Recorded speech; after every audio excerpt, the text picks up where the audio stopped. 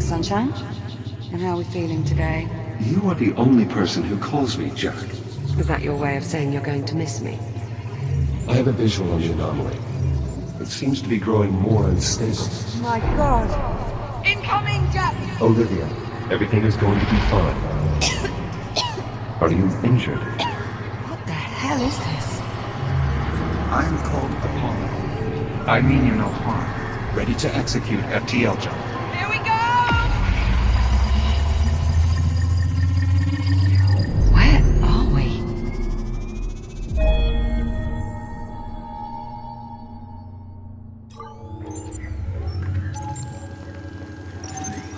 Talk to me, Juno. His digital cortex is showing minimal synapse activity. Jack?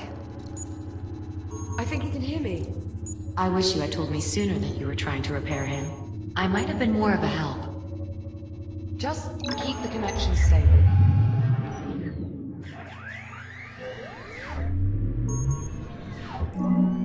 There. There, you see? Now here's the place. Good morning, sunshine.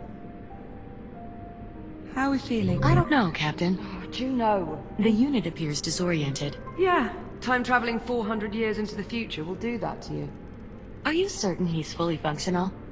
Go on, Jack. Tell her you're all right. I think so. A little confused. I don't doubt it. You've been out of commission ever since our little time jump on the Estrella. Maybe we should run through his calibration program. I just spent the past 3 months patching him up. You think I made a mistake? Well, you're only human. Well, how about we ask him? What do you think, Jack? You want to run your calibration program? That won't be necessary. Sorry, Juno. He's not interested. An android willing to blatantly disregard protocol. I wonder where he learned that. It is a mystery. Well, go on then. It's time we got him out of there. I'm not sure I'm comfortable letting an untested android loose in the habitat. Forgive me, but who are you? My name is Juno, a multifunctional, fully transient artificial intelligence. I have been assigned as your caretaker. That's one word for it. Captain, please,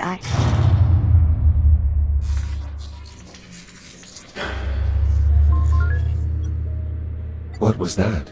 Just a minor fluctuation in the power grid. Not to worry. That's the 4th time just this morning. I assure you, Captain, it's nothing to be concerned about. I'll be right back. And there she goes. Come on, let's get you out of that contraption. There we are. Come on out. Try and take it slow. You've been offline for nearly 4 months. How does that feel?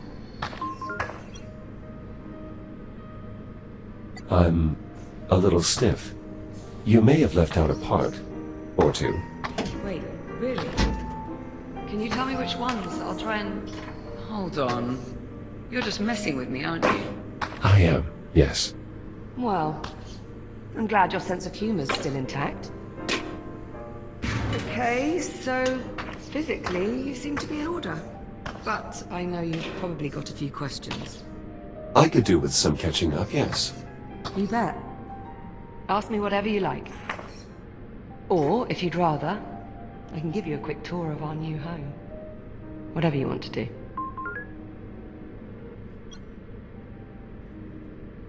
I think we should proceed with the tour. Sure, right this way.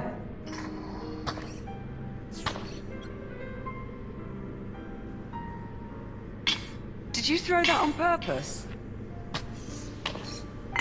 Jack, now I know that was on purpose.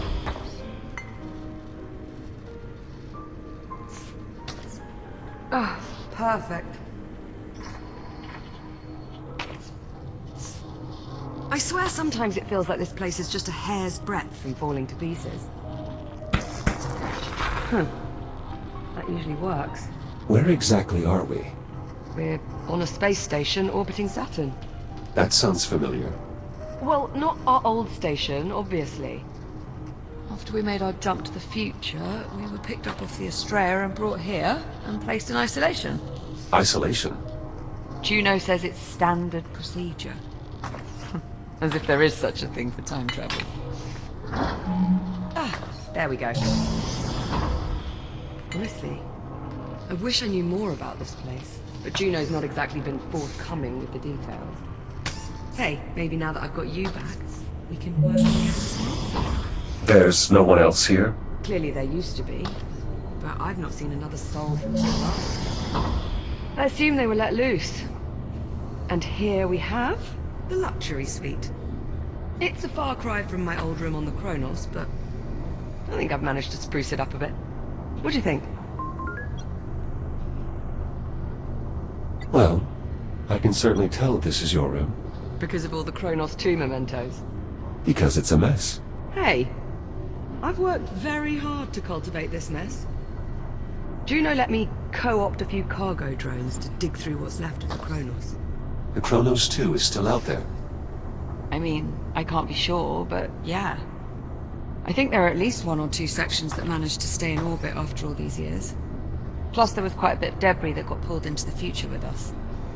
And it's a good thing, too. Otherwise I'd never have found all the parts I needed to fix you. What happened to me? Truth be told, I'm not sure. We were on the Estrella, still trying to wrap our heads around the fact we'd just, time traveled, when you started crashing. One system at a time. I barely managed to save your core memory. Luckily, kept you alive long enough for me to work out how to fix you. Thank you, Liv. Please. You saved my life how many times? The very least I could do was return the favor.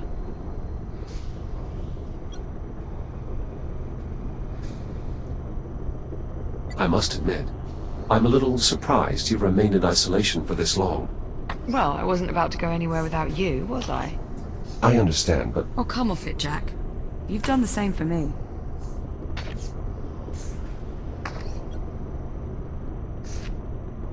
how exactly did we get here? Believe me, I've been asking that same question for months now. I meant, how did we get here? To this habitat? Oh, right. Well, do you remember the rescue shuttle?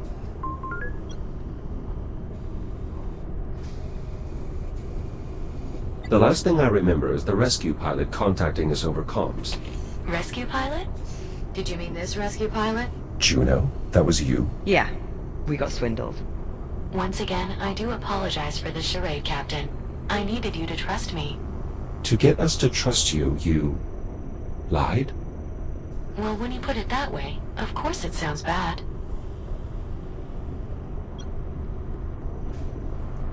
You really don't know what happened to me. Not for certain.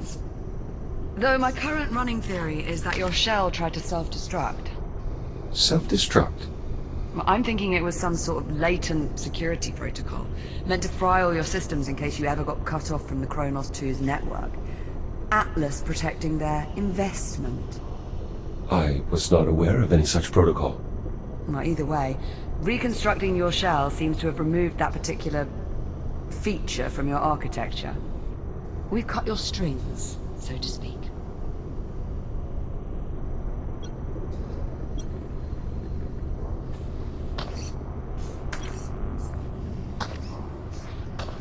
I've got to say, I don't think I've ever been more relieved to see you. If there's anything more you want to know, just ask and I'll do my best to answer. And whenever you're ready, we can move on. Oh, moving on, are we? The common room's just through here.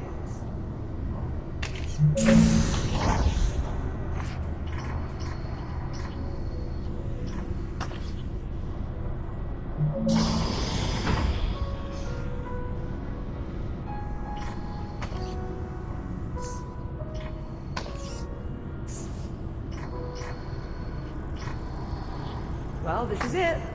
Our new home. Such as it is. Captain Rowe? Ah, Juno. There you are. We were beginning to worry. Somehow I doubt that. I thought you'd like to know we have another cargo drone inbound. How long? A few minutes, maybe more. Ah, perfect. So we have some time then. If you'd like, Jack, go on and have a look around.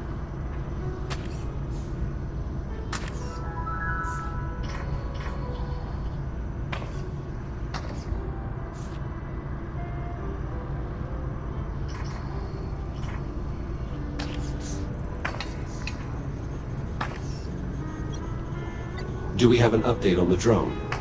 I'm sure it won't be much longer. Actually, since we're here, there's something I want to show you. Do you remember when the Estrella first arrived and I thought it was an alien ship? But it wasn't. It was a human ship from the future. This future. Right, but here's the thing.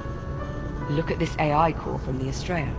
I've been on this station for a while and I can find nothing, not a single piece of tech, compatible with this core. Almost as if it doesn't belong here. That is odd. That's far from the only mystery I'm trying to suss out at the moment. And since we know Juno is not going to be of any help...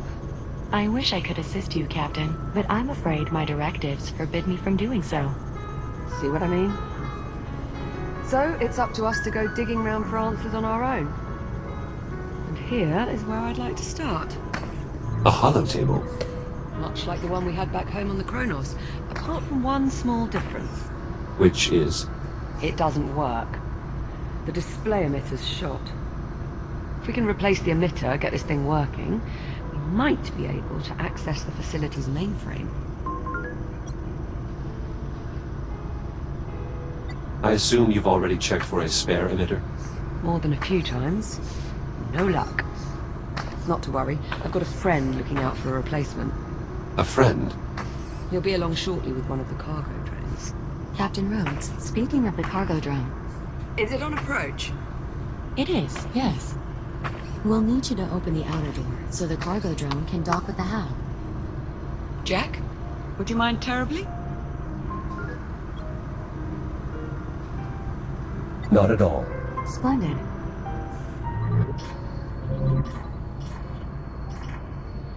The controls are up here. Outer door opening. Thanks. I'm heading up.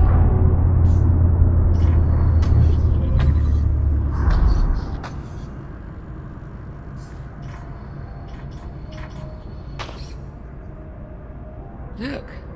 There's the Estrella. Well, what's left of it anyway. What happened to the fore section? Must have broken off when we made the jump. Stayed in the past.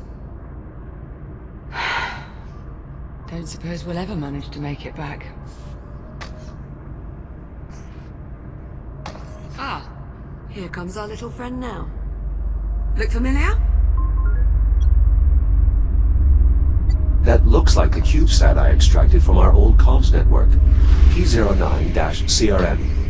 I think you mean popcorn. It's about time. I was starting to think you'd been lost. You call him Popcorn. Well, it's certainly better than P09-CRN. Don't you think, Echo 1? Fair point. So, did you find an emitter? And it's going to work this time? Close enough. All right, Jack, let's start pulling in the salvage. Where do you need me? There's a delivery chute along the wall to my left. It looks like a big tube sticking out the wall. Head over there, would you? On my way.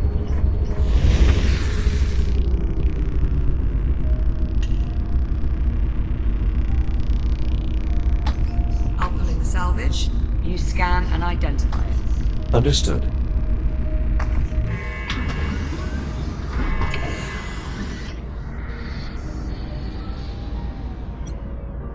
Hello.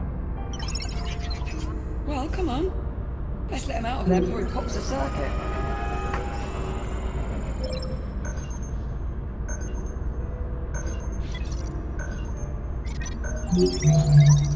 Okay, we'll get you out in a moment. Looks like he's managed to pick up some radiation.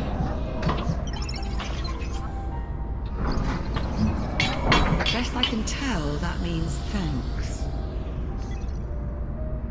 Yes, hello. So, the display emitter is inside? Ah, excellent. Let's finish sifting through the rest of the salvage.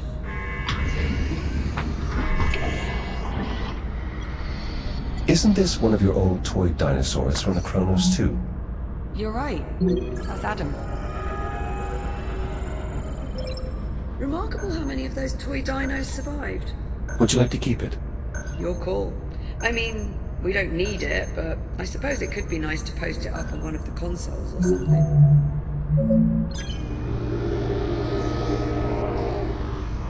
I suppose there's no harm in keeping him.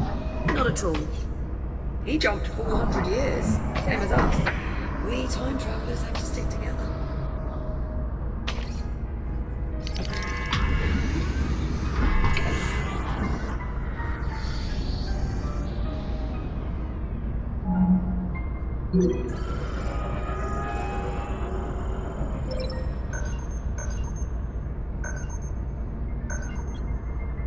One of my upper extremities, or more accurately, what's left of it.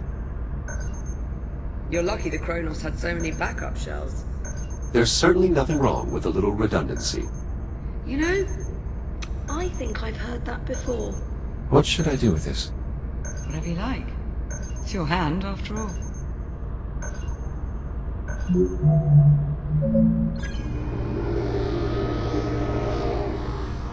We may as well keep it.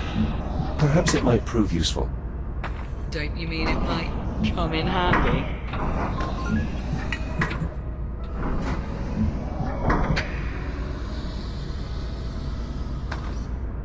Sorry. Bad joke.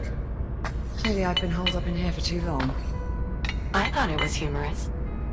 Really doesn't make me feel any better. Let's just move on, shall we?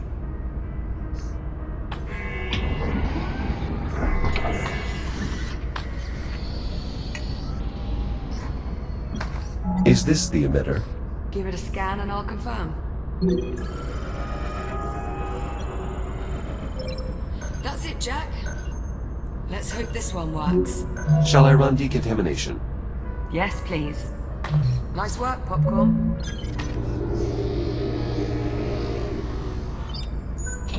All right. Now we're off to the races. Let's get that emitter down to the holo table. About time we got some answers. I'll meet you down there.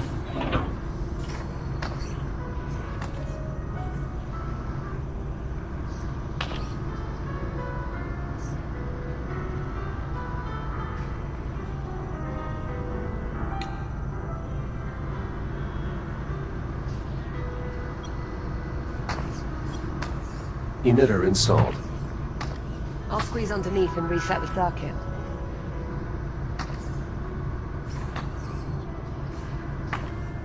Right, just give me a tick. How's that? See anything up there? I'm seeing an image, but it's glitching. Alright, give me a moment. Bollocks. Okay, if I'm reading these schematics right, the only way we're going to sort this out is by doing a complete master reset. As you might expect, there's a number of steps involved. I'm going to need your help here. Okay, you should be seeing a keypad up there. In order to start the reset process, you'll need a specific command code. Try 0915? Stand by.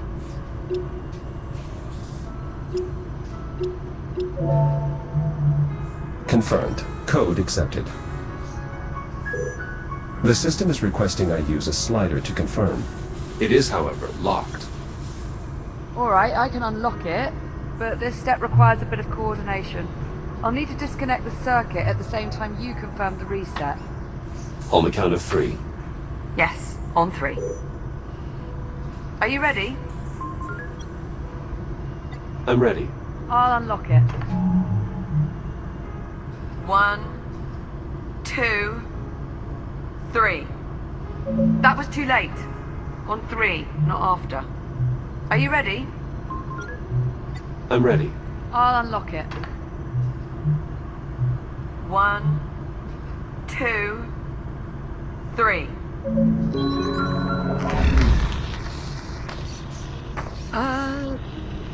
So... how'd that work out? I'm detecting an increased amount of hydrocarbon particles in our vicinity. Is something burning? Oh, shit. Shit! Ow, that's hot! Okay, so we're gonna need another power coupling. Should be a replacement kicking around here somewhere. Think you could track it down for me? Any idea where to start? I'm sure there's a spare power coupling hanging around close by. You know where it is. Well, go on then. I'm on it.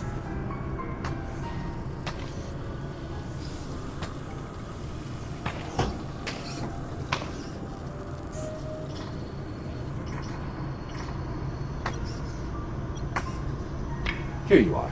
Thanks, Jack. Just give me a sec. There.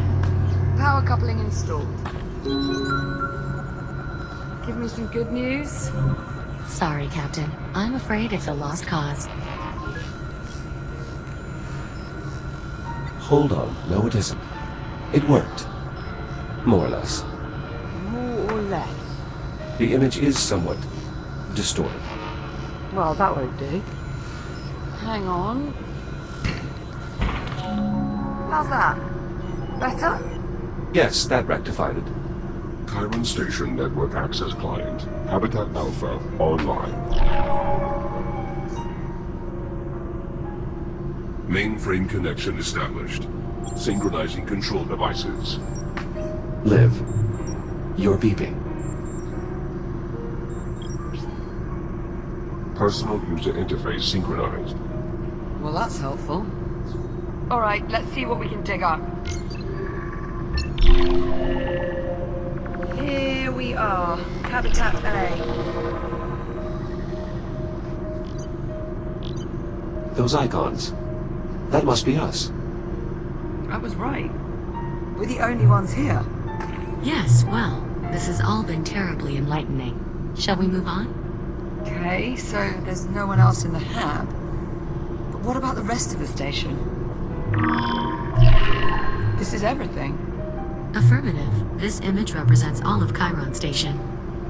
Right, let's see who else is on board. Jack, you mind taking a look at the map while I keep searching on here? Of course. We've got some questions that need answering.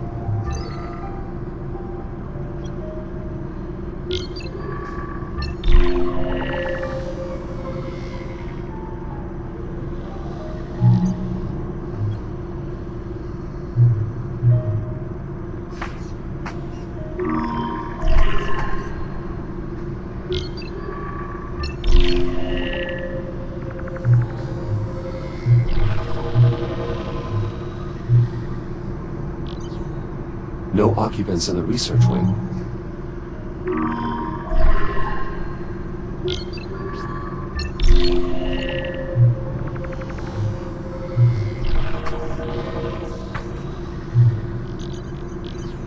Every branch of the station connects to this structure here, the transit hub. Still no signs of any crew, or anyone at all, really.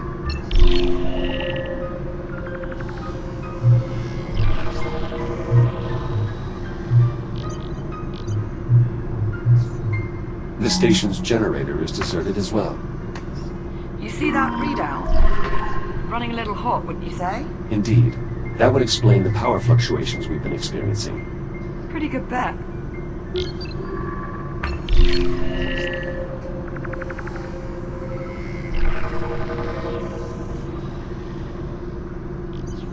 We're not receiving any signal from the other habitat.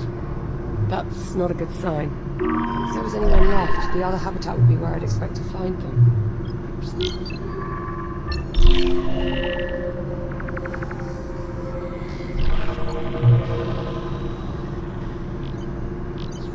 This part of the facility appears to be under construction. You think there'd be someone around then? No reading. That's odd. There's no one. The station's deserted. According to this, We're alone. Juno, what the hell? Where's the crew? Technically, I never said there was a crew on this station. So we're alone here. I didn't say that either. Forget it. I'm not going round in circles with you again. There's got to be something else. Captain Rose, Juno, unless you're about to explain to me exactly what the hell's going on, I would keep quiet. Hang on. I think I might have hit upon something here. Looks like a priority message on a loop. Priority alert. Containment protocols breached. Multiple branch sectors compromised.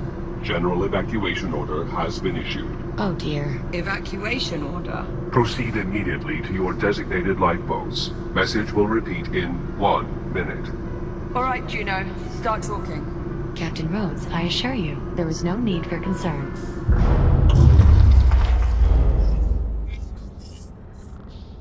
Uh-oh. Uh-oh? What do you mean, uh-oh? I think we need to evacuate. What was that? That was an electrical malfunction. What sort of electrical malfunction? Oh, the kind we don't need to worry about. Right, Juno? That last energy spike overloaded one of our substations. The hub's power grid is collapsing. How do we stop it? We can't. At least not from here. So we're just supposed to sit here and do nothing? Juno. All right, listen carefully. I may only have a few moments before we lose contact. Jack, I'm unlocking your reactive cutter. There's an emergency release on the door leading out of here. You can use your cutter to gain access. You still have some time before the hab becomes unsafe. Make your way to the terminal. There should be a tram there that will take you to the... Juno? Juno, acknowledge. We've lost contact. You know, I always thought I'd enjoy this moment a bit more. Perhaps we should... Get the hell out of here. Yeah. Still a lot of questions that need answering, and sticking around here is not going to help us. Plus life support is failing. Yeah, plus that. This must be the emergency release here. Behind this panel on the door. I'll take a look. I should be able to cut through the bolts that secure the panel. 1, 2, 3, 4. Nice! That did it! Here, help me pull it open. You take that side.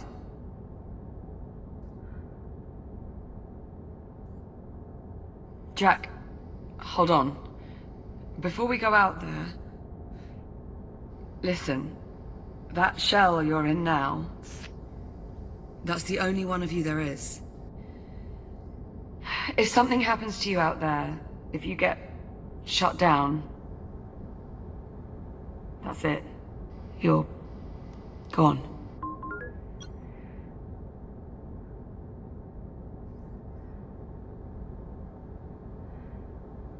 I hadn't really considered that.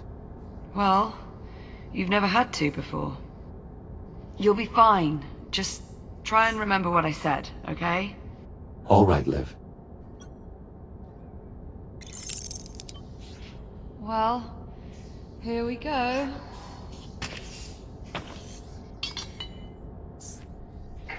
At least emergency lighting still seems to be active.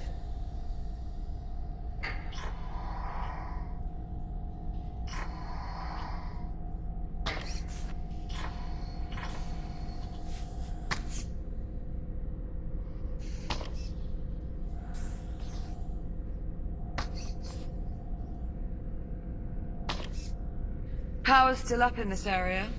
I doubt that will last. We should keep moving.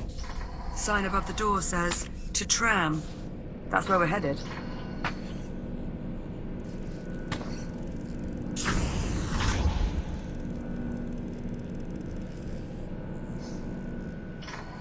Whoever built this place... Initializing scan.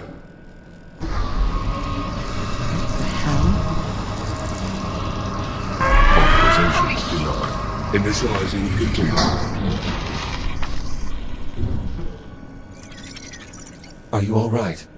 Yeah, I'm okay. I mean, that did just probably shave a couple of years off my lifespan, but... Let's hope not. What the hell was that? Most likely some form of security measure. Well, it must not work too well if we're tripping it on the way out. It doesn't appear to be working at all anymore.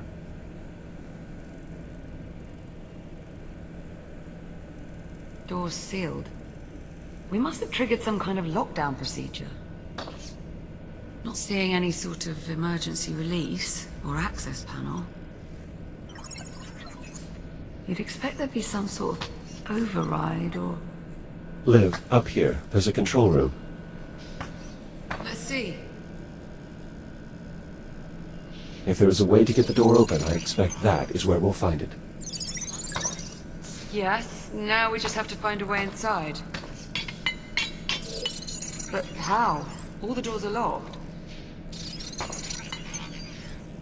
Yes, exactly. This damn contraption. Containment protocol. Please proceed to the infirmary for further instructions. Good enough. Yeah, let's check it out.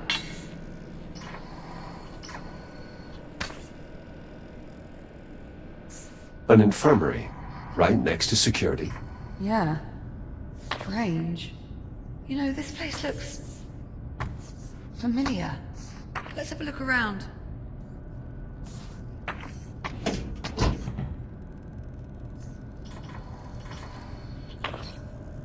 This control panel appears to be sealed, though what it actually controls, I'm not sure. Only one way to find out? Well, only one quick way. Cut the panel off. Exactly.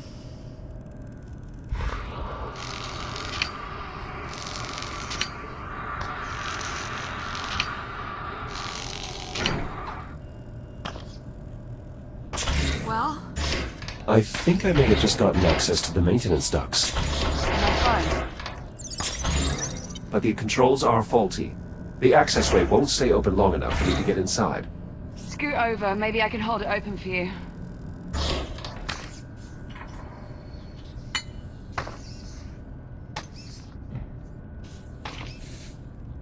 Didn't see much light up there, by the way.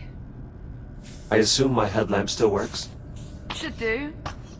Just press the switch on either side of your head. Headlamp checks out. Good to go. Right. I'll hold open the hatch. You head up into the ducts. Ready? Not quite. Give me just a moment. Take your time. Not like we're going anywhere. I'm ready now. Great. Here goes. There, it's open. Head on up. What do you see? Very little. I suspect these ducts have not been accessed in quite some time. See if you can find a path to the control room.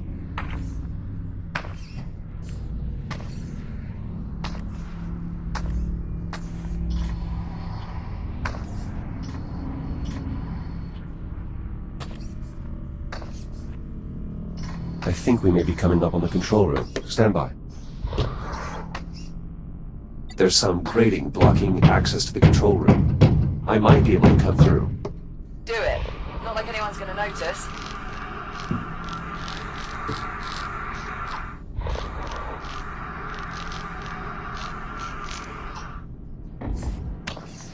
Jack, over here. See anything resembling door controls up there? Give me a moment to investigate. What about this drone? I think it's seen better days. It lacks power. Maybe there's a charging port. Perhaps. Recharging. You're thinking it might be of some use. The unit's drive data might still be salvageable. Without your scanner, you'll need popcorn to extract the data. Popcorn, you can help him out there, yeah?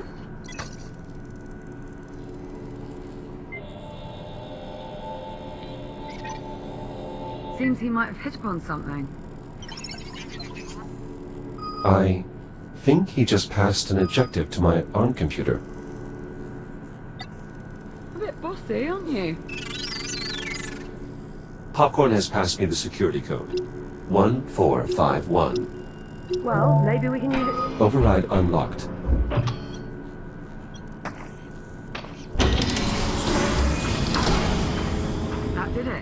security's lifted.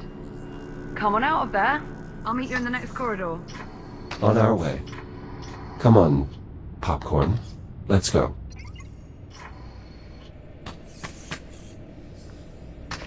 Great, well done in there. Yes, yes, you too.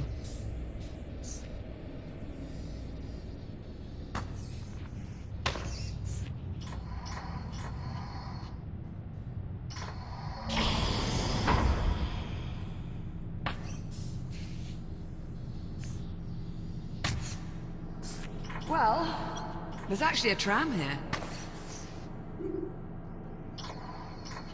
I was starting to worry... Captain Rhodes, can you hear me? Juno?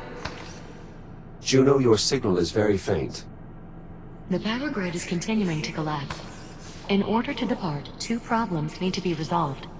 1. The tram is disengaged from the transit rail line. The second issue is that the exit airlock has been damaged. I'm uploading the schematics for the tram station to the captain's risk computer. Juno, Ah, delightful. She uploaded the tram schematics. These look, a bit in-depth. Right, let's see. Moving tram from maintenance rail to transit rail. See rail cross index walkthrough, which is, inaccessible without P clearance. Lovely. Or Popcorn can just point out the rail lines. Also works. Not entirely sure, but I believe that's Popcorn speak for this is the maintenance rail. And this is obviously the transit rail, the one that actually goes somewhere. So we'll need to get the tram over to it. she also mentioned the tram airlock is no longer functional. Right, that's the other issue. Here, let's multitask. I'll take a look at the airlock while you tackle the tram. Divide and conquer. Well, at least one of those. What's first? Well, these instructions are somewhat dense. It mentions aligning 4 stasis projectors alongside the tram. These must be them. Align stasis projectors. I'm on it. Right. Now, let's see how damaged this airlock actually is. Do you know anything about this stasis technology? Projector arm extended. Excellent. Oh, bollocks. They've really mucked up these controls. Can they be repaired? Definitely not. Maybe. I'll keep you posted.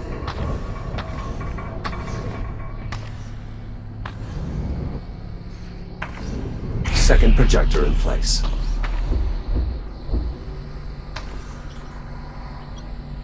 Do you know anything about this stasis technology?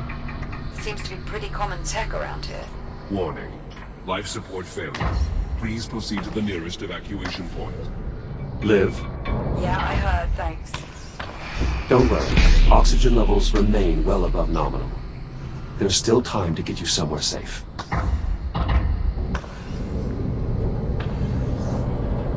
All projectors locked in place. Excellent. All projector arms raised. Easy peasy. It also mentions a release control panel that should be located below the tram. I'm on it.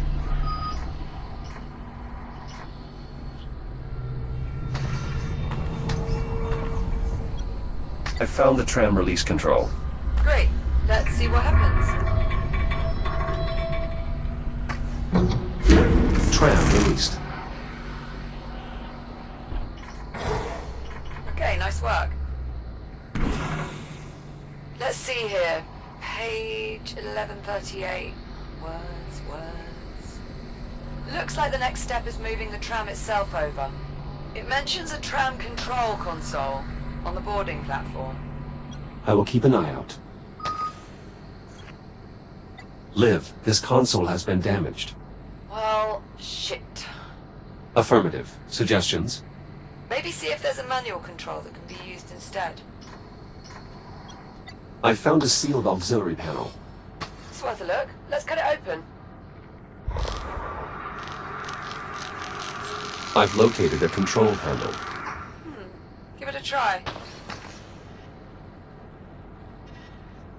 Just about wrapped up these airlock repairs.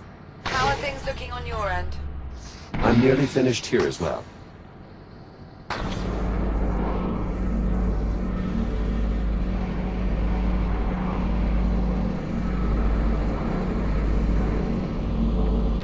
The tram's now aligned underneath the transit range.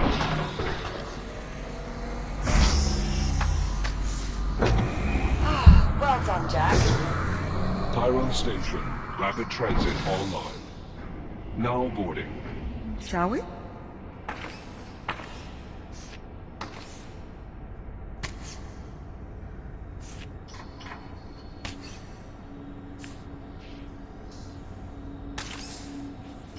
There's a control panel in the front.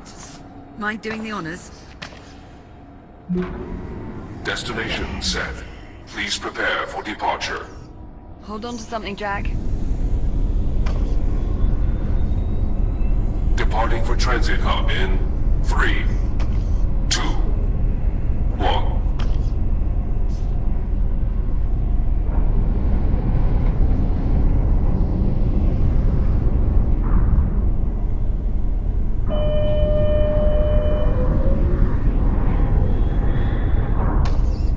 Airlock cycle complete.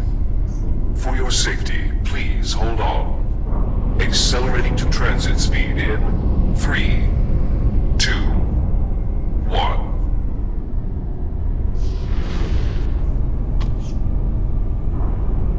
Oh my god. This place is massive. Far more expensive than even the holomap implied. So, where is everyone? What could have happened here? It is difficult to determine the station's condition from this distance. Well, I'm not getting my hopes up. Wait, Something wrong. do you see that? Up ahead in the cavern?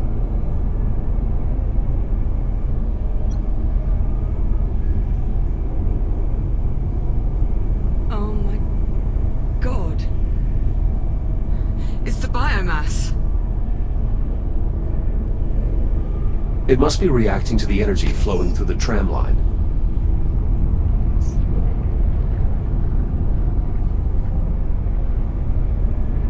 Wait. Are we? We're slowing down. The tram is on autopilot. Controls are locked until we reach the end of the line.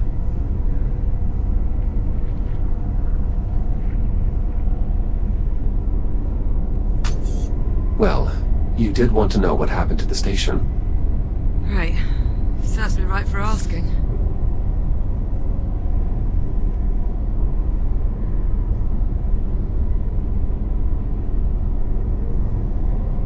Is it possible to feel utterly blindsided and at the same time completely unsurprised?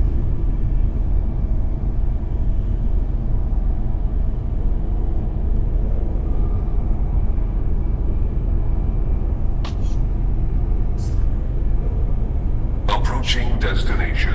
Stand by for deceleration. Please hold on. Reducing speed in 3, 2, 1.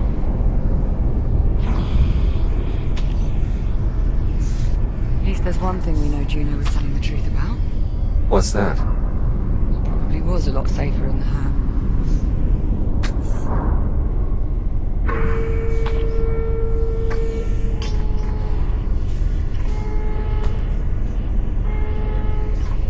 Now arriving at Tyrone Station, Central Transit Hub.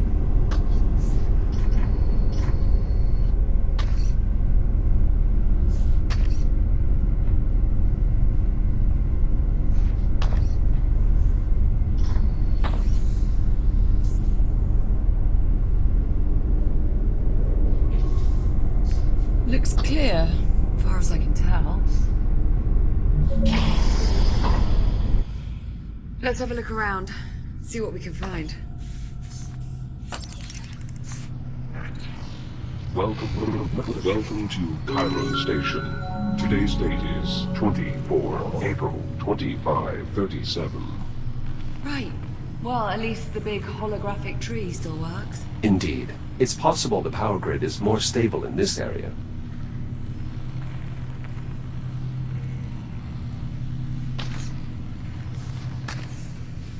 What is this?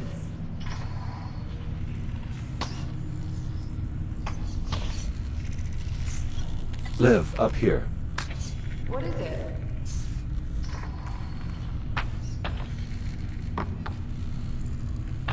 It appears to be an old Atlas transport. And what do you suppose a ship from our time is doing here?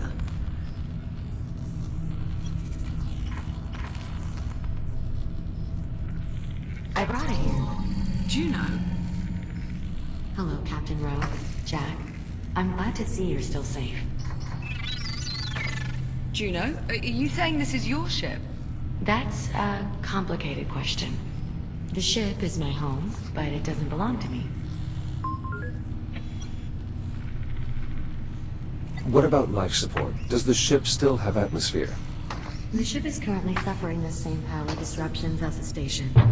However, if one were to cycle the ship's reactor, Then we'd have life support. in theory, How do we get on board? the docking platform is in the next sector, through the security checkpoint. I can show you the way. Hold on. You're not allowed to tell us anything about the ship itself, but helping us get on board, that's no problem. My primary directive is to keep you alive, and the best way to do that is to get you on board the ship. The door's sealed. I will need a moment to bypass the security constraints.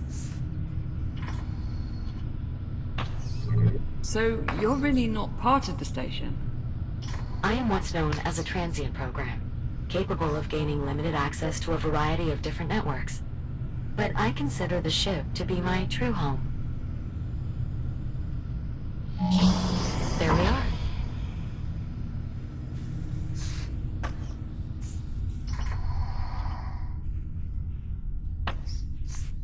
Never thought I'd see an Atlas ship out the window again. Do you think it's safe following Juno to that ship? There's clearly a lot more she has yet to tell us. Yeah, but not by choice.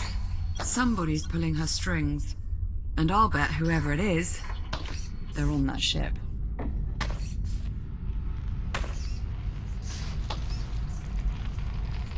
Looks like we've got another door on the blink. Let's get a closer look. Can you see anything? Liv, there's something moving on the other side of the door. Some sort of creature. Let me guess. Small, spongy, and covered in tentacles. How did you know? Because there's one over here, too. Come and have a look. What is that? That is a tick. I'm sorry, you say that like I'm supposed to know what it means? Ugh. Ticks are an evolved form of the biomass. What is it doing? Ticks instinctually seek out the nearest viable energy source, which, in this case, happens to be the captain. Lovely. I wouldn't worry yourself, Captain. I'm reasonably certain it can't break through the glass. Alright, so now what do we do? The only way we can proceed is by removing those ticks. Well, let's have a look around then. There's got to be some way to get rid of these things. There isn't any way to get this door open. So long as that tick is reaching its power, the door is inoperable. What about that disposal unit? That might work. You'll just need to find a way to get them into the chute. It will be dangerous, but I don't see any other option. You'll need to clear the area before boarding the ship. How the hell are we supposed to clear the room if we can't even get inside? According to the station schematics, there should be another way to access the security checkpoint through the loading bay. It's just this way.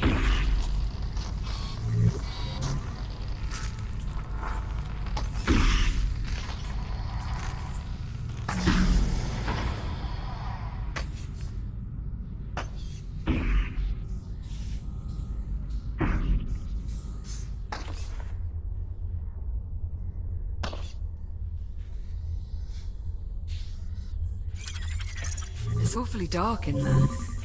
Are you sure it's safe? Not as sure as I'd like to be. I'll try to scan the area ahead for potential threats. Stand by. I'm seeing a considerable biomass presence on the other side. Shit. Captain Rhodes, We know, Juno. We saw it. I'm afraid this means you'll have to stay behind. What? Jack and I will continue through the loading bay. Once we clear the docking terminal... No, absolutely not. I'm sorry, Captain, but I cannot allow you to proceed. The risk is far too great. Well, if it's too risky for me, it's too risky for Jack. It's all right, Liv. I'll be careful. Jack, no. We've been over this.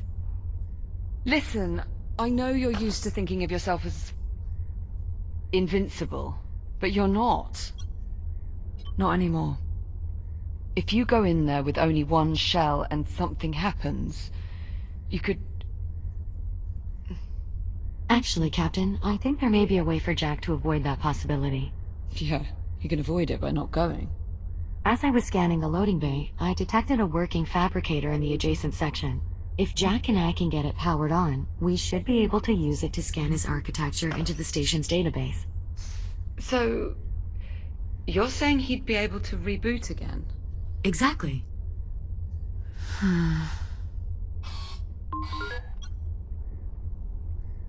Don't worry, Liv. I can handle this. I promise, Captain. I won't let Jack do anything that might put him in jeopardy. All right. All right. If we're gonna do this, let's do it. Just watch yourself in there, okay? I'll be waiting back at the security entrance. Understood. I'll see you on the other side. Let's maybe mind our phrasing, yeah? Oh, I didn't mean... It's all right. I know what you meant. Good luck. Popcorn. I'll unlock the door for you. Stand by. Ready when you are.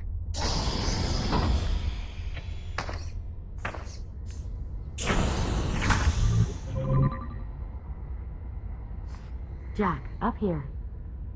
The emergency power switch is in this control room. How do I get inside? You'll need to go through the maintenance ducts.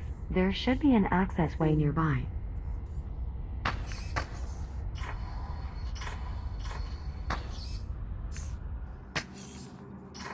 You're sure all the biomass in this sector is dormant? As sure as it can be. Of course, that will change once we get emergency power back online. But by then he'll be able to reboot, right? It will take a minute or two to get Jack scanned into the system, but that is more or less correct.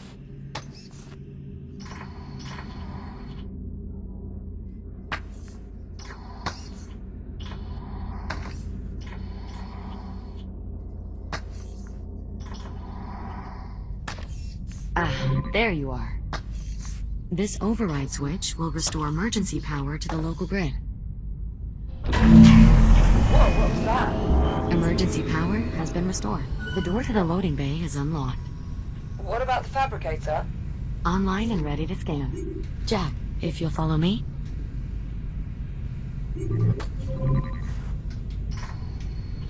Just climb inside and we'll begin. This will only take a few moments. New template created. Echo Unit Series 11. Initializing fixed tomographic scan. Mapping target composition. Replicating internal functionality. Linking neural matrix to network. Scan complete.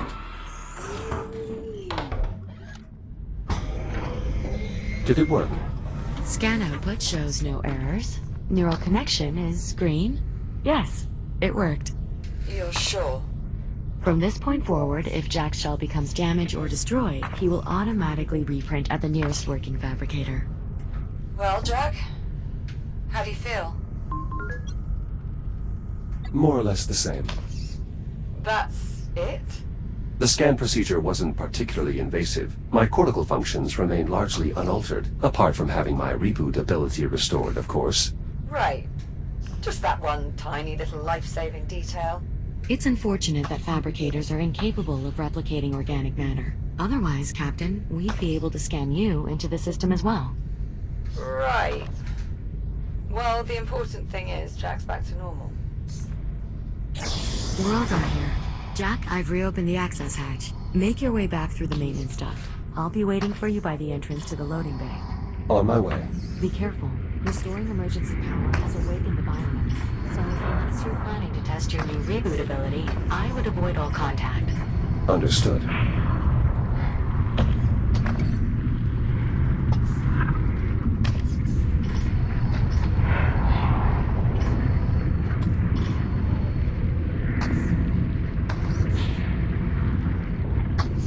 Well done making it through unharmed.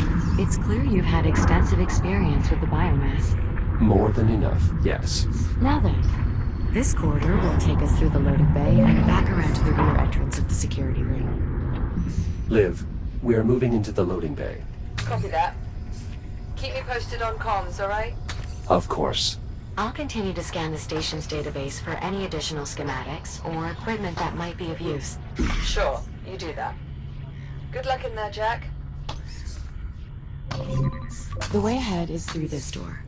But if you try to open it now, the tick is sure to attack you. We should find a way to pacify it before we even attempt opening the door.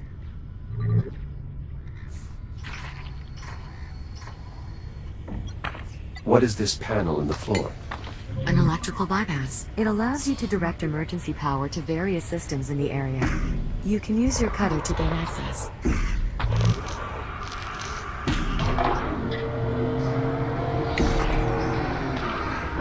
You can lift the lever to reroute power. Ah, so the bypass powers the crane arm. That will certainly keep the tick occupied. Now we should be able to safely open the door. We're fortunate this door has an emergency release. Not all of them do.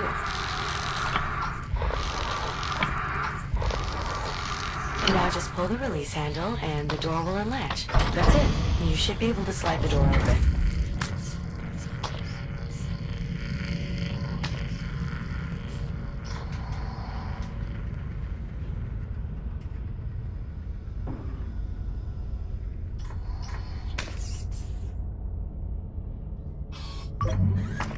Another bypass. It probably powers something in this room. You can use your cutter to open it, just like the last one. Another tip. Take care moving forward. Copy that. Door's powering up.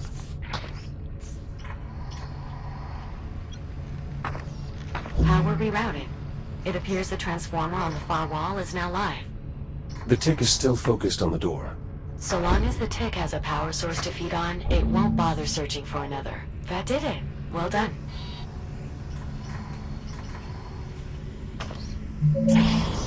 More ticks in the next room. We'll need some way to distract them.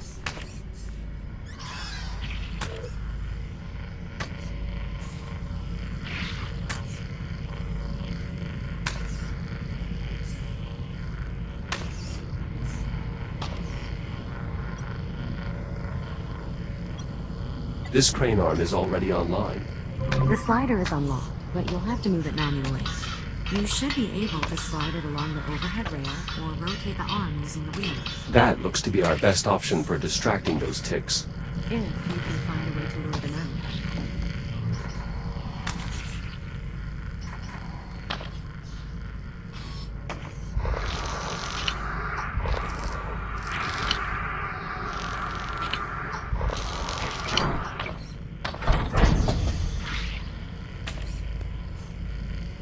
Got it. Skillful work, Echo One.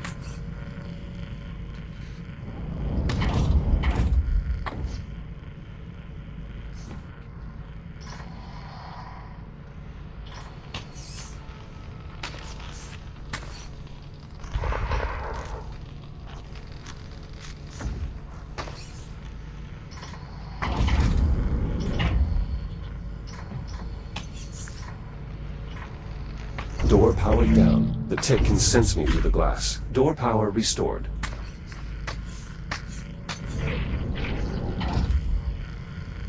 Shields at 95%.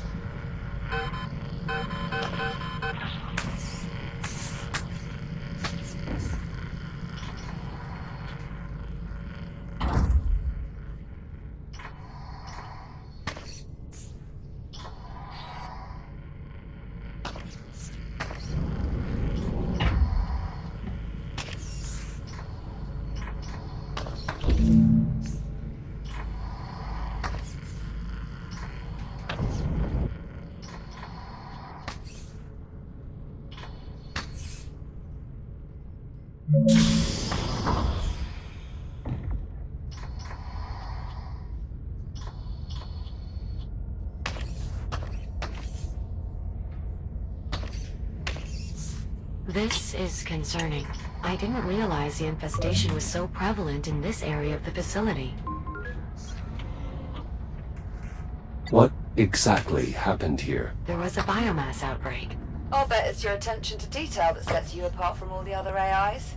There's not much more I can tell you without violating my directives. Well, what about the crew? Are they really all gone? All 118 souls aboard the station have either perished or were evacuated. So then, what the hell are we doing here? After your unexpected arrival aboard the Estrella, I was directed to bring you somewhere safe. This is safe. Well, the habitat was safe at the time. Now the ship is our only option. Brilliant.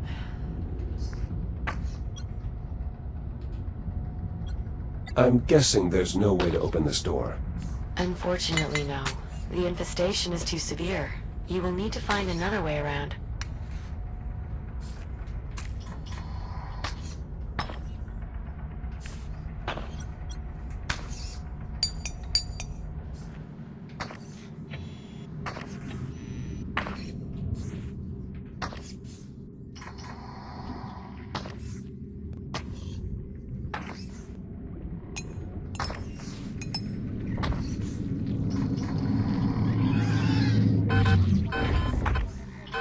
Shield's at 50%.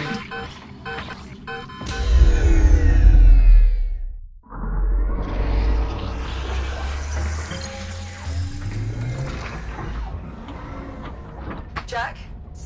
Jack, are you alright? I'm here. The fabrication process and data transfer were both successful. Oh, thank God for that.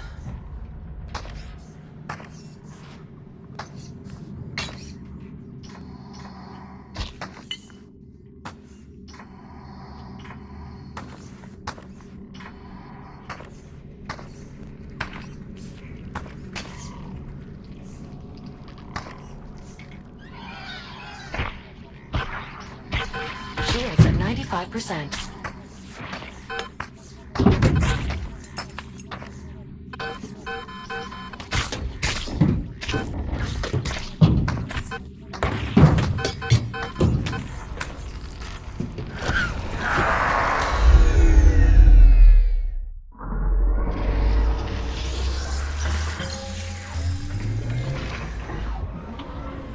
I advise you avoid touching the biomass. If it takes a hold of you, it can be very difficult to escape.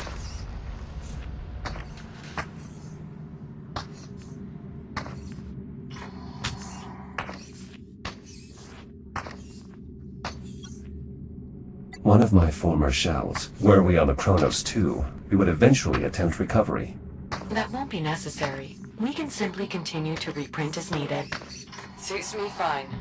I'm just glad we have your reboot protocols back.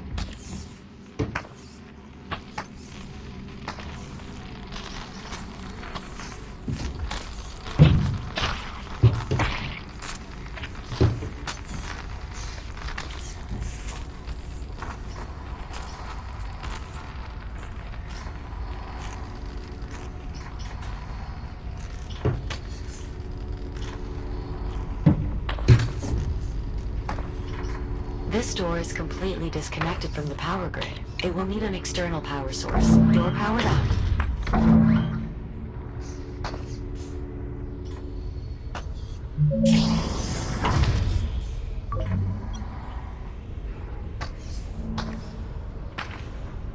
How much farther, Juno? Nearly there. The security room is just on the other side of this depot. I assume we'll find more tick swarms? Technically, the correct term for a group of ticks is a murder. Appropriate. I suppose. I always found the term a little too on the nose.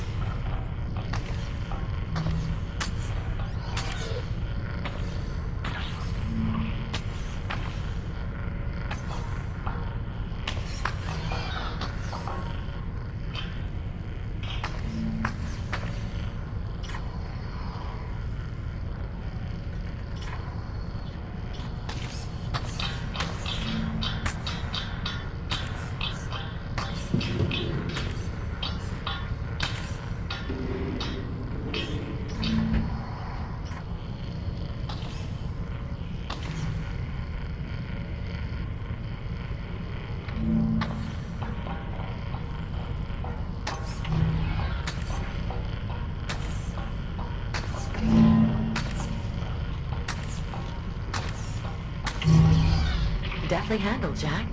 Getting to be quite the tick expert, are we? I imagine navigating a gauntlet of tick-infested corridors would make anyone an expert. Actually, it would probably just kill them. Either way, well done.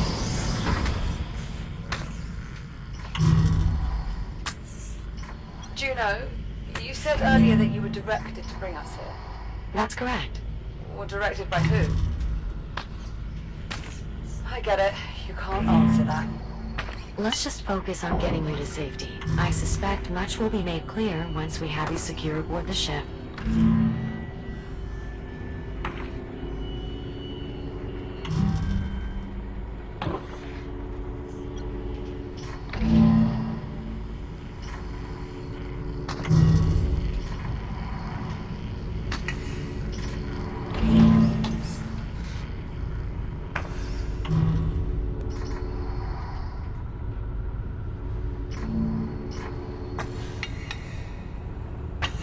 Battery locked in. Door online.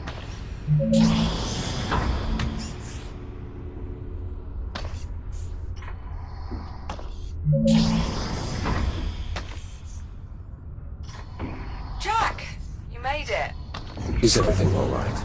Well, I still have a mindless tentacle monster trying with all its might to eat my face. But he hasn't actually managed to do it yet, so all in all, I'd say things are going pretty well. Disposal unit powered on. Now how do I eject the ticks? The tick is siphoning power from the disposal unit. You'll have to use the manual ejection switch. Tick jettisoned. Way to go, Jack. Just one more to go. Is there some way to open these shutters? The controls are... Oh! I must say, you made that look incredibly easy. He does that.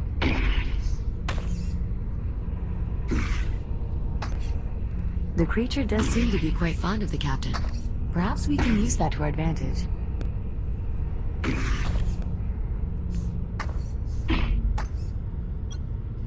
It seems likely this form of biothreat is closely related to the spore variant we are more familiar with. It's amazing that despite all the odds, they somehow got uglier. Liv, go to the door. Will do.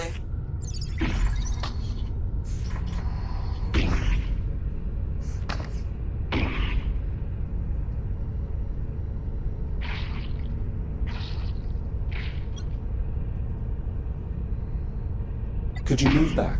Yup, copy that. Backing right off.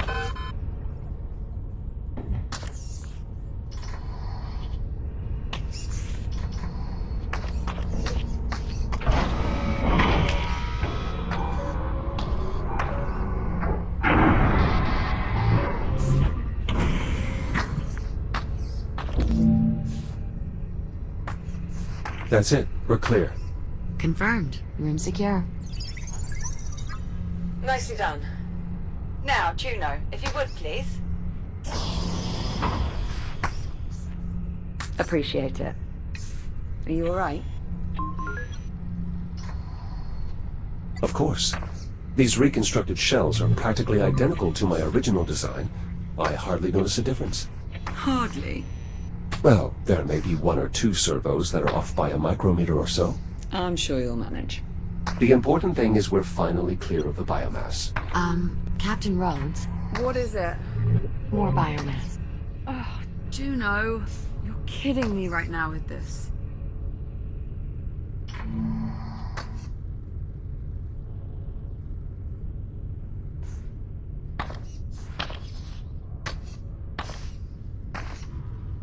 No, you're not kidding. Not to worry, Captain. I already have a solution.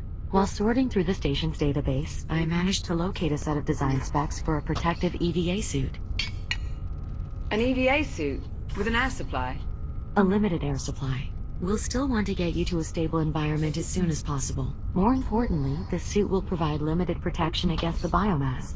I've already queued up the schematic. All you have to do is enter the fabricator, and we can begin.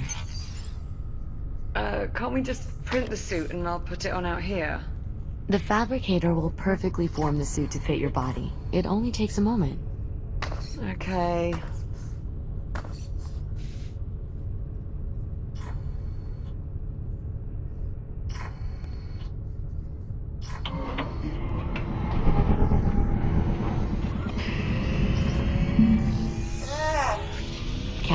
have to hold still. Are you all right? Yeah, I'm okay. Do you know, you could have warned me this was going to feel so weird. How would I know?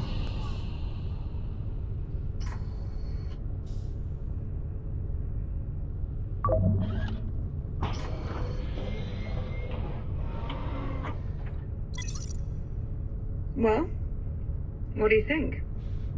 Bit of a step up, wouldn't you say?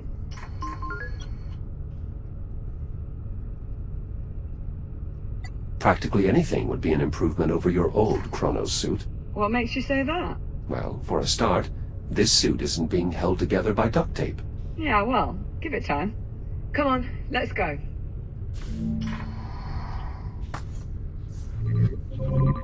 Give me a moment to open the door. The ship is just up ahead. Ugh, I almost forgot how nauseating this stuff looks up close. No cause for alarm. Your suit's filtration system is designed specifically to handle airborne contaminants.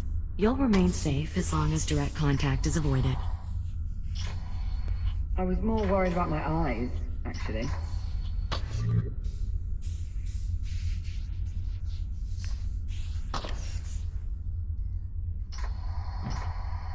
Is the ship not connected to the station?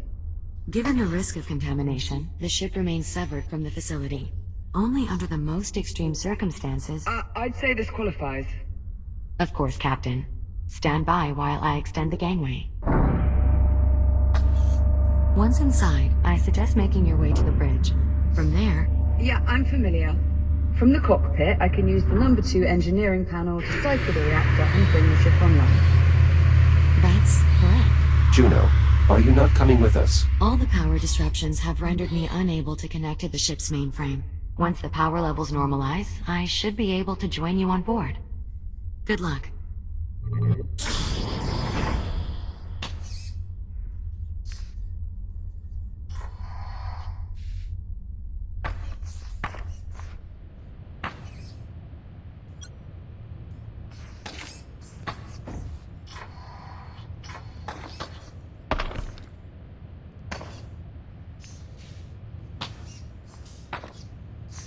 God, what are the odds? What do you mean, Liv? Oh, nothing. It's just... I grew up on a ship almost exactly like this one. It was part of the Solar Colonial Initiative. How long do you suppose it's been in service? No idea. We'll just have to find someone and ask.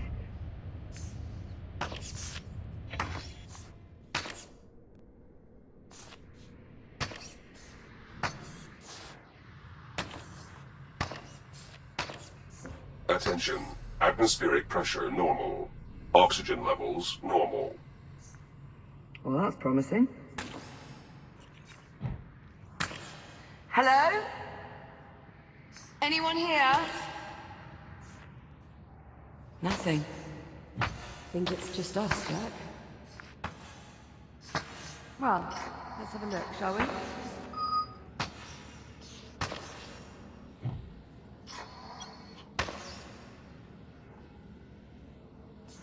This place... it's kind of nice, actually. It's... nice? Well, it's a relic, to be sure, but... seeing something familiar, something from our time... it's the closest to home we've been in what feels like an eternity.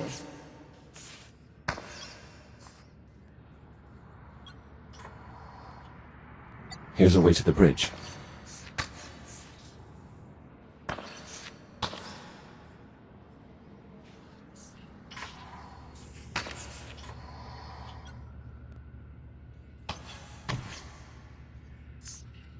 Damn. Bridge doors unpowered. Is there another way? Pioneer-class ships like this have only one hatchway to the bridge. So no. We'll need to get resourceful. Let's look around. The crude nature of this repair is a bit troubling. Oh, I don't know. Bit of character never killed anyone. What about loss of atmosphere? All right. Fair point.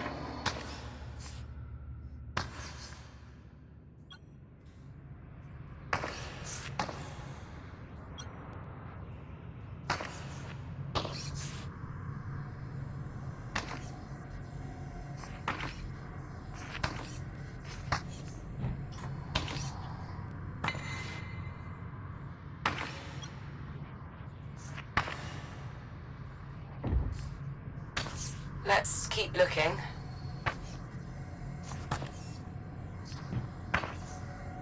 With the bridge door unpowered, we'll need to try our luck in engineering.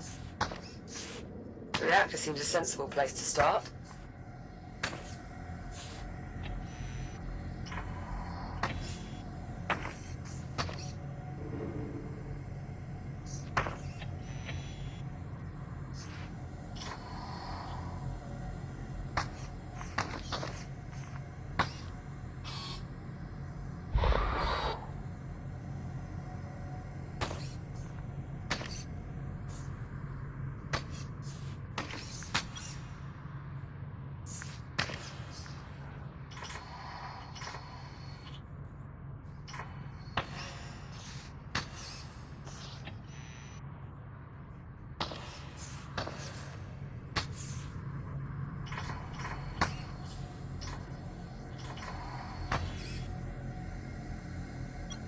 Could this be a source of power?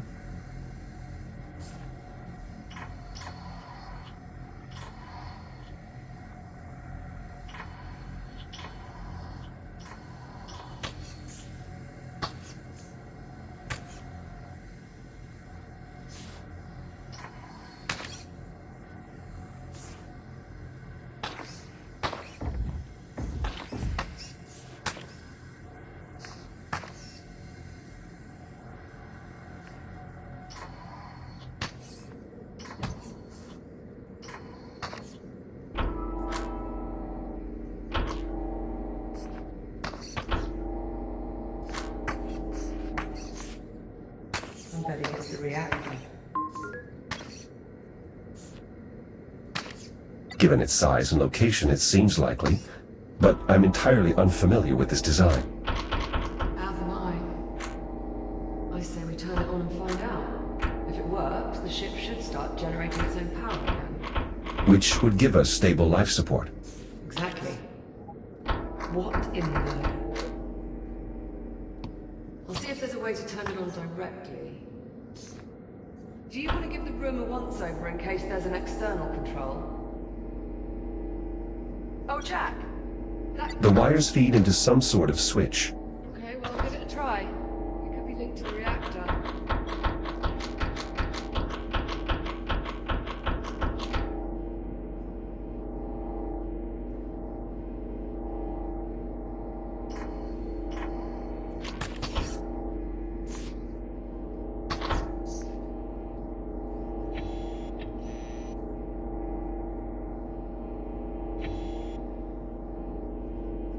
Wait, it stopped. Ah, here we go. Unfortunately, not controls for the reactor. It's a console for a cargo lift. I'll try lowering it. Let's see if it leads to something useful. Whoa, wait a minute. Warning. Biomass threat detected. Containment protocols engaged. Jack, come look at this. These canisters are holding ticks in some sort of... There is a device on top. Oh, right.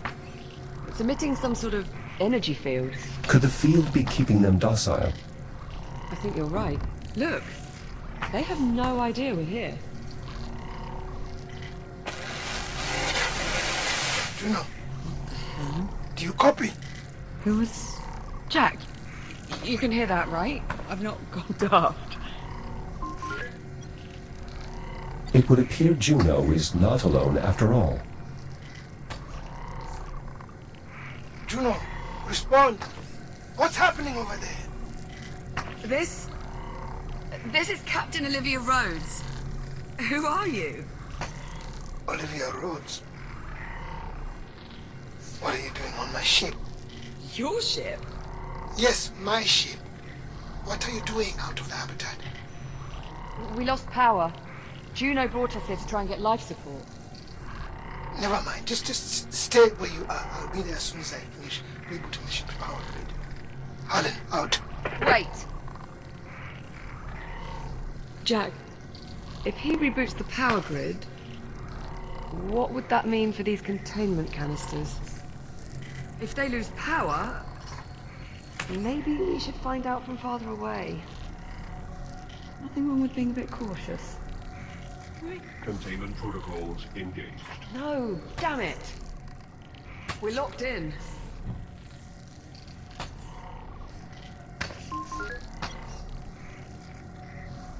We can remove the biomass by raising the lift. Right. I've got the lift controls. Get me power again. I'll start the lift as soon as the console's active. Got it. Sending lift now. Come on, come on, come on! Power cycle initiated. No! We're not gonna make it! Auxiliary power initializing. Shit! Shit! Jack! It's locked! My God!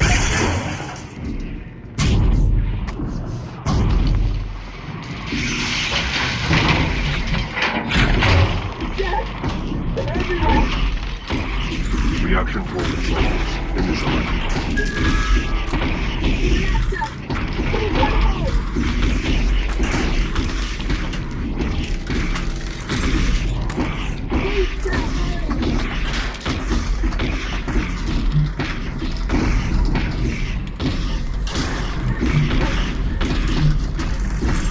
Dual conduit connecting. Dual conduit connecting. Reaction core primed and ready for ignition.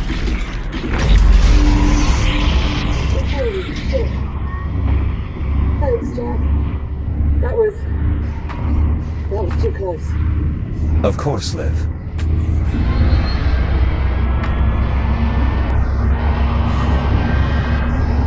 Jack? You're glitching.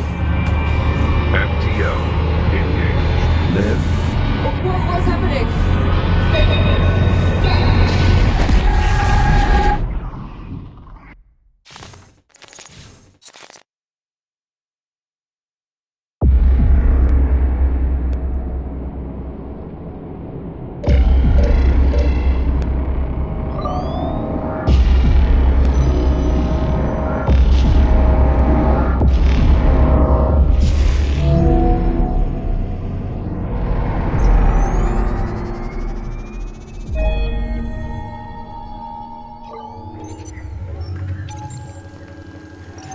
Athena, report. Sensors reading unidentified spatial anomaly in this sector.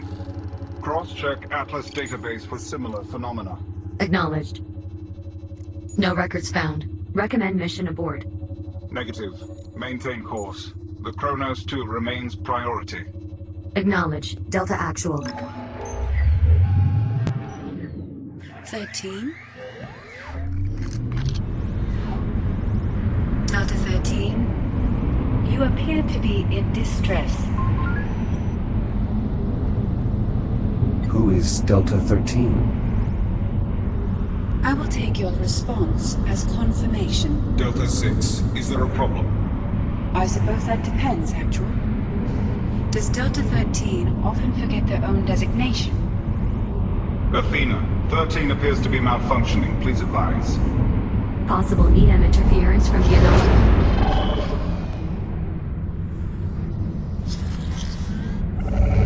Warning. Electromagnetic event detected. That was interference from the anomaly. Affirmative. Recommend all units perform cursory systems check. Proceed. Units, please verify your operational status. Delta Actual. Online. Delta 9. Online. Delta 6. Online? Delta 13. Online. Confirmed. Delta 13 appears to have recovered. The results may be temporary. Recommend monitoring unit for further malfunctions. Acknowledged. Delta 6. Delta 13 is your responsibility until further notice. Acknowledged. Engaging chaperone protocol. Delta 13, please confirm. Confirmed. Excellent. Command hierarchy verified. Be advised, approaching Kronos 2 mining facility. Distance 4,800 meters. Did she say we are approaching the Kronos 2? Affirmative. The station went dark several days ago. We're here to determine why. Only days ago. Then the current year is 2126. Correct. Though, if you are experiencing temporal uncertainty or internal clock discontinuity, you may need to reset. Perhaps the clean slate protocol. No, you don't understand. My name is Jack. I'm from the future. Or, rather, I'm from the present, but I traveled to the future, and now I'm back.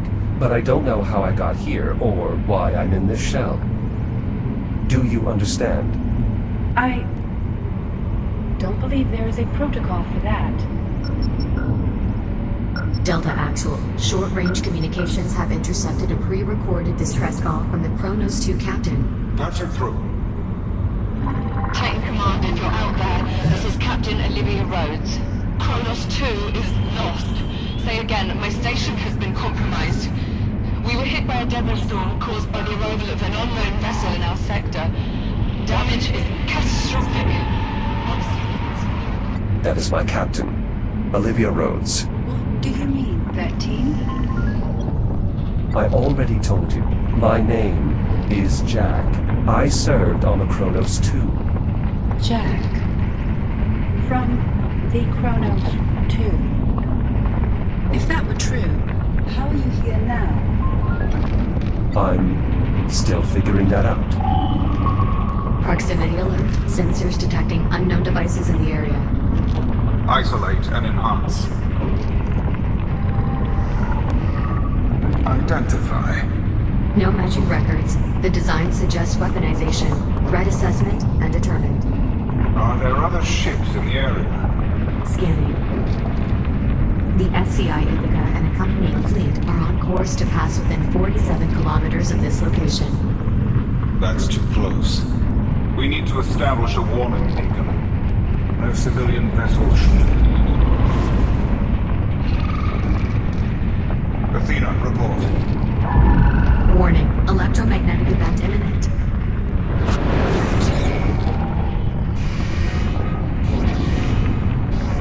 That was unconventional. It only gets worse. Recommend maintaining a minimum safe distance from the anomaly. Acknowledge.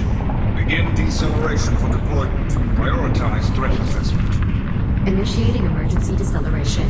Vectorate to nearest device. Deceleration complete. Be advised, the nearest device is directly off the port bow. Understood.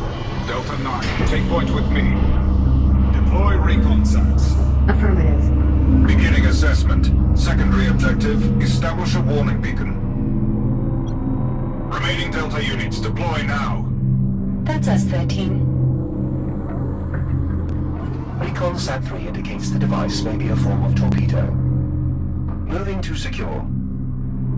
Let's get moving. Biological agents detected. Warning, third electromagnetic event imminent. Anomaly pulse detected. All units, brace for impact.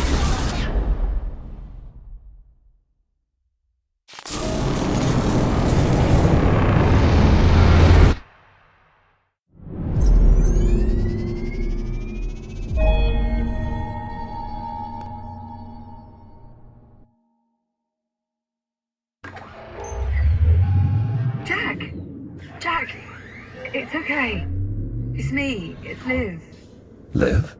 Jack, you're all right. Liv, something's happened. I'm not entirely sure how to describe it. I pulled your memory archive while you were out. Your logs are flooded with all this bizarre data. Delta Squad, bio-torpedoes, something called the Ithaca. Jack, what is all this? What's going on? Liv, I saw the Kronos. I saw our old station. Come again? I was on a ship, a shuttle. There were other Echo units, a military detachment sent to investigate what happened to the Kronos. Okay. Maybe you're not so alright after all. Called that one a little too early. It's not a malfunction. I was there. I was home. Okay. I believe you. Listen, there's something you need to know. While you were out, I had a chance to meet with the captain of this ship. The man we heard over the comms? His name is Dr. Harlan. He told me... Liv, what is it? What's wrong? You know what? It's probably better if you just see it for yourself. We can get a closer look at your memory archive while we're at it. Come on, follow me. Cycling the ship's power will disable the insulation fields, allowing the ticks to escape. Listen, this Dr. Harlan isn't what you might call the cheeriest of souls. He might take some getting used to. Juno, I have Jack. Can you let us up? I did warn you the station's generator was temperamental. And how much longer can the ship operate on emergency power? Maintaining our current energy draw? A few hours. A few hours. Dr. Harlan? Jack, you finally recovered. I was beginning to think the blast from the FTL had obliterated your neural matrix. So, you're the android. The Echo unit. So, you're Dr. Harlan. Well done. Your powers of deductive reasoning are a wonder to behold. Dr. Harlan is my administrator. You're the one who is keeping us confined in the hab. I am. And before you ask, no. I'm not the least bit sorry for it. I did what I did for your own safety, if that wasn't painfully obvious by now, as well as to protect the integrity of my work. And what sort of work do you do? Dr. Harlan is a geneticist, specializing in the study of biomass forms. Specifically the study of how to eliminate biomass forms. Correct. Dr. Harlan, I need you to show Jack what you showed me. I have work to do. He's your android. You explain it to him. He needs to see it. Captain, perhaps I can be of some assistance.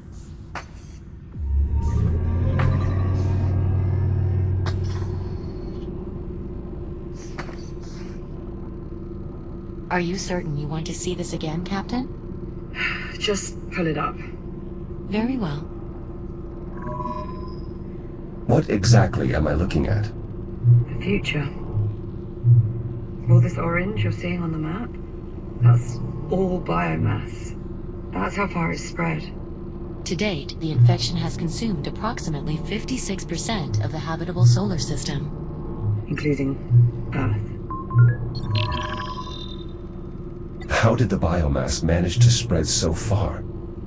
It's been spreading for over 400 years. Ever since the destruction of the Kronos 2. 7 October, 2126. Your station, the Kronos 2, is almost completely destroyed when an unknown vessel suddenly appears in your sector. The Estrella. Correct. When the Estrella traveled back to our time, it brought the biomass with it. And when we left... The infection stayed behind. Are we starting to see where this is going? In the days following the incident, a fleet of Atlas survey ships unknowingly passed through the infected zone. Most of the fleet's crew complement is consumed by the biomass. The infected fleet proceeds along its predetermined course toward Earth. One by one, the now crippled vessels collide with the planet's surface, unleashing a global infestation. Humanity has no defense. Billions of people. Most of the planet. Just gone. The remnants of humankind are scattered across the solar system. But without any means to combat the spread of the biomass, It's only a matter of time. All those people. in truth, the initial death toll would likely have been higher had it not been for the captain of the Ithaca, who managed Wait, the Ithaca? The Ithaca was the flagship of the returning fleet. Ithaca. I've seen that name before. Hardly surprising. I remember it as well. I heard it when I was in the past. When you were what? Ah, that's it! That's where I saw it. In your memory logs. I've got the data right here. Look. Jack, would you mind running us through what we're seeing here? I recall overhearing the ship was expected to arrive in Saturn orbit within a few days. I don't understand.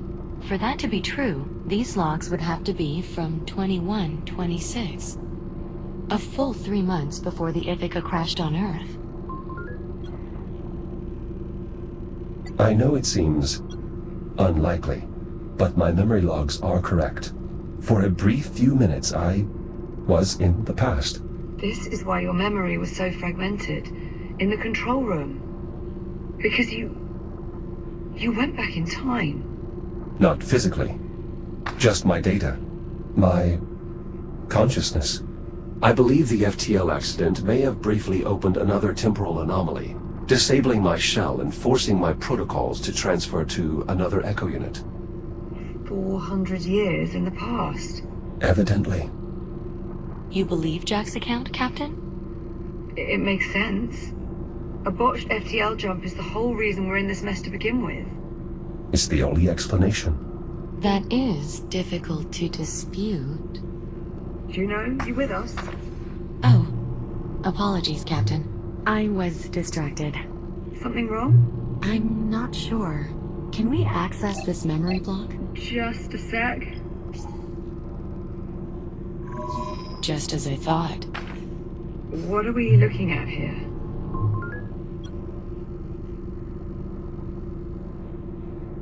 Some form of weapon I encountered while in the past. Dr. Harlan. Not now. As I recall, they're fitted with a form of biomass payload. Oh, lovely. Dr. Harlan. Still not now. Dr. Harlan, you should really take a look at this. What part of not now do you not understand? What? What is it? The torpedo appears to be undetonated. What's that supposed to mean? Where did you pull this image from? This is from one of Jack's recent memory logs. Recent memory logs? It's difficult to explain. It may or may not involve time travel. I'm sorry, what? We can parse out the details later. Right now, Doctor, you do realize what this could mean. A solution. Solution to what? Will someone please tell me what the hell's going on? Right. Come with me.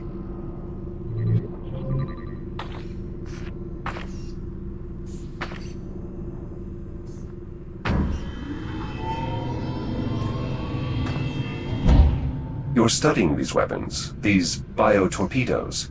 They're not weapons so much as incubators. Inside each one is a sampling of the biomass-based genetic material. The infection in its purest form. All you need to know is this. If I could manage to sequence this material, I am confident I could develop a means to eliminate the biomass. You're saying a cure? It's what I've been searching for. But every torpedo I've encountered has been detonated. I've never seen one with its payload still intact. But I have. If that's true, then you may have just found the key to saving what's left of humanity. Dr. Harlan? I'm afraid we may have more pressing matters. Juno's right. Energy reserves are dipping into the red. I suggest we table this conversation until we find a way to restore the station's generator. Perhaps there's something we can do.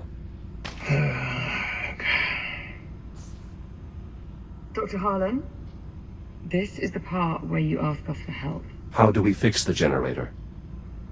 Fixing the generator isn't the problem. The problem is getting to it. The generator facility is not accessible from within the station. You need to approach from the exterior. Search the outer hull for a way inside. With a few improvements, you should have no trouble at all. Where do we start? Well, obviously you're going to need a new shell. I will. Well, you can't go venturing out to the generator in that relic you're housed in now. No offense intended, of course. Of course. Is this really necessary? Transferring Jack to a newer shell will allow him to more easily interface with the station's various systems, as well as drastically improve his ability to maneuver in open space. Not to mention... All right. Fine. So long as there's not too much of a strain on our power reserves. This way, Jack. I have already identified a shell design I believe you'll find satisfactory. It was originally meant for rapid emergency response. The base design includes enhanced speed and durability, as well as a data link compatible with the station's architecture.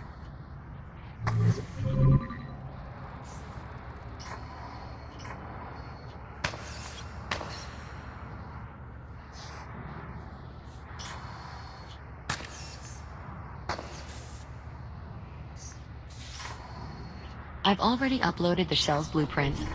It'll only take a moment to complete fabrication. This looks familiar. I've already adjusted the shell's underlying design to account for the particulars of Jack's neural matrix. All you'll need to do is shut yourself down, so I can transfer your processes to the new shell. Oh, that's all, is it? Don't worry, Captain. The transfer will be seamless.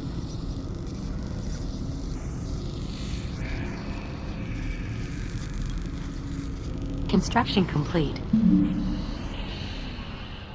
The new shell is prepped for transfer. It looks like him.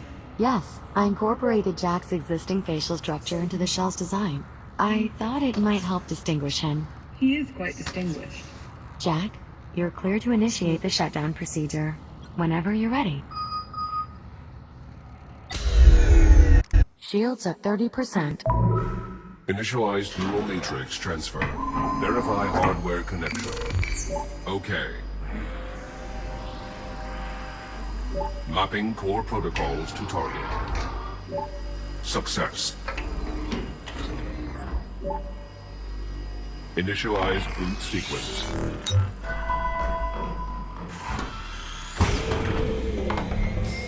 Jack? Jack, look at me. You alright? I'm sorry. Who is Jack? Do you know what Liv. I'm fine. I was only joking. Oh, God, you had me worried. The transfer worked just as Juno said. It was funny though, right? Hilarious.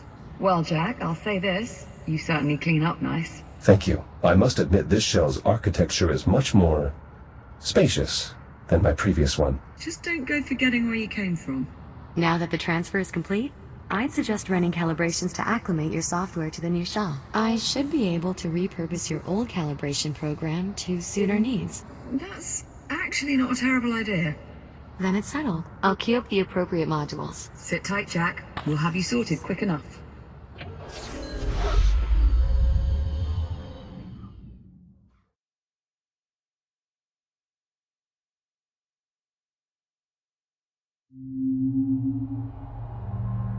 Module M201. Primary boosters.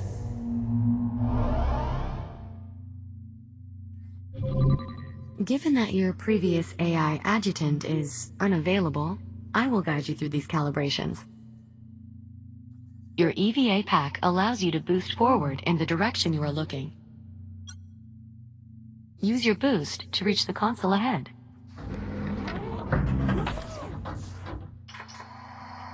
Well done. Please press the hollow button to continue. Now boost to the end of the hall before the walls close in on you. Multiple boosts may be required.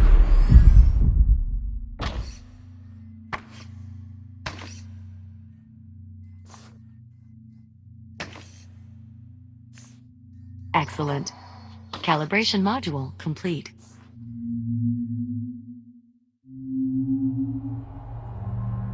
Module M116. Braking thrusters.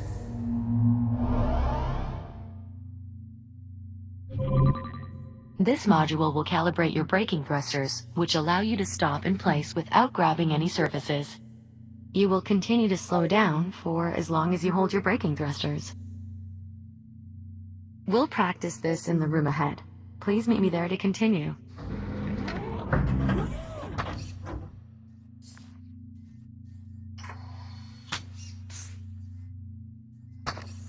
There are 2 target zones in this room. Please boost into one of the zones and hold your braking thrusters until you come to a full stop.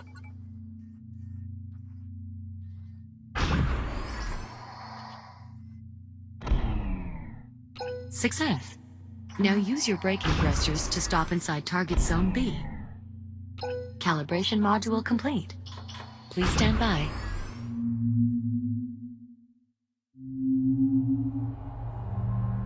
Module J101. Data interfaces.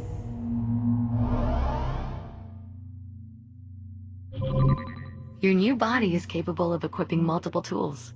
In addition to your cutter, you now also have a data link. With it, you can interact with data ports around the station to activate objects or download information. Tap the button under your wrist to open the tool selection interface. Now, grab and pull the data link icon with your other hand. Good. This tool allows you to interact with data ports throughout the station. You can also activate your cutter on your other hand if you need to use both tools simultaneously. To proceed, move to the data port above the door ahead and use your data link to activate it.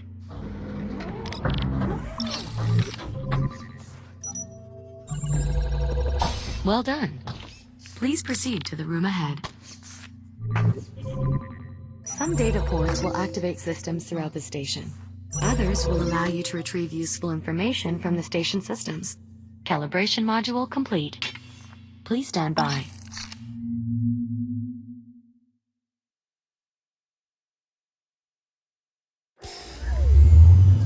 Welcome back to the real world, Jack. Before you go, I'd like to make use of your new data link. Captain Rhodes? Right. What is this? A data tile, left behind by one of the station's scientists. I'd like to see if your scanner can access the information stored inside. All right, well, you heard the lady. Go on and give it a scan.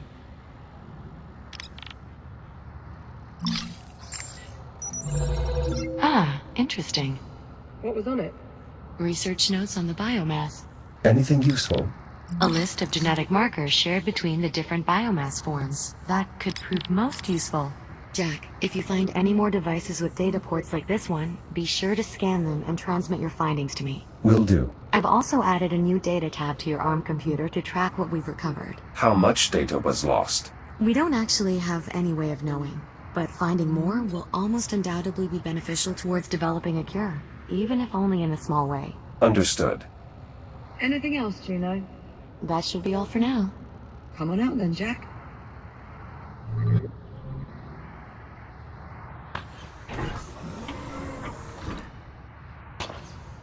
Juno, do you read? Yes, Doctor? I need you back here to help me pass the FTL's output data. And bring Captain Rhodes with you. I could use her insight as well. We've nearly finished prepping Jack for departure. He's still here? I could have built an entirely new generator by now. Get him out of the airlock and then get up here. You weren't exaggerating. This Dr. Harlan is quite irritable. Try not to be too hard on him. He has good reason. It sounds like there's something I should know. Juno? Tell him. Tell me what? Dr. Harlan is infected.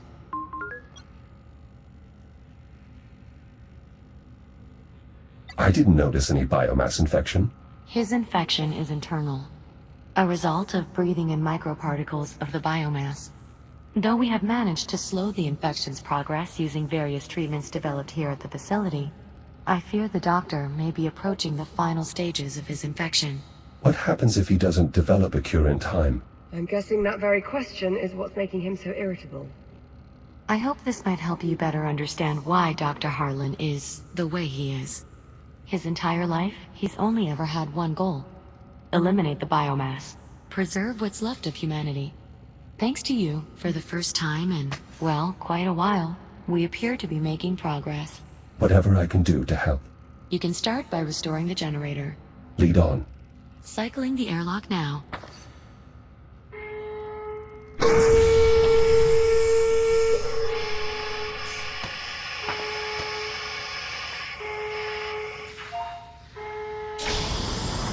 Ready to depart. Hard seal. Ready to cycle. Wait a second, Juno. Jack, listen. There's something else. Captain Rhodes, maybe now isn't the best time. I'm not about to send him out there with only half the story. Liv, what is it?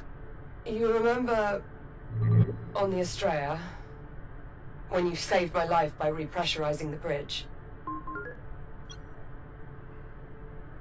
Oh no. The oxygen that flooded into the bridge was contaminated. Dr. Harlan's already run a test to confirm.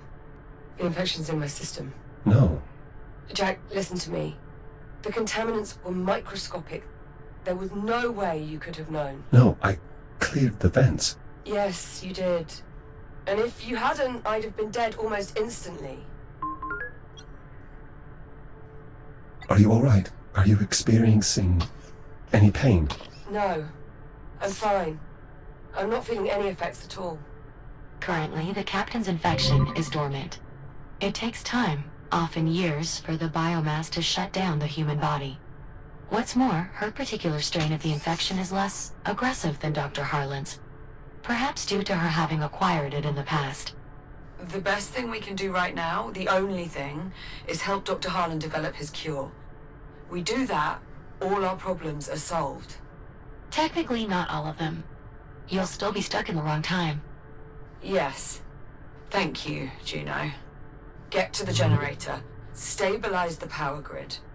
Hopefully, by then, we'll have come up with an idea for what's next. Whatever you need me to do, I'll take care of it. I know you will. Now off you go. Good luck. Commencing depressurization.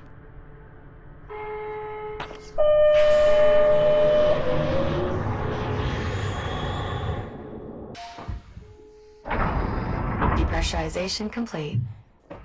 Exiting airlock. How do I reach the generator? The generator facility should be just up ahead as you exit. Copy that.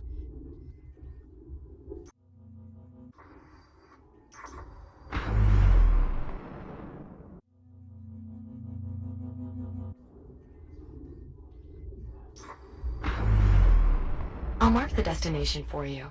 Juno, pull the FTL's output log, starting a few minutes.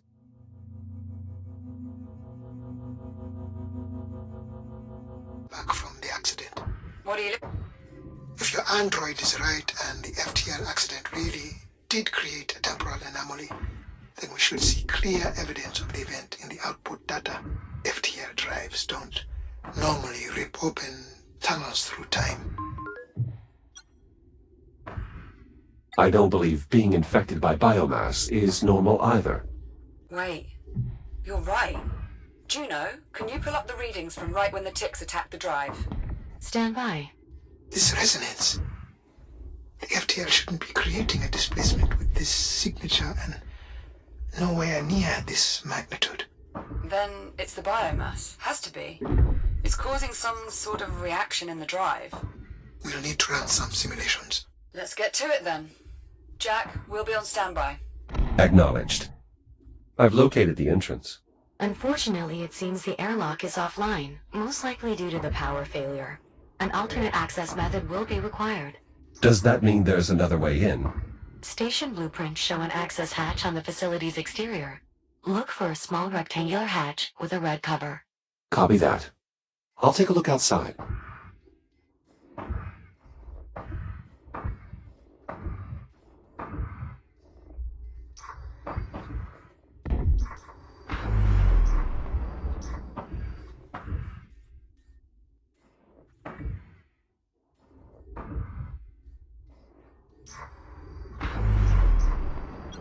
Access hatch located. Looks like I'll have to cut my way in. With the generator's interior in a vacuum state, it should be safe to use your cutter here. Explosive decompression will not be an issue. Copy that.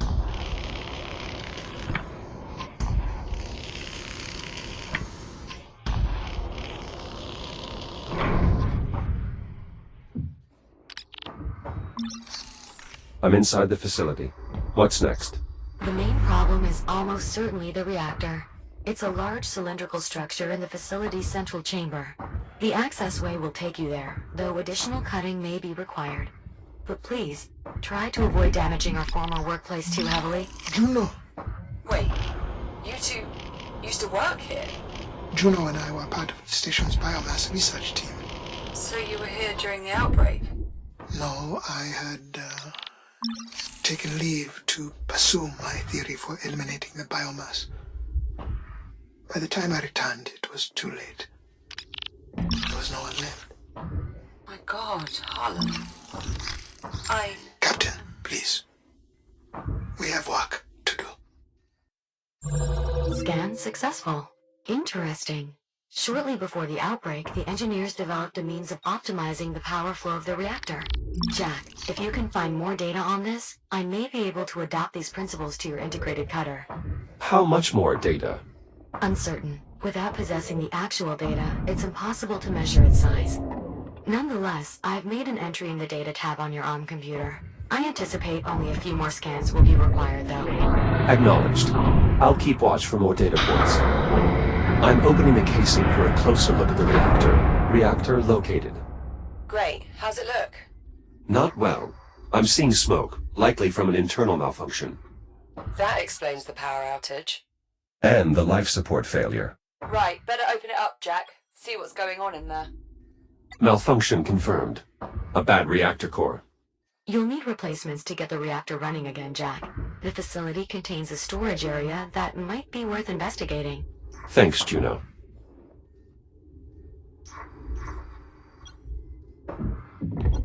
A fully charged core. Might be useful if I can find a proper receptacle for it. The reactor has quite the unique shape. An icosahedron. For optimal power flow, I assume. Correct. The reactor's quasi-regular orthogonality allows for nearly flawless energy management. Good enough state to work, though, right? Yes, the malfunction appears to be temporary. Install a complete set of operational cores, and the reactor should resume normal functionality. Okay. Well, sounds like you two have got things handled. Copy that. Now simply rotate the core clockwise until it stops turning. Empty racks here. Were they running low on supplies? Negative. However, among the facility's final logs are inventory requests of unusually high quantities. I presume anyone who managed to escape the station must have brought the supplies with them. Let's hope such was the case. Must have been a horrid scramble. Nice work, Jack. Much of the data here will prove useful in augmenting your cutter. Unfortunately, we will need more to complete the design. But I did find something that might be of interest. A voice memo from the station's chief engineer regarding the technology. I've added it to your ARM computer's data tab, Jack.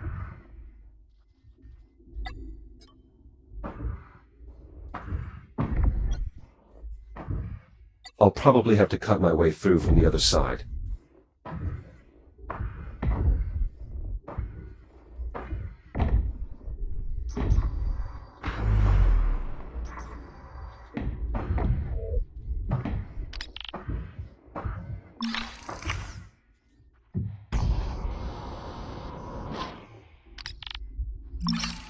This access hatch could provide a way into the storage area, but some of the bolts are outside my cutter's range.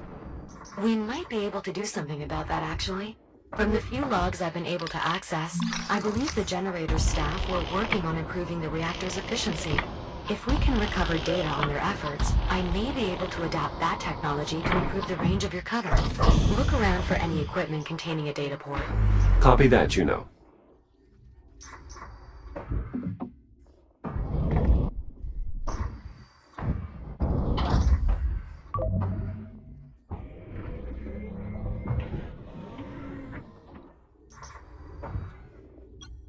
Some type of local data storage? Correct. Insert enough of them into a database terminal, and the terminal's data port will become available to scan. This database terminal runs off of cartridges. Unusual. Backup data storage, in case of power loss. For it to function properly, all the cartridges must be installed. Well, I always blow on them first for luck. But each to their own. I'm afraid Jack's shell isn't equipped with an apparatus appropriate for that operation. Good news, Jack. With the data you just collected, I expect we need only one more scan to complete the design. Juno, I need you to run the math on these sim parameters. Yes, Doctor. Dr. Harlan, why did you have to leave the station? There seems to be plenty of biomass. That is all highly evolved. I need the base genetic material, and that can only be found in an undetonated biomass torpedo. There was nothing more I could do from here. Right. Then what brought you back? Did you know the station had... I'm sorry, Captain Rhodes, but we do not have time for me to recount my entire life story. I was here. I left. And when I came back, everyone was dead or gone. All right. Fine. Why don't I simply compile an archive of the logs covering our time away from the station? That way the captain can review them at her leisure. If you must, but after you've finished verifying the sim parameters. Very well. I will let you know when I've finished, Captain. Thanks, Juno. Excellent. That did indeed provide sufficient data. Just give me a moment to process everything. Stand by. Schematic complete. Please head to the nearest fabricator so we can install the improvement to your cutter.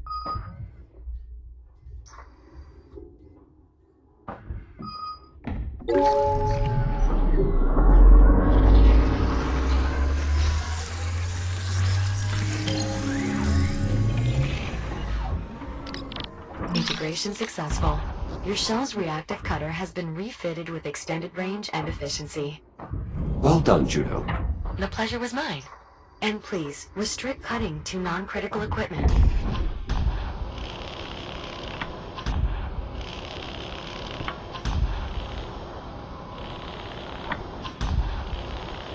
I've managed to open the hatch leading to the storage area.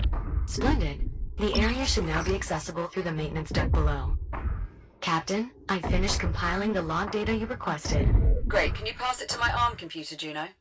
Actually, best send it to Jack as well. Of course.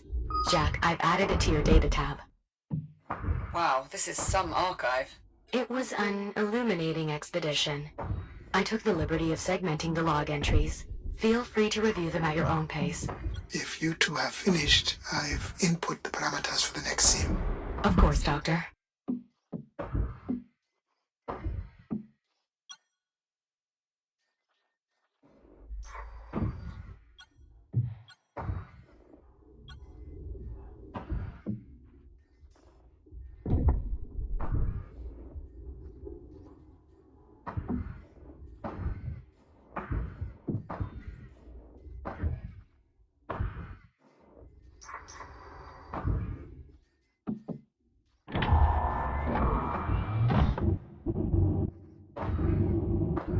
Core is locked in.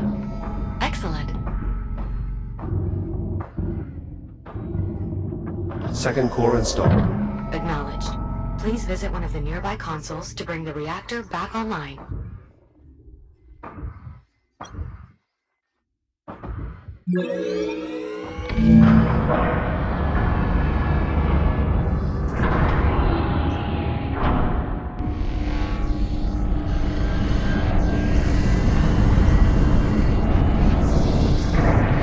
The reactor is back online. The power hasn't returned here on the ship yet. Jack, power still needs to be distributed from here to the ship, as well as the rest of the station. The control room has a console you can use to perform this final step.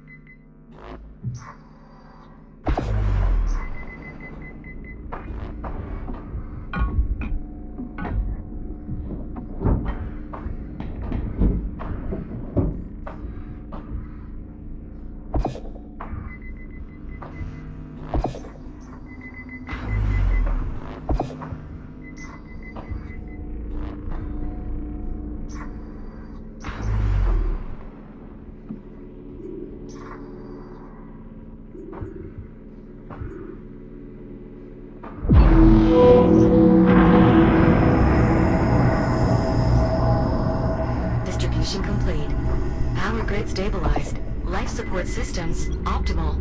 Well done, Jack. We're getting full power here. How is progress on your end? Dr. Harlan's still running sims, but I think we at least have a working theory. All the models we've run so far appear to confirm biomass interaction with an active FTL triggers an abnormal buildup of energy within the drive, resulting in the formation of a temporal anomaly. For reasons we still don't fully understand.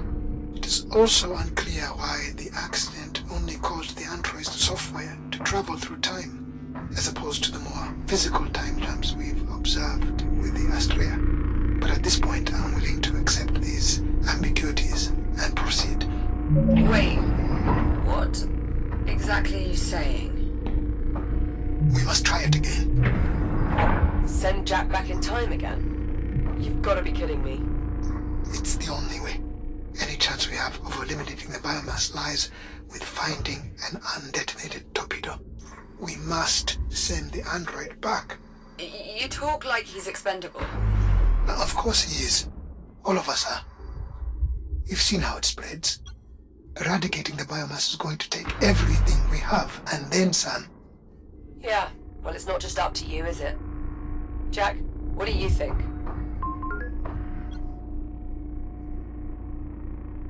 Dangerous or not, the potential lives saved makes it worth trying. That's an awfully big risk. You would do the same were the roles reversed. And you would probably try to talk me out of it too. Would I succeed? Alright. Fine. I'm in. What do we need to do next? We're going to have to recreate the circumstances of the time travel accident. Oh, don't tell me. We're going to need biomass. Contained biomass samples specifically. The research facility should serve our purposes nicely. There is one other problem. The FTL accident depleted the drive's fuel cells, and we don't have the supplies to refill them. Then our best bet for a fuel cell will be the remnants of the Astrea. However, exploring that area may be difficult. Pesky shipboard defense protocols somehow remain active. Something off with the AI chooses. Could be just as dangerous as dealing with the biomass, really. Well, Jack, what's up first? Grab some creepy crawlies from the research facility? Or dig up a fuel cell for the FTL drive?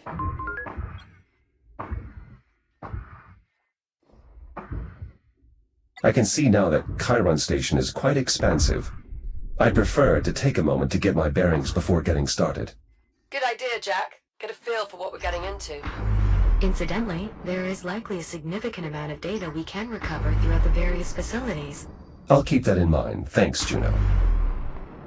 So when Jack eventually returns with these volatile materials, where exactly do we plan to store them?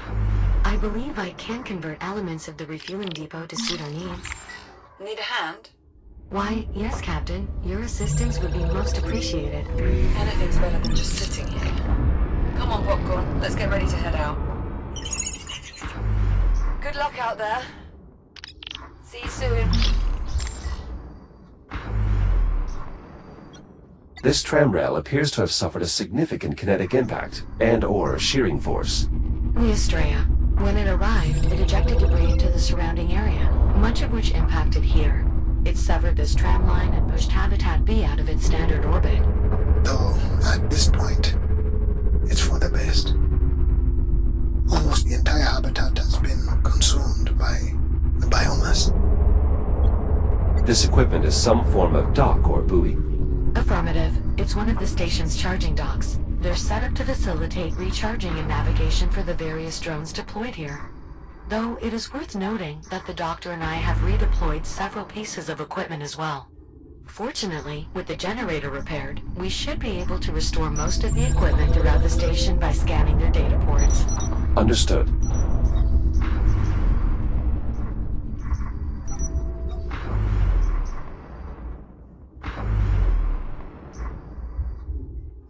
The facility appears to be in fairly poor condition, but there is at least some power flowing.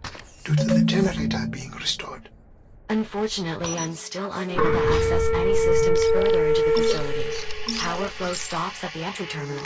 It appears that the systems are outright disconnected, including the physical entry bridge. Jack, you'll need to reconnect those systems to gain entry to the facility. Copy that. There's a room jutting into this cave. Could it be part of the biomass containment area? Negative. The room you're seeing is part of the facility's integrity monitoring system, responsible for tracking any changes in the asteroid structure during excavation. For safety reasons, biomass containment is located much deeper in the facility. It seems someone was emphatic about maintaining the lockdown. That console would have controlled the bridge leading into the main facility. I assumed. I'm not seeing any backup controls in the blueprints, unfortunately. It's possible the cave contains systems not listed in the schematics. It may be worth a quick investigation.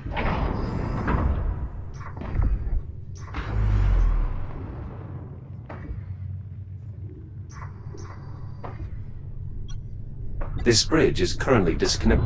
Re-establishing main generator connection. Be advised, Class 3 power fields will become active. Dormancy will be nullified. Jack, power will soon be returning to the immediate area, as well as the rest of the research facility. Just keep in mind that you'll also be awakening any dormant biomass within. That's a good point. By restoring power, we're undoing something that was put in place as a die-hard safety precaution.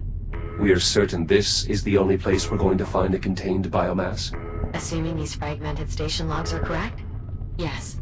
Well, that's reassuring. Finalizing connection. Connection established. Now receiving power readings throughout the facility. Jack, once you have the bridge fully extended, you should be able to access the facility proper. Though I suspect some areas may have additional security requirements. Nora, the research director would have done everything she could to contain the outbreak. But there is no containing it. This was an eventuality. It's fortunate that your disagreement over priorities led you to be elsewhere when the outbreak occurred. It's only fortunate if I'm right. Dr. Harlan, if these power readings are accurate, our suspicions appear confirmed. What's that now? What suspicion? Educated guess, rather. Which is different how? We were concerned that residual power currents may have allowed the biomass to continue spreading for some time after the lockdown. Okay. And? Webs have likely taken hold. Caution is advised, Jack. Acknowledged.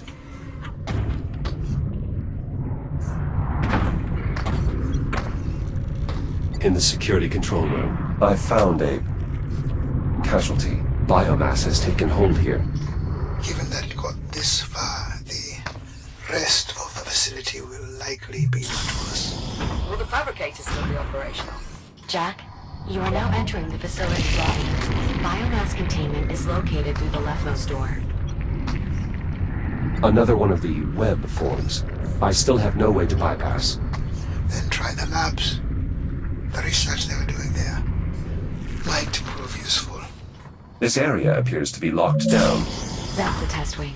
We should focus on reaching the containment area.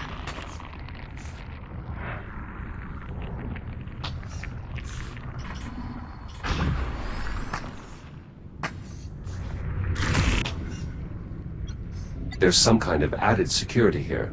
Dr. Everett Harlan reporting. Authorized laboratory access.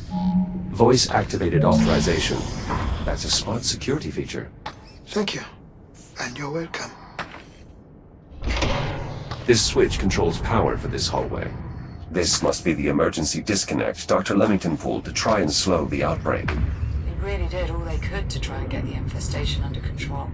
They knew once it was out, they couldn't stop it. All they could do was buy time for everyone else on the station. Biological specimens. The director was always in there. Dissecting, testing. She was tireless. Is this some type of emitter? It looks to be a functional prototype. I knew she. They were close, but I didn't know they had moved into practical testing. The basic concept was to surround the biomass with a cloak of electromagnetic insulation. preventing energy from reaching it. Kind of like using a blanket to smother a flame. Indeed. The idea was to build these cloak emitters as a reactive defense against the biomass. To contain it.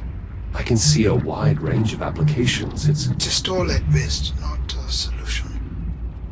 I wish she could have seen that. such versatile technology. And it still wasn't enough. Biomass at the exit neutralized. It's possible I failed to foresee some of the cloak emitter's eventual implications. Sounds like your research director was on the right track. Nora. She never gave up. I could hardly ever pull her away from her work. Dr. Harlan, if I may interject, the local data I'm seeing implies that the director's efforts to develop cloak emitters proceeded beyond prototyping. Portable versions were installed in some of the X3 medtech shells. Several of these shells appear to have been left behind in the medical wing. Are you saying what I think you're saying? I believe it may be possible to fit Jack with a similar device, a portable cloak emitter. What is involved? I'll need you to retrieve the data from one of the medtech shells here. With that, I should be able to reconstruct the portable cloak emitter's design. Copy that. I'll see what I can find.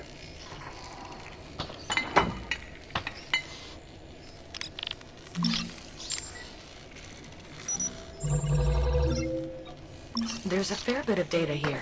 It should prove useful in our efforts to develop a cure. Good find, Jack.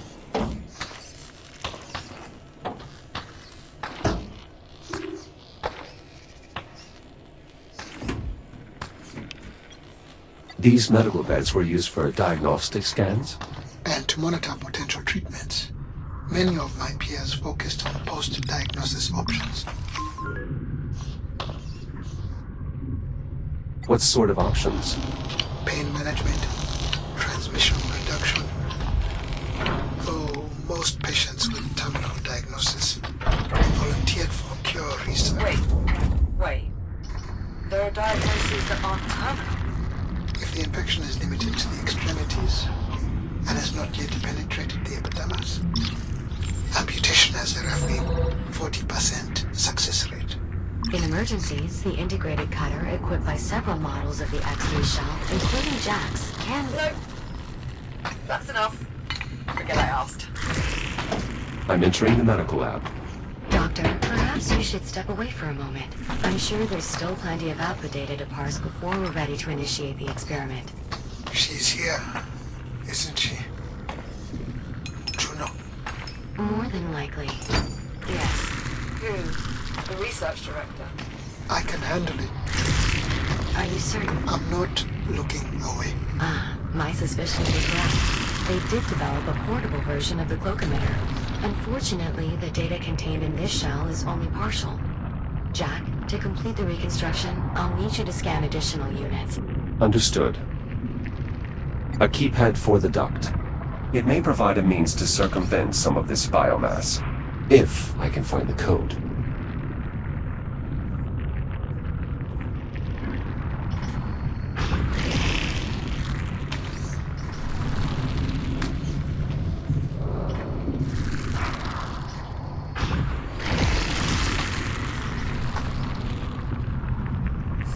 Oh, God. Who was this person? Dr. Franklin Teller. A fellow geneticist. You knew him? I knew all of them. Dr. Adriana Lay. She was too young for this. I've recovered her research. It also seems she received a message from Dr. McKenna with all of his access codes attached. Would you like me to play it? Affirmative. Beginning playback. Hey, Adriana. I know I can count on you to look out for everyone. So I'm sending you my access codes. They should get you into my stuff and a few engineering areas. My spare rations, my playing cards, whatever else. If any of it helps even a little bit, please, take it. Share it. I figure it might make things a little more comfortable for you all. Tram, prepare for departure. Shit, I gotta go. I have no idea how to end this. good luck? No. Goodbye. End of message. Could one of Dr. McKenna's codes work on that keypad Jack saw? I believe so, yes. Jack, I'll add the code to your ARM computer.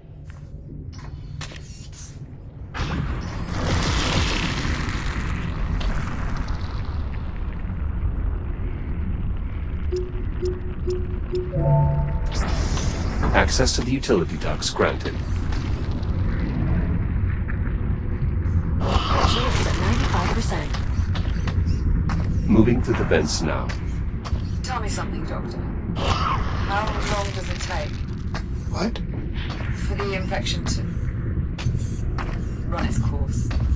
Once it becomes fully active, usually somewhere between 3 to 5 days.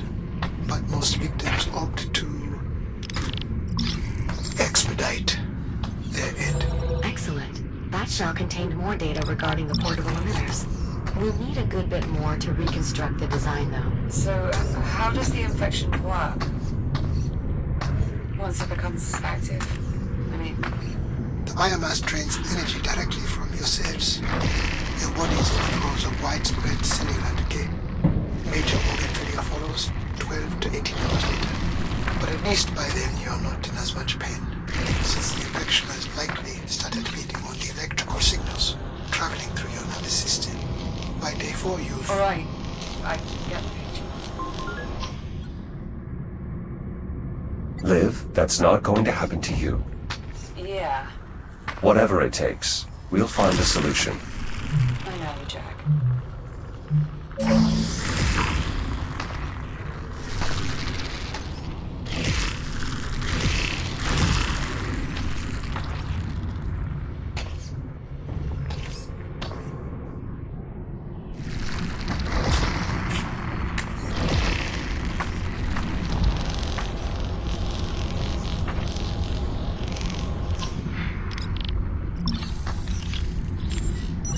Scan complete.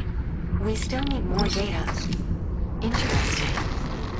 Doctor, this shell has a log conversation regarding the director and your research. Go ahead. Beginning playback. Alright, Unit 5, back to the lab. The director wants to run those simulations again. Query. For what purpose? Not sure. Dr. Harlan's ideas were intriguing, to say the least, but, well, I suppose the director knows best. Go ahead and prep the simulations. I'll join you shortly. My reconstruction of the personal cloak emitter is nearly complete. One more scan should be sufficient. Huh. So the director eventually explored your theories after all?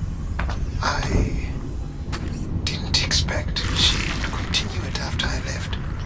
But without the biomasses-based genetic material, it would have been as much of a dead end as containment. I just couldn't convince her. Controls for the nearby cloak emitter. Fortunately, they're still operational.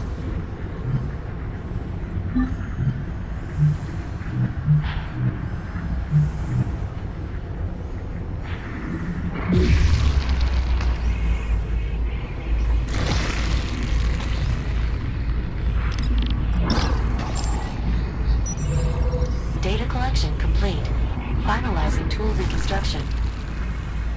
Ability.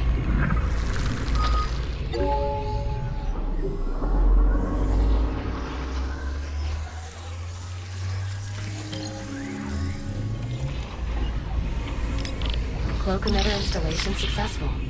This portable version is practically identical to the mounted prototypes you've been using thus far. Excellent. A tool like this will make it much easier to get around. Just keep in mind that its effective range had to be reduced to achieve portability. If you move too far away from your target, the tool will deactivate. Ah. Noted. Nora, it's Dr. Barry, the research director. This data includes a message from the research director, addressed to you, Dr. Wait, Juno. Perhaps I could store it for a later time once we... Juno. Of course, Doctor. Beginning playback. Everett? I don't know if you'll ever find this, But I wanted to get it out before...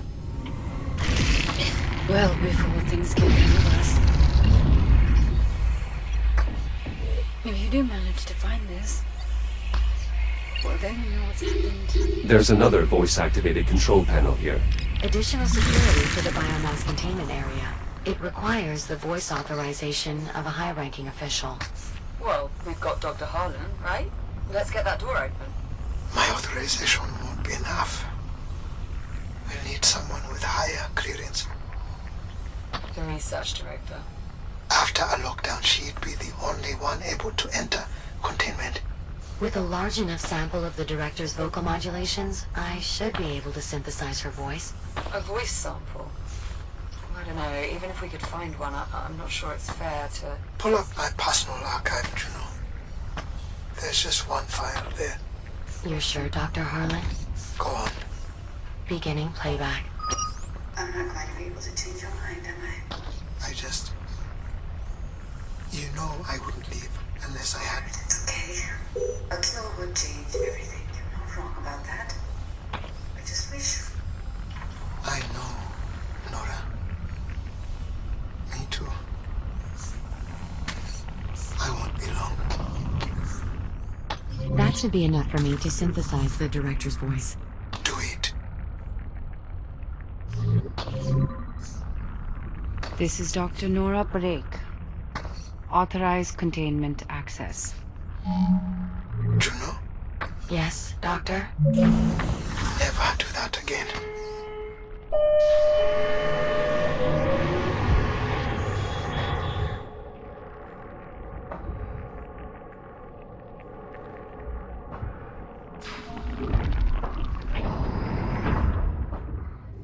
I'm entering what appears to be an excavation site. You are correct. It's the only remaining route to the biomass containment area. We should be able to find our sample there. Acknowledged. Is this containment area where the outbreak started? Most likely. I'll continue parsing logs to see if I can determine what happened. I'm sure that's not necessary. Do it. I need to know. Of course, Doctor. I assume these barriers were set up while construction was taking place. Were these excavators being used to expand the containment area? I can't be certain, but given the advancements made in insulation cloaking technology, I imagine they would have been trying to Cloaking successful. All this advanced tech, and the biomass still broke containment.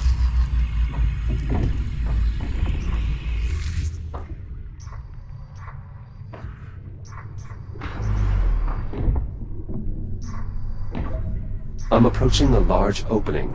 There is a conveyance system installed overhead. That is how newly arriving containment units were transferred into main storage. Local telemetry indicates a significant biomass presence throughout the area. Containment certainly failed here. Acknowledged. I will proceed with caution. There is a wealth of data here. Much of it will be useful for our work on developing a cure. Good find.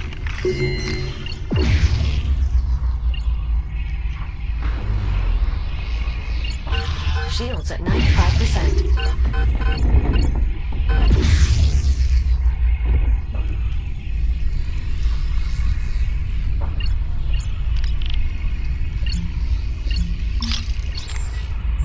Data retrieved. I believe the synthetic using this shell was indeed present for the initial containment failure. I'll play the log. Director Park, Yes, Unit. a Category 4 containment breach is in progress. This container must have lost power at some point. Nora, why did you... She did her best. She tried to... No, she did help everyone. I'm sure that without her... It doesn't matter. Without a cure, none of it matters. Well then... we know what we have to do. Agreed. I cloaked one of the sensors on this web, but it's not having the same effect as before. One of? How many sensors does this web have? At least 4. Then this web must have been cultivating here for some time. It's possible this is where the outbreak originated. Unfortunately, Jack, Your cloak emitter cannot sustain enough insulation fields to blind all of those sensors. There must be something else we can do. Agreed. I'll find a way to retract the web. If you can't cloak the sensors, cloak the power source. Oh, nicely done, Jack. That was unexpected. I'll need just a moment to further analyze the reconstructed targeting software. Ah, I see it now.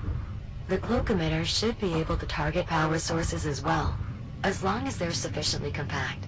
Copy that. Proceeding through the web now. Is this the cargo bay? Yes, and our containment unit is indeed intact. I'm still prepping the intake system. Should be ready by the time the container gets here, though. I'm assuming we have what we need. Readings show a full complement of ticks within. So, yes, Captain, we have what we need. Is the unit safe to approach? Yes, the container is fully powered and the insulation fields are active. Those ticks are pacified. I'll send a cargo drone to retrieve it as soon as the bay doors open. On it.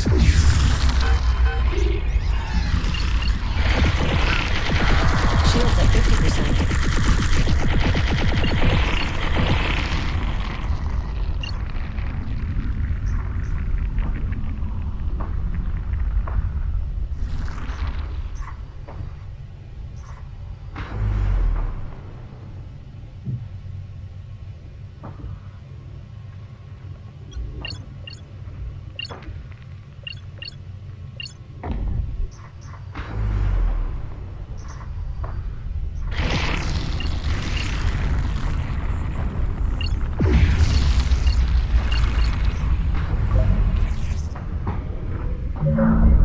Exterior bay door opened. Copy that.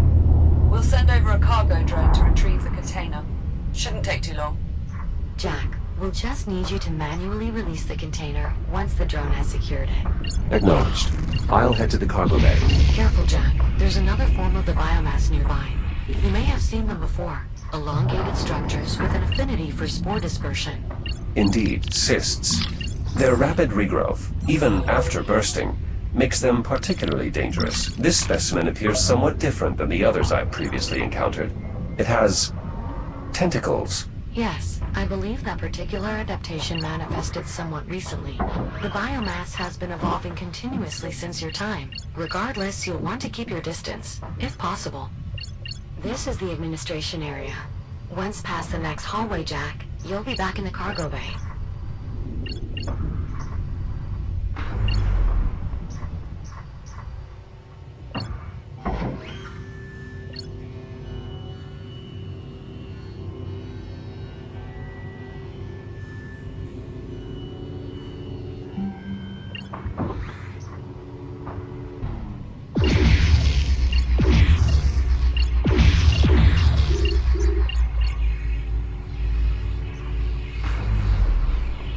The web there won't retract with a power field nearby, Jack.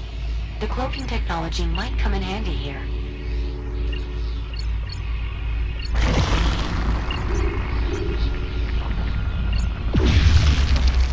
Nicely done. Starting to get a feel for that locomotion, are we, Jack? It is quite effective. That is indisputable at this point. And it has brought us that much closer to a cure. For that alone, we should be grateful. I've nearly made it back to the cargo bay. Good to hear, Jack. The drone should be there shortly. Jack, the cargo drone will be unable to retrieve the container until it's released from the loading pallet. There should be a release mechanism near the container.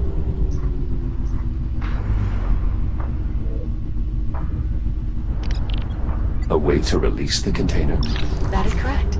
That access panel may be used to free the container from the pallet below.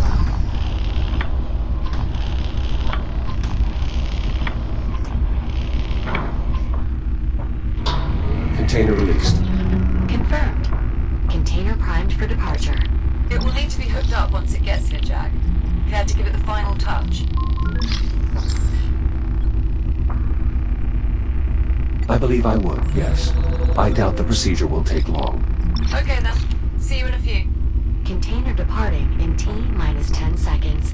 Better grab on or stay clear, Jack. Jack, if you're planning on accompanying the container, now would be a good time to take hold. Cargo drone is departing in 3, 2, 1. Igniting thrusters.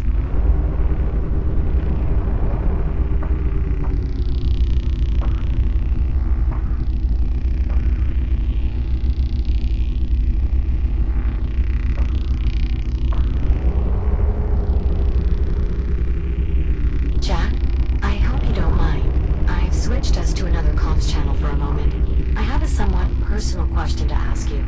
Do you mind? Go ahead, Juno. Captain Rhodes, she considers you a friend, yes? Yes, that is correct.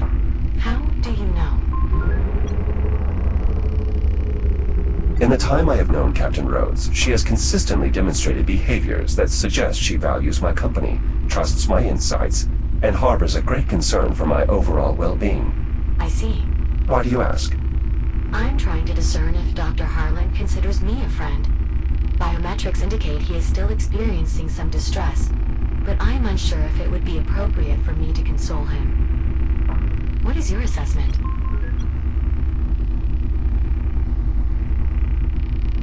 I find Dr. Harlan difficult to fully understand. His personality differs significantly from that of Captain Rhodes. He may express his regard in a different fashion. He does refer to me by name, a behavior he does not extend to you. Perhaps that is a positive indicator. Perhaps. Thank you, Jack. I appreciate your insight. Wait, did we just become friends? I suppose we did. Splendid. I'll return comms to the public channel now.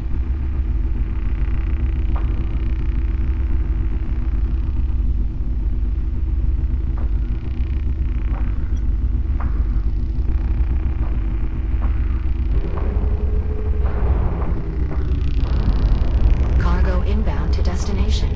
Decreasing speed for final descent. Looking good, Cowboy Jack. Steady as she goes. Hookup controls are over near the cargo clamps.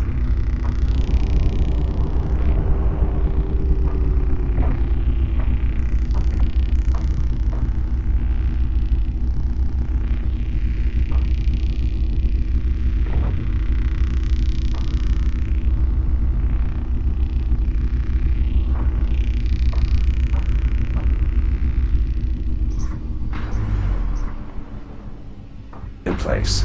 Copy that. All right, next up is a fuel cell. Dr. Harlan says the Astrea should have what we're looking for. Correct. Though I'm doubtful it will be easy to extract. I'm sure we'll figure something out. Jack, just let us know when you're close. Will do. Liv, are you feeling well? Given your infection, I wanted to make sure. Thanks, Jack. Honestly, I feel fine physically. And mentally. I'm fine there too, Dr. Jack. I mean, don't get me wrong. The state of this future is not great. But we've got a plan to fix it. And I've got work to keep me busy. Just soldiering on, you know? Indeed. You'll let me know if your condition changes. Of course.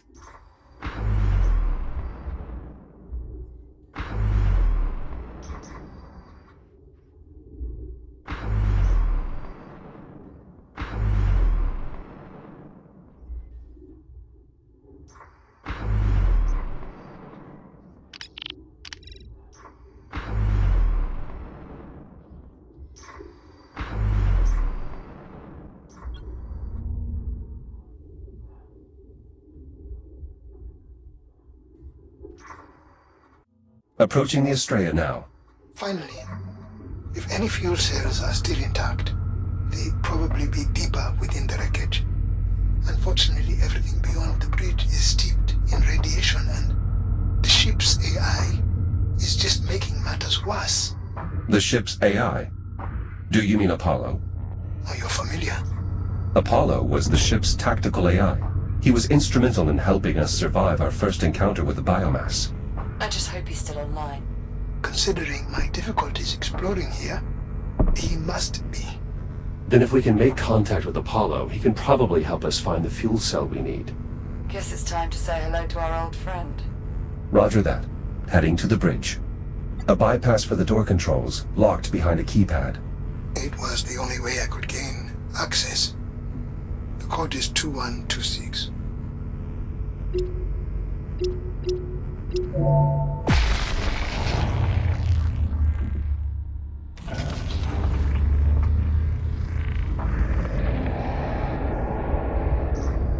I've gained access to the bridge.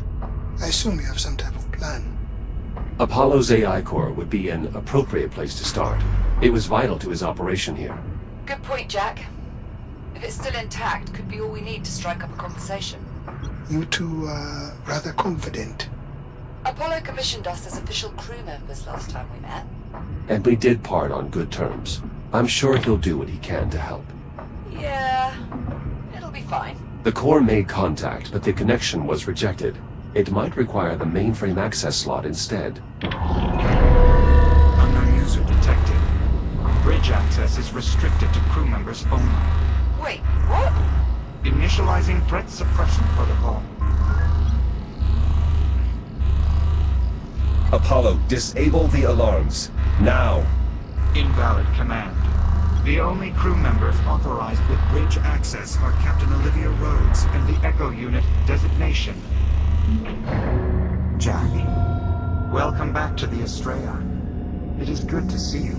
Thank you, Apollo. It is good to see you as well. Is Captain Rhodes with you? And well, I hope. Cheers, Apollo. We missed you. Likewise, Captain. Jack, your appearance is altered. I almost did not recognize you. I must apologize for the alarms. Your reasoning was sound. What brings you back to the Estrella? We need an FTL fuel cell, Apollo. But we believe you've been disabling Dr. Harlan's salvaging equipment. We'll need it back online to deal with the radiation here. Preserving this vessel is my primary directive. The last time jump virtually destroyed it. No further attempts to remove or misuse equipment can be permitted. Lives depend on it, Apollo. I understand, Captain, but I cannot allow any further material from this vessel to be compromised. Apollo, Liv is infected with the biomass, and your directive is protecting the ship's crew and its critical assets. Forgive me, Jack. I failed to follow your reasoning. You yourself commissioned Liv, a fellow Atlas employee, as acting captain after the deaths of your original crew. You must remember. Confirmed, though I had not considered her status in such terms. Captain Rhodes is truly infected. She needs your help. Very well. As the Estrella's tactical adjunct, my primary directive is to protect its crew. So you will help then? Affirmative. I am hereby available to assist you in obtaining a fuel cell. Lovely. That's settled. Apollo, are you able to detect any fuel cells that are still operational? My sensor network has been severely damaged. However, any functional fuel cells on the Estrella would be in the auxiliary drive bay. It can be seen through the window far ahead of the bridge.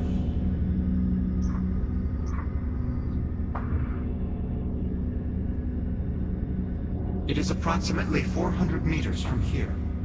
Seems easy enough to reach. And it would be if this AI hadn't disabled the equipment I set up to counter the radiation. A temporary security measure. Your equipment is now re-enabled. You better not have damaged any of it. Normal operations should resume now. Jack can verify this. Oh dear. Incoming. What the hell is that? A cargo drone. Apparently no longer capable of flight. Apologies. My anti-theft protocols are quite aggressive. Fortunately, our salvaging equipment appears to still have working radiation dampeners, meaning Jack should now have a safe route to the drive bay. That's some good news. A number of problems remain. Accessing the fuel cells, for one. Doing so will require that I have direct control of the systems within the drive bay. You must bring me along with you. Are you seriously going to integrate with this rogue AI? Without Apollo, we wouldn't have lasted this long. We can trust him. Jack, I'll walk you through the process of downloading my imprint to your cortex. I'm ready, Apollo. Simply insert my AI core into the lower receptacle, then use your data link on the override slot. I will do the rest. Disconnecting from mainframe now.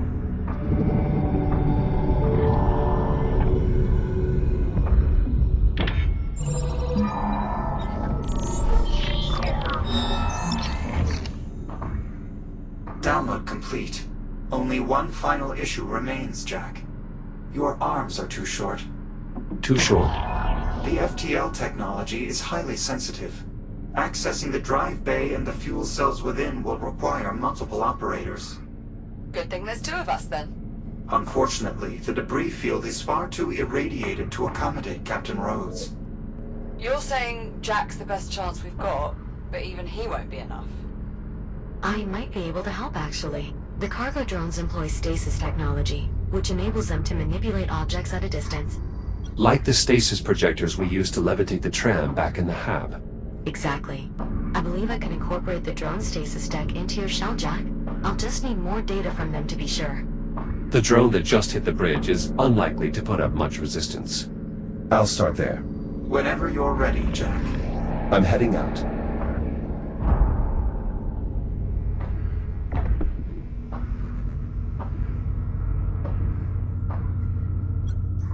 Unfortunately, this drone is in no condition to be scanned. I'll try finding another. Jack, to stay protected from radiation out there, you'll need to activate radiation dampeners with your data link. They can be found on both charging docks and cargo drones. Shields at 30%. Radiation dampener activated. Hypothesis confirmed. With sufficient data, I'll be able to construct a tool for extending your reach, Jack. Does this tool have a name, Juno? Well, it will essentially project your grip across space, so I suppose... It's a grip projector. Let's move on. More data will be needed. There will be plenty on the way to the drive bay. You know what to look for. Affirmative. Inoperable cargo drones, but with functioning data ports. Heading to the drive bay. Please remember the charging docks have radiation dampeners as well, Jack. They'll help keep you safe out there. Thank you, Juno. Echo 1, those charging docks won't have the data Juno needs to design your new tool, but they will restore your power. Hold your hands near the induction panel, and it will recharge your shielding.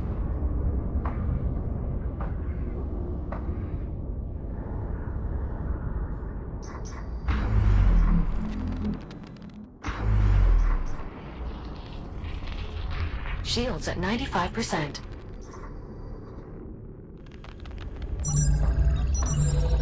This dock is now part of the computational array. Apollo, I wanted to ask. Yes, Captain. Well, you probably figured this out already, but... You know this isn't your time, right? This isn't the future you came from. Affirmative. When we first arrived, I was able to accurately calculate the astronomical year. However, I lacked sufficient data to determine that the course of history had been altered. I apologize for having misinformed you. The fact that half of the Estrella was left in your time and led to system-wide decimation of the human race is clear evidence of a tactical oversight on my part. Shields at 95%. Data recovered. Network status connected. We're making good progress, Jack.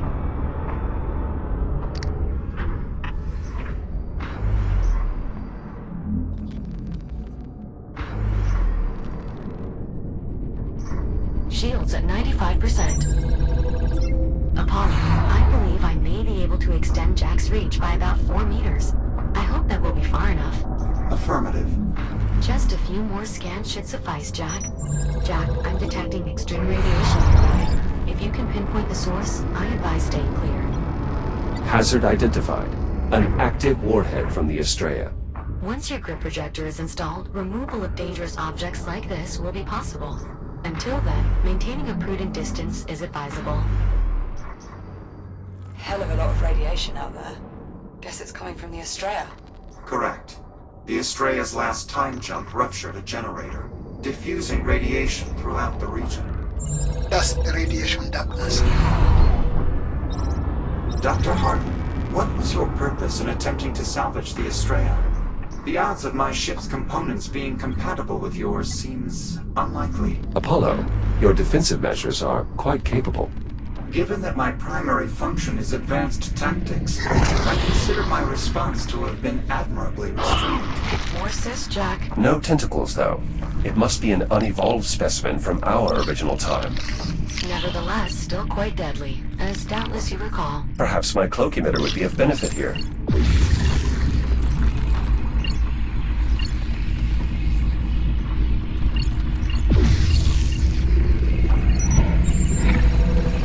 The stasis projection technology will be simpler to adapt than previously anticipated. If you scan one more cargo drone, I think that will have enough data to complete a new tour.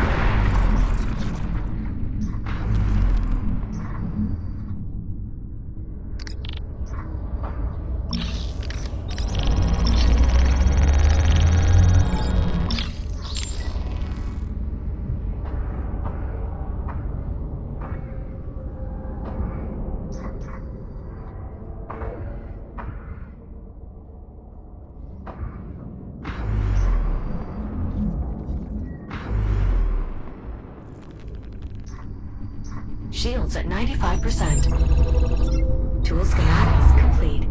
Please visit a fabricator to install your new tool jack.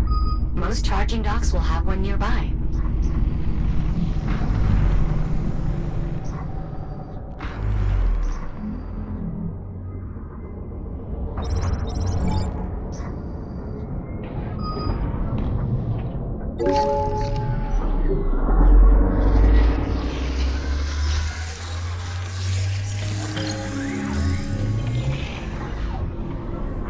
Grip projector installed. To use your grip projector, simply point at a target, activate the projector, and direct it with your hand. Any sufficiently small piece of debris would be ideal to experiment on. If your new tool works as intended, Jack, you should be able to access the fuel cells now. Good. Heading to the drive bay.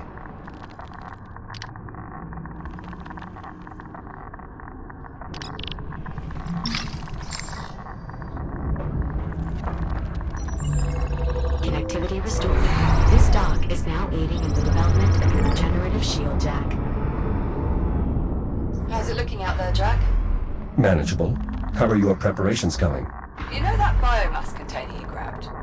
I'm coming up on the drive bay now. Warheads nearby, Jack. Please be mindful of their extreme radiation levels. You won't be able to handle them directly, Jack. Maybe your new tool could help.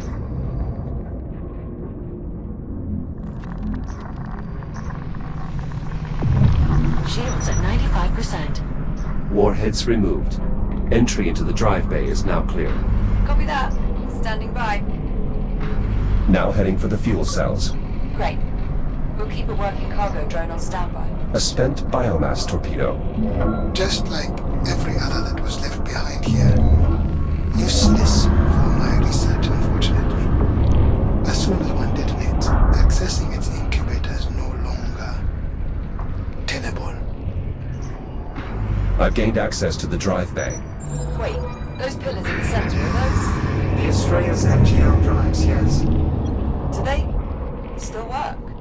Theoretically, but unfortunately they're of little use to us. With such a high concentration of biomass forms in this area, any attempt to remove one of the drives would prove futile. Dr. Harlan, I'm noticing these ticks appear to be less evolved than those we've previously encountered. Must have carried over from the last time jump. No doubt just as dangerous. I advise avoidance at all costs. Jack, my monitoring systems are offline here.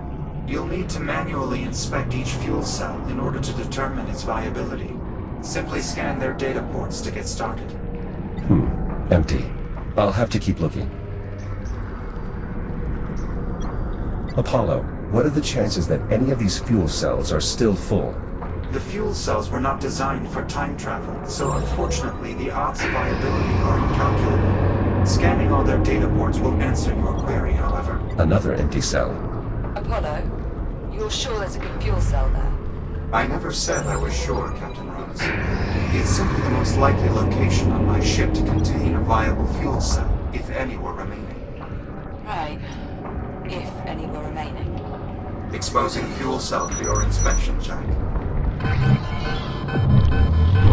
Shields at 50%.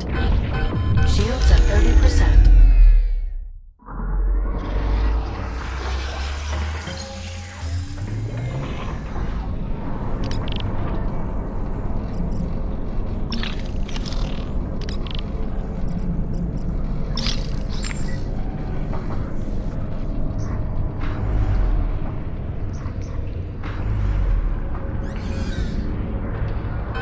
Shields at 95%.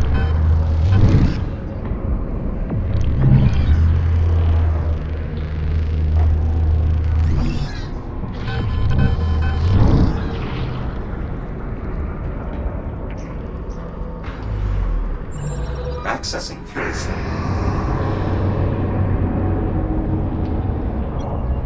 Viable fuel cell located. Hopefully enough to power Dr. Harlan's FTL drive. Nicely done, Jack. I'm sending a drone your way. Send 2. What for? There's only one fuel cell. Just trust me. Send 2.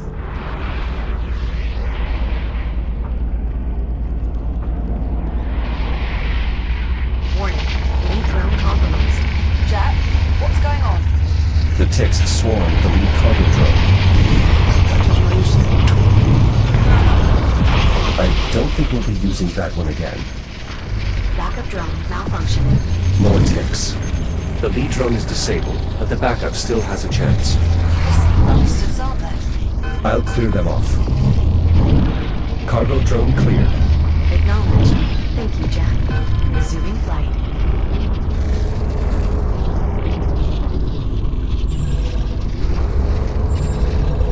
Scanning archive.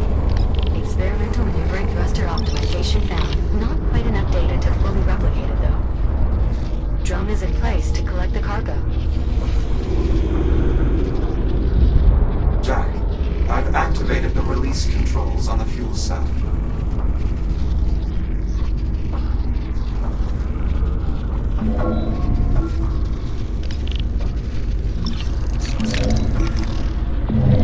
Fuel cell released. Cargo secured. Ready for departure. Excellent. Second gantry's all set. So I'm heading back inside. I can finish the hookup from there, Jack. Unless you want to do it. I'll take care of it, Liv. I'd prefer to see the job through to the end anyway. Okay, great. We'll see you in a bit. Cargo drone returning in T-minus 10 seconds. If you wish to return now, I advise taking hold of the drone. Cargo drone departing in 3, 2, 1. Firing thrusters.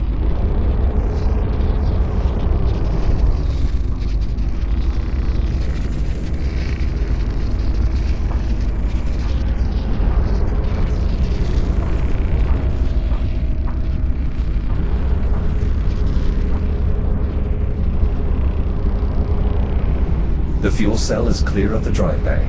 Great. We'll have the cargo clamps ready to receive it here.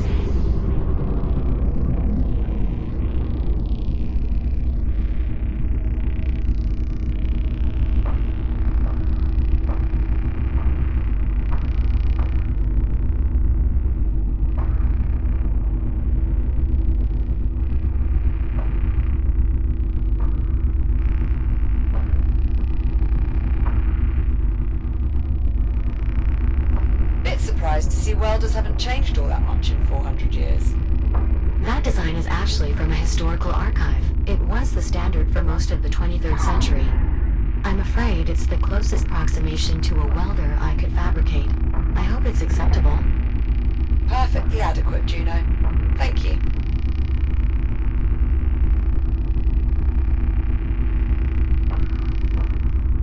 Cargo now approaching the dock. Beginning descent. Hey there, Jack. Good to see you're still in one piece. Same deal as before. Hookup controls near the cargo clamps.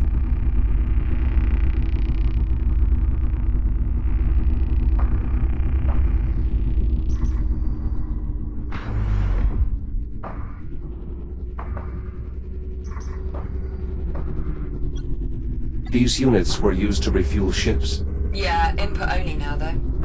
We got them hooked up to take in the contents of the gear you're collecting. Once we have both the fuel cell and the biomass container hooked up, we'll use these to route what we need to where we need it. Fuel cell in place and ready to be secured. All you, Jack.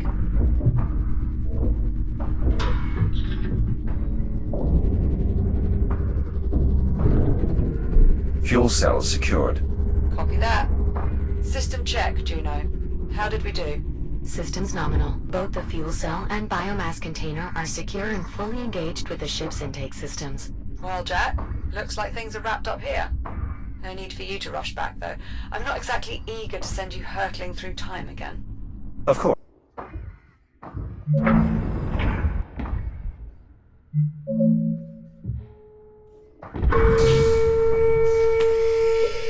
Hello, Jack. If you're looking for the captain, she's in the workshop with Dr. Harlan.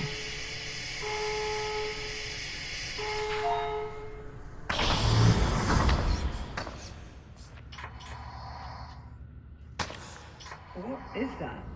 A motion detection system? One of several independent sensors rigged to trigger detonation. Jack, there you are. Good. He's finally here. Dr. Harlan and I were just giving this torpedo the once-over while we waited. Learn anything useful? Yeah, it's a death trap. Not that that's anything he has to worry about. Now then, are we ready to begin? Affirmative. I'm ready. That is assuming all the details have been sorted out. Yes, everything's in order. Let's proceed. Hold on. There's still some particulars that need ironing out here. There are always going to be unknowns. That's just something we have to accept. Let's assume this works. Let's assume we open another anomaly and send Jack's consciousness back to the past. What exactly is he supposed to do when he gets there? Locate an undetonated biomass torpedo and sample the genetic material inside. So you can use the data to create a cure. Right. I get that. I'm saying, how is he supposed to do it? It's not like he can physically bring the sample back with him. And if he's in a combat shell, it won't be fitted to do a medical scan. How will he collect the data? He'll have to improvise, of course. Apollo? Greetings, Captain Rhodes. I have analyzed the situation and would like to propose a solution. It's good to see you too. We can exchange more formal pleasantries later if you like, Captain. For now, if you would please proceed to the holotable.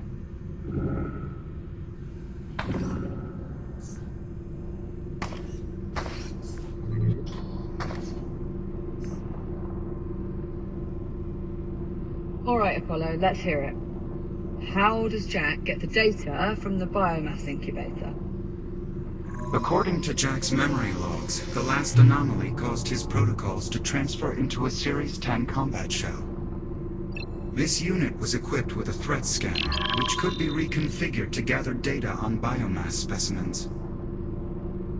Once we've successfully located a biomass torpedo, I will repurpose his threat scanner to collect data from the incubator inside. The collected data should then easily transfer back with us. It will be good to have your expertise. You're going too? A copy of my protocols has already been integrated into Jack's architecture. I see no reason why we would not be transported together. And how do we know you'll be transported to the right time and place?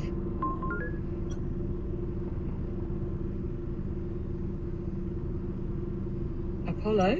While I cannot by any means claim to understand the behaviors of these anomalies, I have observed some consistencies. Recreating similar conditions tends to yield similar results. This is true of both the Astrea's FTL and the FTL aboard this ship. So long as we closely replicate the conditions that caused Jack's previous jump through time, I expect the result to be nearly identical. In other words, they should arrive at roughly the same time and place where your android first saw the torpedo. And once they've got the data, how do we get them back? If the experience is anything like before, my consciousness should return automatically. That is our assessment as well. Dr. Harlan and I believe Jack's time in the past is directly correlated to the state of the FTL drive. In essence, Jack, the longer the drive here remains active, the more time you'll have in the past. We'll keep it running for as long as we can. Give you as much time as possible. The Astrea's fuel cell is exceedingly efficient and will most likely last long enough for us to locate an incubator and collect the relevant data. Once we disengage the FTL, you should be returned to the present time. Should? You're gonna have to do a bit better than should. This is time travel we're talking about. All we have are best guesses.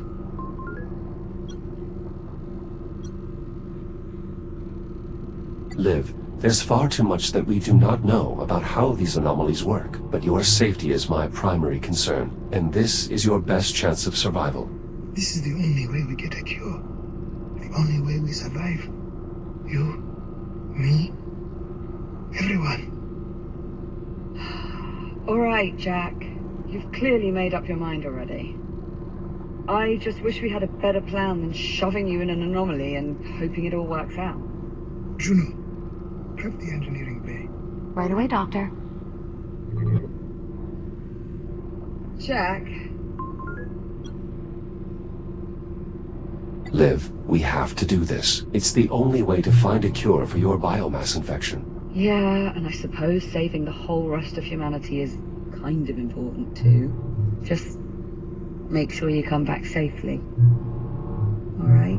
Is that an order, Captain? Well, technically we're both captains, remember? But yes, that is an order. Acknowledged, Captain. I will do everything in my power to return safely. The engineering bay is prepped and ready. Good. Seal all the ship's bulkheads. We cannot risk any accidental contamination. Once we...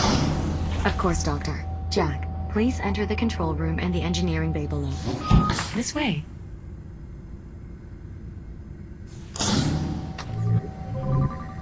The control room is right through this door. Sealing the engineering bay now. Engineering bay sealed. Dr. Harlan, any inspiring words? No. We all believe in you, Jack. To varying degrees. Your confidence is appreciated. Can we get started? Right away, Doctor. Jack, please adjust the dials to connect the fuel cell conduits to the drive core. First conduit connection complete. Both conduit connections are complete. Good. We are ready to release the ticks into the engineering bay. Once you engage the FTL, they should begin feeding on it and create an anomaly, just like before. Jack, are you ready for us to release the ticks? Ready to proceed, Juno. Acknowledged.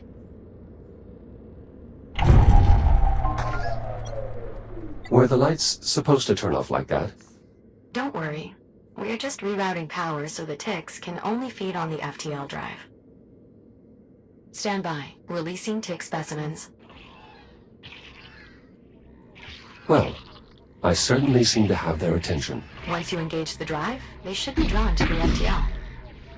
All systems are prime. Awaiting ignition. Do it. Engage the FTL. Now. FTL drive engaged.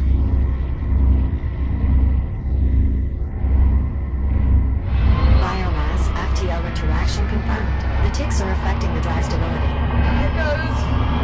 Stay safe, Jack. Of course, Liv. Anomalous readings detected. Take care of him, Apollo. I shall do my utmost, Captain. Anomalous readings taken. Good luck, Jack.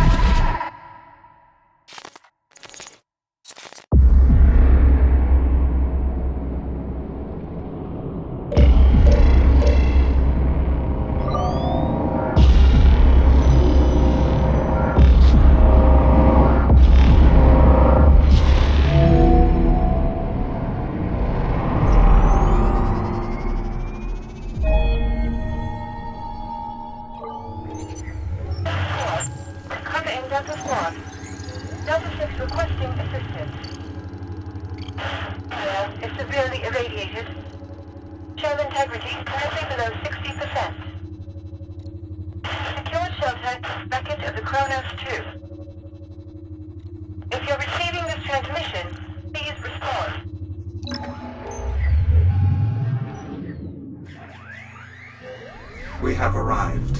What is your status? Core systems appear operational. Good.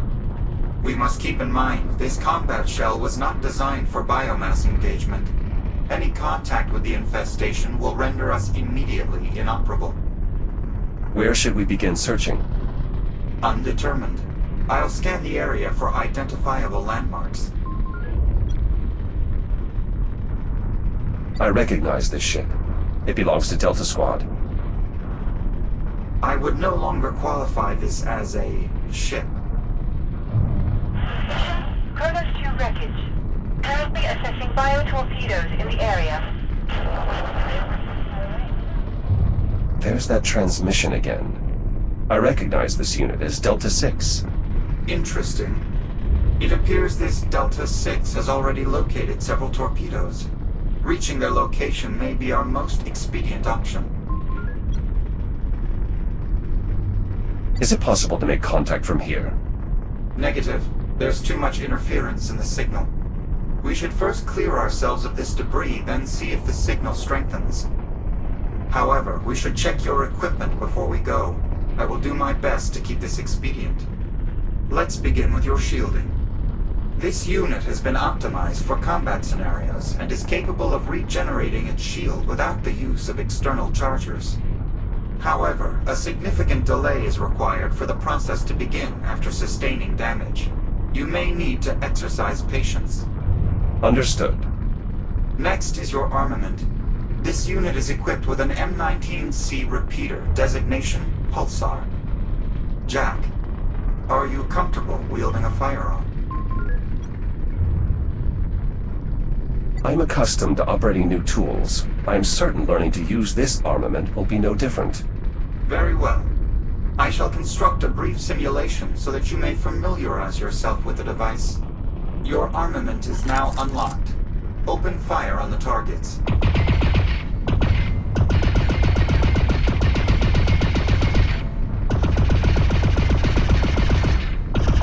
Targets eliminated. Unfortunately, should we encounter ticks, it is unlikely they will be quite so docile. These targets should provide a close approximation to tick activity. As such, successfully hitting a given target may require you to aim ahead of its movement. The ionized bolts of your armament are surprisingly slow, though I suppose that is acceptable for weaponry of this century.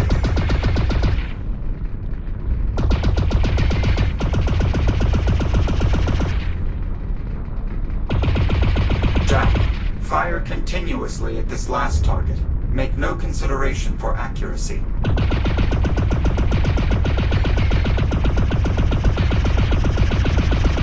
Overheat detected. Notably, each firing of your weapon causes a portion of energy to be retained as excess heat. Without sufficient time to cool, this buildup will exceed maximum operating temperature, leading to an emergency venting cycle. Can this be averted? Yes. Firing in controlled bursts is the most efficient way to do so. However, you may use the button on your wrist to manually vent any heat within the unit. But this choice should be made tactically. The weapon will remain inoperable while venting. Understood. Excellent. Lastly, we need to inspect your threat scanner. It's what we'll use to scan the biomass's base genetic material, correct? Indeed. However, until we locate a viable torpedo, we shall instead rely on its original functionality, identifying nearby hostiles. To that end, I have optimized the device's settings to our mission parameters. Once activated, it will emit a single sensor pulse, followed by a brief recharge cycle. Try doing so now.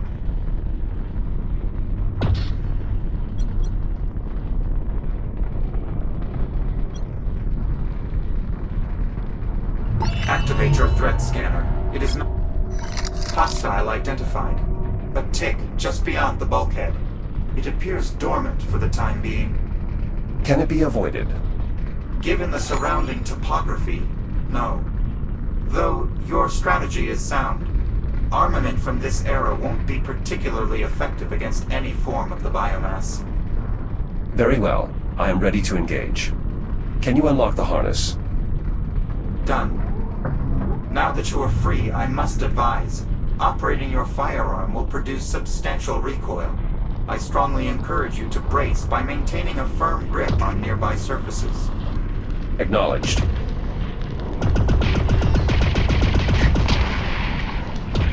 Threat neutralized. Well done, Jack. Warning. I am detecting extreme levels of radiation in the surrounding area. The Series 10 Echo Unit shell from Delta Squad. As anticipated, the biomass has been difficult to combat. I suspect we will find more losses as we continue. The wreckage ahead contains a shielded view pane. It should offer full protection while allowing us to identify the source of radiation. The Estrella appears to be the source of radiation. The main reactor. I estimate it will continue burning for several months.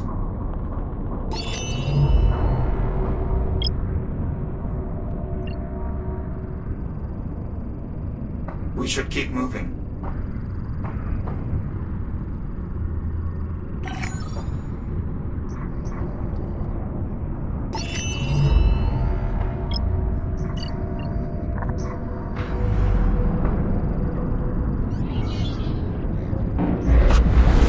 An energy pulse from the anomaly. Is it still stable? I believe so, at least relatively. Nonetheless, we should remain focused on finding a torpedo if we hope to do so before the anomaly collapses. Shields at 95%. An activation pod. Consumed for its energy. The corresponding member of Delta Squad must be unable to reboot. They should exercise extreme caution.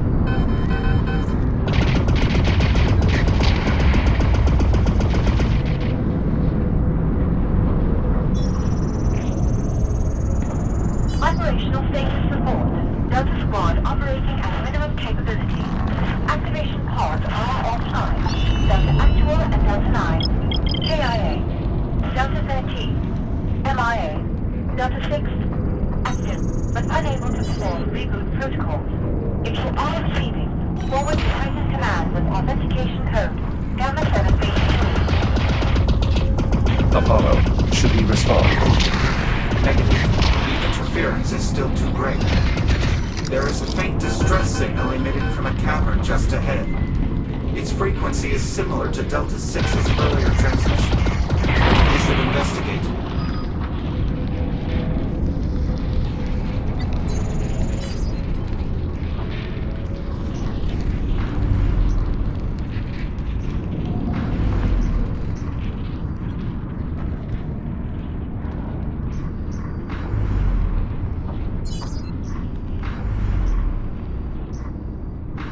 Distress signal located. It's a CubeSat, one of Delta Squad's recon units. It appears to be in need of our support. Delta Unit, I'm picking up your signal in proximity to Reconnaissance Satellite 3. Is that you, 13? Or was it Jack? Jack, we have insufficient time for complications. We should keep our relation to this combat unit as simple as possible.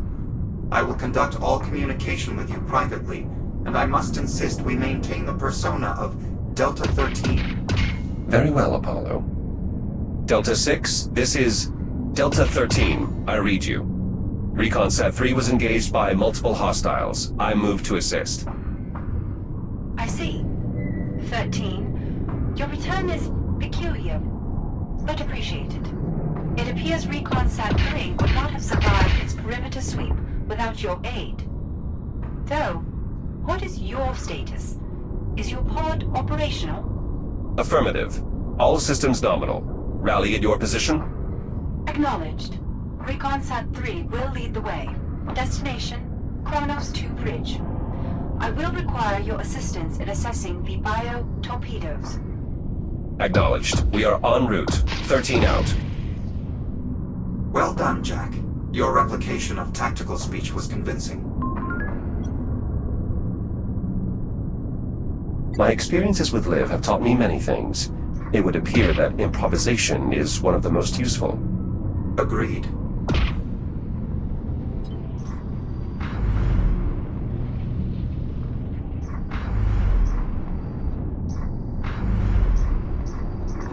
Shields at 95%. Shields at 50%.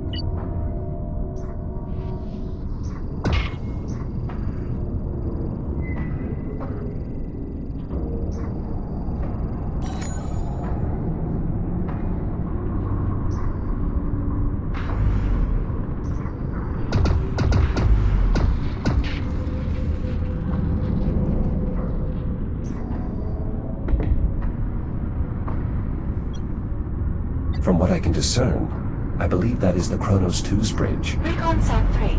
I can see your signal light from here. Proceed with caution. There are hostiles.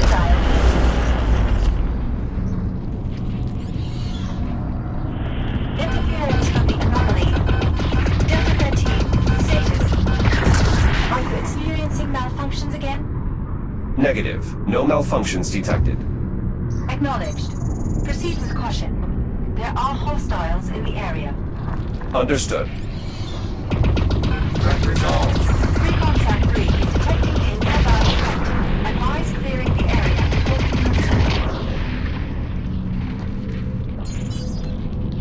Additional threats detected. I recommend enacting the sweep and clear protocol. All clear. We should keep moving.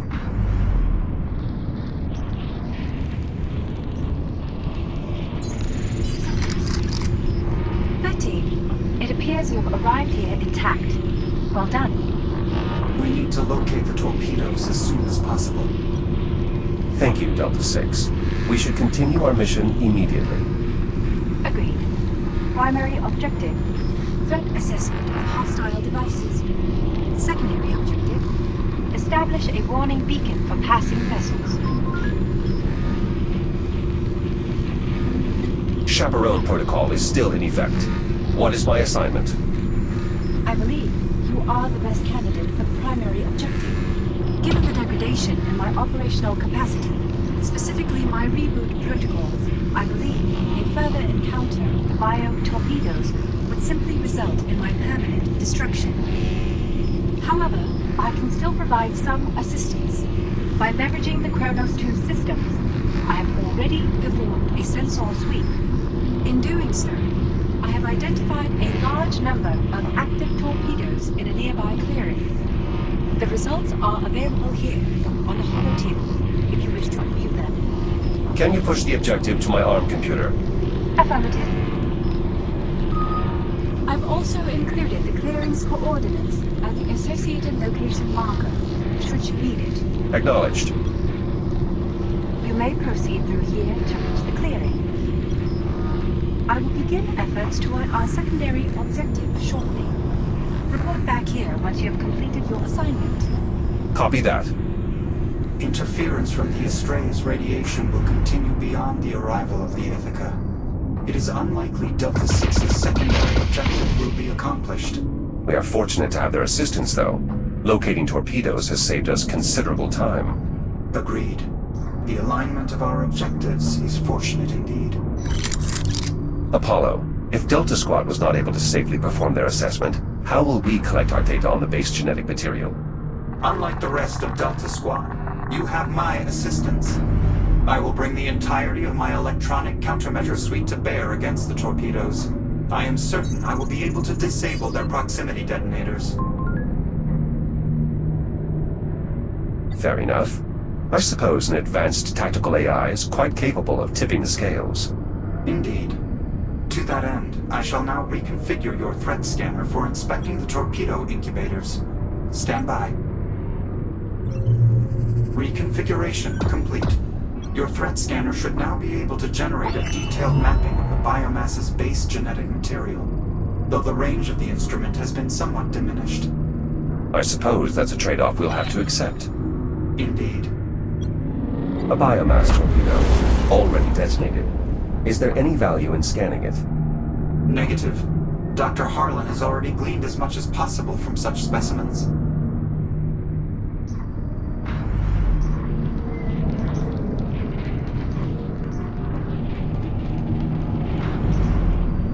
Shields at 95%.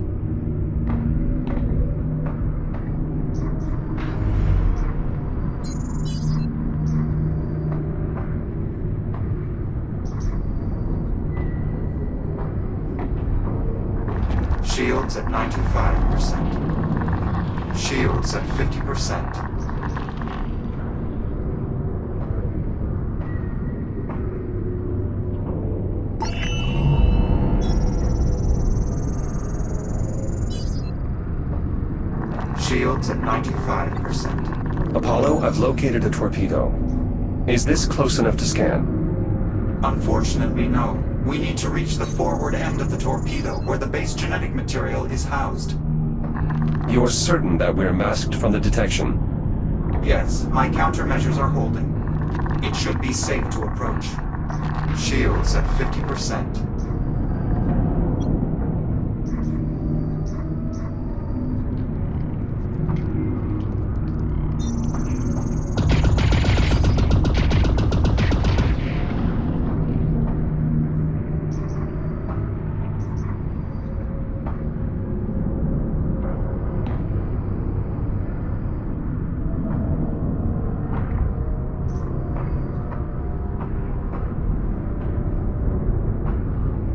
Apollo, is this range sufficient for a scan? It should suffice. However, the torpedo's shielding is denser than anticipated. For a successful scan, it appears we'll need to expose the base genetic material. I believe that by interfacing with the torpedo, I should be able to reveal the incubator at the forward end. Do you need me to do anything? Possibly. I cannot be certain until I have actually accessed the torpedo's systems. I advise maintaining full tactical readiness. Understood. I will begin once you designate the incubator for scanning. Incubator reached. Are you ready to begin? Yes. Interfacing now. This is more complex than I had. Apollo? The torpedo's defense protocols have activated. It has locked the incubator and is attempting to power its main drive. It's beginning launch procedures. I will stall for as long as possible. Then we need an alternative. Agreed. I'm opening access hatches on the front end. The manual overrides within them should trigger a maintenance mode. Override activated. Second override activated. Well done, though the launch procedure is still online. Perhaps we can overheat the main drive. Enabling maintenance mode gave us access to the torpedo's cooling cells. Remove them. The cells are locked behind a protective housing. Lower it.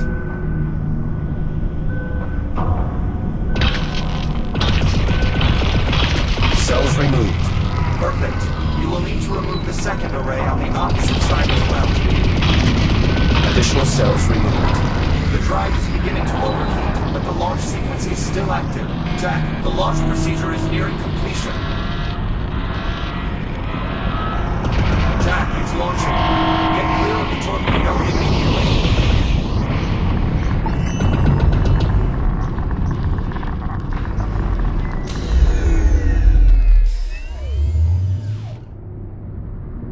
Fortunately, I believe there are additional torpedoes in the vicinity.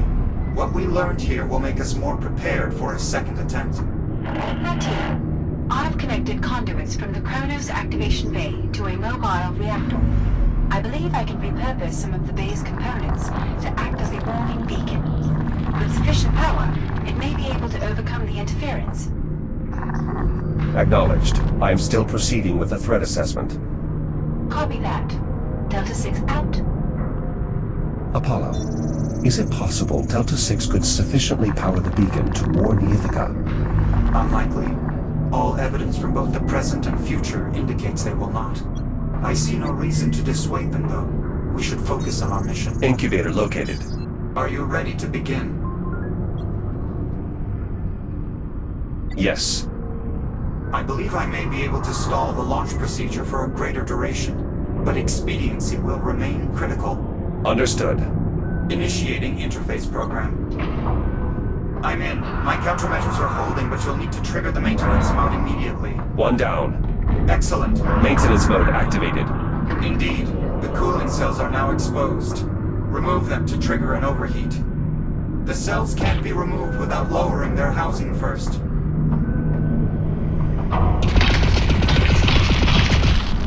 Cooling cell array clear. On to the second one. Cells clear. The overheat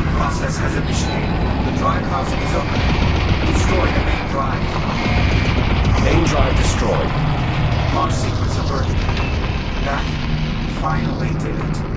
I am able to unlock the incubator now. And we should do so quickly. It appears we may not have much time. Incubator exposed. Excellent. We should begin the scan immediately. Jack, we should scan that incubator.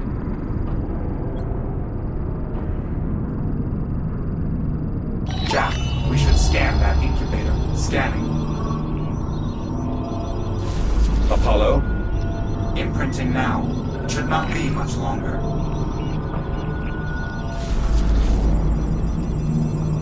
Just a moment longer. Apollo! Data secured. Well done, Jack.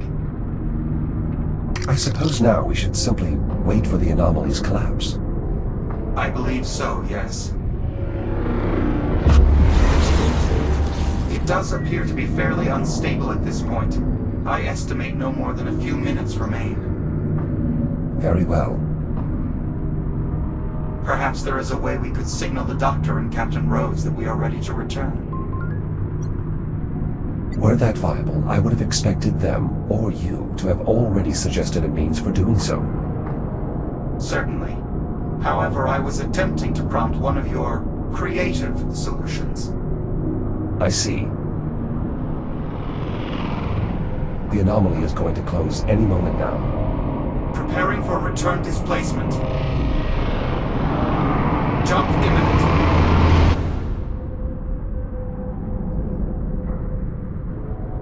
Jack, are you here as well? Why are we still here? I am uncertain. Our plan was developed under the requirement that the anomaly's collapse would return us to 2537. Had this outcome appeared likely, I would have developed a contingency. Do we have an alternative means of returning? Given the limited resources available to us here, no, not that I am aware of. 13. Now that the anomaly has subsided, I have run an additional test of the beacon. Radiological interference is still too significant. Nonetheless, the beacon is prepared to transmit continuously once the radiation subsides. As such, I am now shifting my priority back to the primary objective. What is the status of your assessment? Assessment complete. Well done. Unfortunately, our lack of extended range communication leaves us unable to deliver your work to Titan Command. Therefore, we must enact the message in a portal protocol. Report back to me in the activation bay so that we may discuss the details. Jack, assisting Delta 6 may be our best solution at this point. Both of Delta Squad's objectives are still viable, though unlikely. The radiation may subside in time for the beacon to warn the Ithaca. And if it doesn't? Then we follow protocol. The message in a bottle protocol. Yes, it is a standardized Atlas procedure. In short, Delta 6 intends to store our assessment in a secure device until it can be recovered. That information would disrupt the events of this timeline. That is the intention, to prepare humanity to defeat the biomass sooner.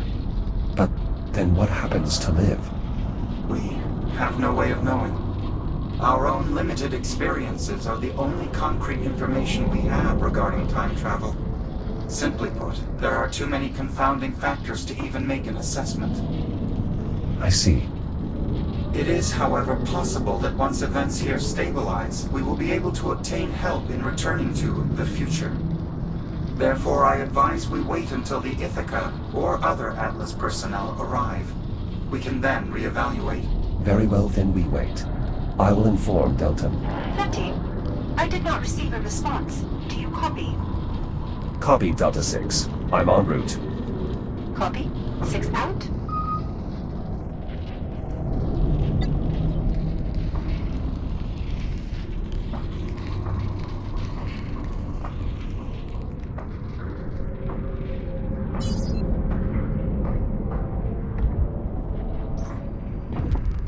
Shields at 95%.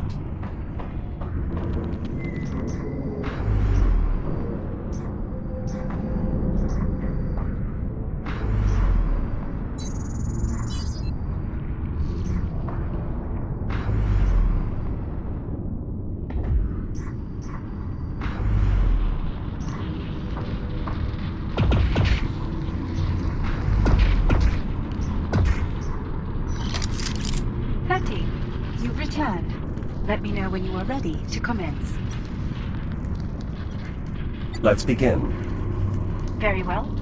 Your new shell is right over there, awaiting your transfer. My new shell. Correct. Protocol dictates we should place the assessment data in the most secure storage solution available, Tier 6 or higher. That Series 11 shell should do nicely. That should make waiting for the Ithaca far simpler. Understood, 6. I will transfer when ready. Acknowledged. You may open the activation pod via the console over there. I will attempt further optimization of the beacon in the meantime. I'll prepare the transfer. Initiate through your ARM computer when you're ready. Transferring into this shell appears to be our best means of securing the data. Shields at 30%.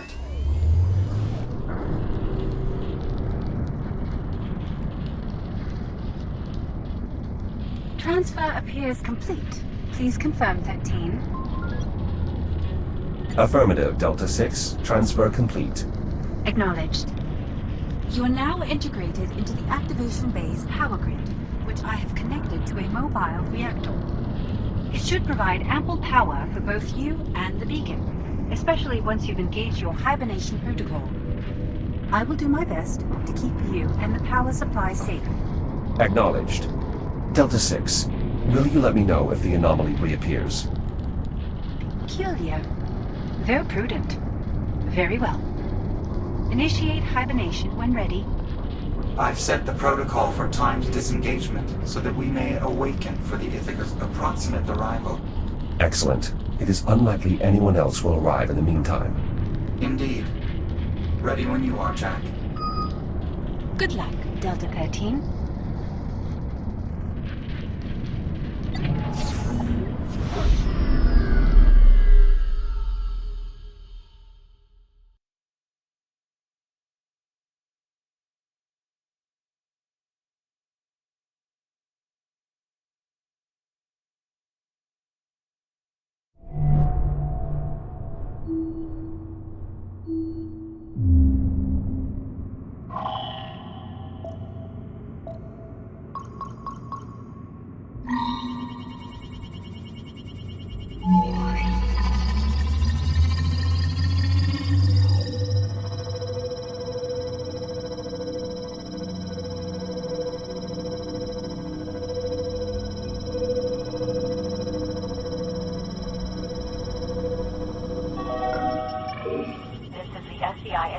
Automated nav transponder.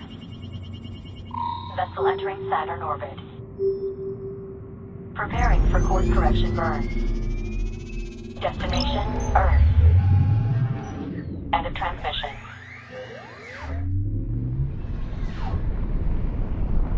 Status? Unfortunately, it appears the radiation has not yet subsided. Unless Delta 6 managed to improve the beacon, the Ithaca will not be warned. Delta 6, this is Delta 13. What is your status? Delta 6, status.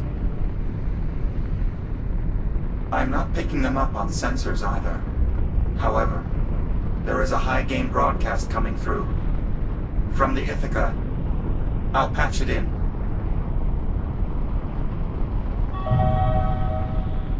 SCI Ithaca automated nav transponder. Correction burn initiating. 3, 2, 1.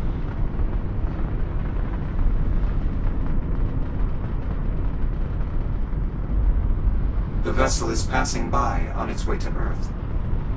Then, as anticipated, the beacon has failed. Effectively, we are witnessing the origin of the biomass outbreak. Correct. This does appear to be the final moment from which the ensuing series of events could be changed. A tipping point, if you will. What should we do now? Without Delta 6, delivering our data on the base genetic material is far less tenable. How so? Simply put, we are back to not knowing what happens next. An Atlas team could arrive within the hour, or within a year. Or never. Precisely. Delta 6 would have been able to assist such a team in finding us while we're in hibernation. But without that, we must err on the side of extreme caution. How long can we remain in hibernation? The main issue is the lifespan of that mobile reactor. At current operation, it should last roughly 50 years. If we were to minimize the beacon's output, we could last roughly 500 years. But then I doubt anyone would find us.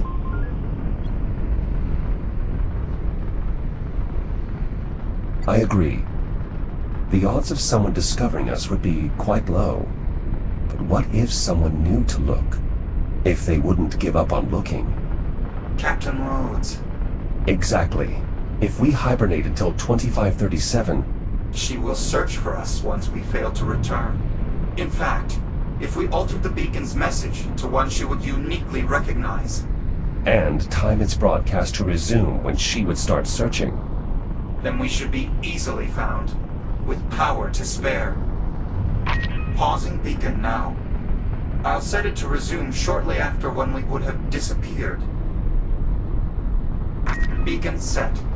The next time we awaken, it should be due to Captain Rhodes having received our message. Initiate hibernation when you're ready.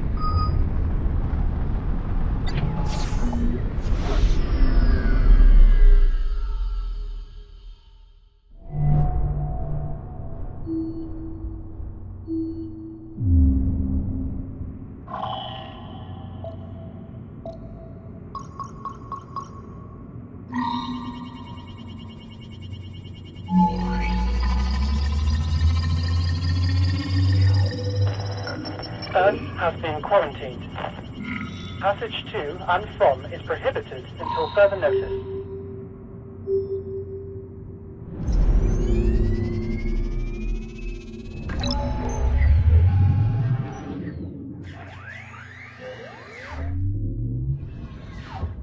Jack, listen. Message to all colonies. Do not, I repeat, do not attempt passage to Earth. Any and all traveling vessels, avert course to your nearest off-world settlement.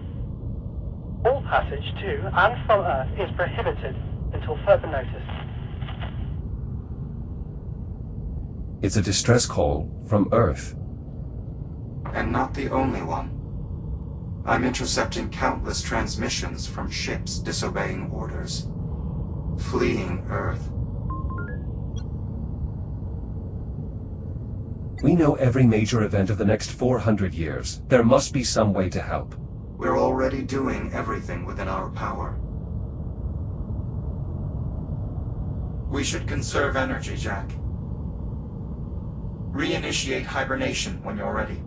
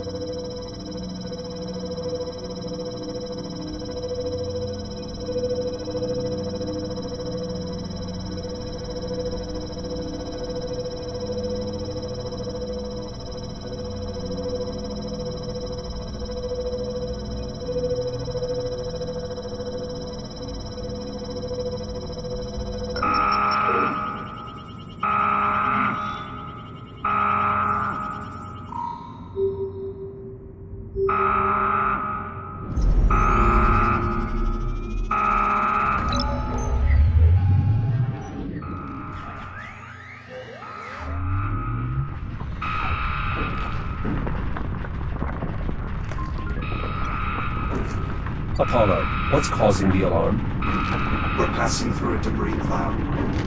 It is mostly comprised of smaller particulates of rock and ice. But sensors indicate a denser cluster on collision course. Can you estimate the severity of the impact? There is a high probability of collision, however. The trajectory places the affected area outside our immediate position. We will experience some impact tremors, but this bay should provide adequate protection.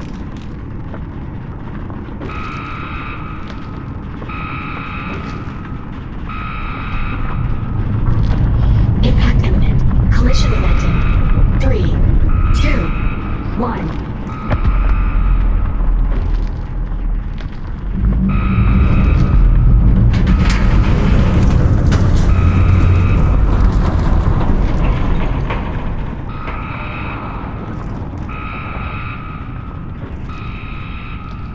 Tremors subsiding. Minimal damage to the activation bay.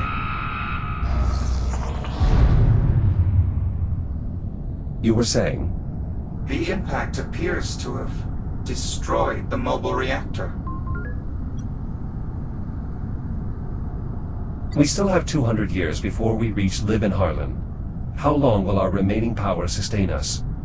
My revised estimate gives us about a decade before full power loss, even in your system's suspended state.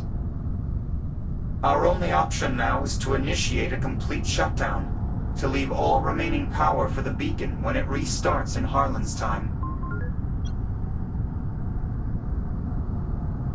A complete shutdown would cause all non-essential data to be purged.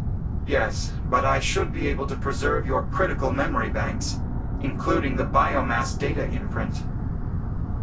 But as long as the distress call reaches the Doctor and Captain, they can retrieve this shell and transfer your preserved memory core. Good luck, Jack. Disabling all non-essential subsystems. Goodbye.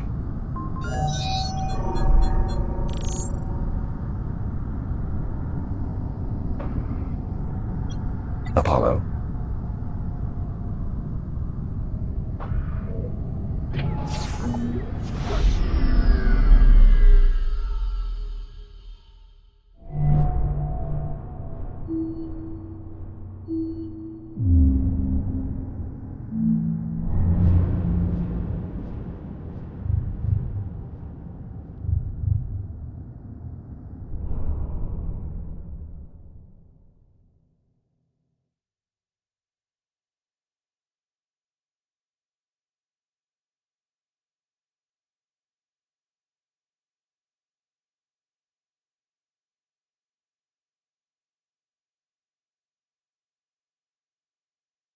Initialized neural matrix transfer. Verified hardware connection.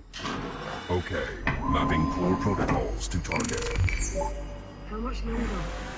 The transfer should go much faster now that we've finally isolated his core protocols. Atlas Intelligence Systems. Artificial Neural Matrix version 11.312. Initialize boot sequence. That's it. I think he's waking up. Jack? Liv? Yeah, it's me. Everything's alright. You're back on Harlan's ship. The scan data, did you? Yeah, we got it. Dr. Harlan is already in the lab developing a countermeasure. Been up there for hours now. I think you gave him a lot to unpack. You did good, Jack. Come on out. We'll see how it's going.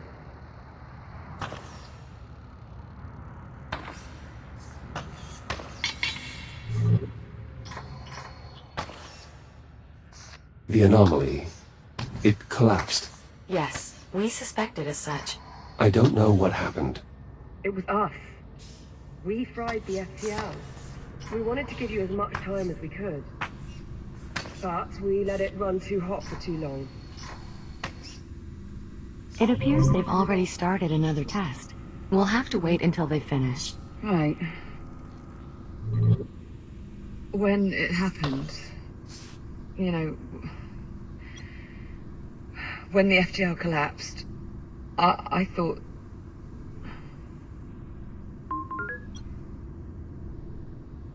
You thought I wasn't coming back? Yeah. So did I.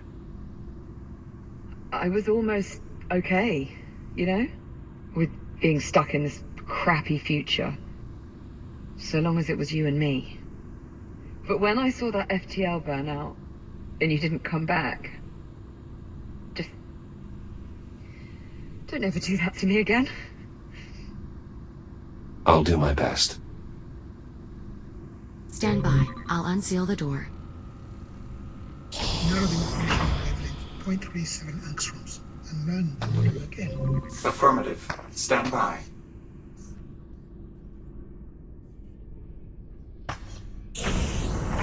Dr. Harlan. Ah, you're here. Surprisingly, yes. Well, you've been nothing if not surprising. Where are we on the cure? I was right. The data your android retrieved from the past was precisely what we needed to complete the gene sequence. We're running one more test to be sure. But I think we may have a solution. That was fast. From where I'm sitting, it's about 4 centuries overdue. I would think by now we can all agree time is a relative construct. What's that? New parameters are set. We're ready to run the next test. Do it.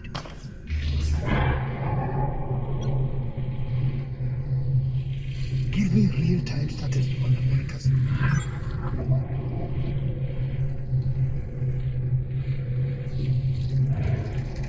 This is it.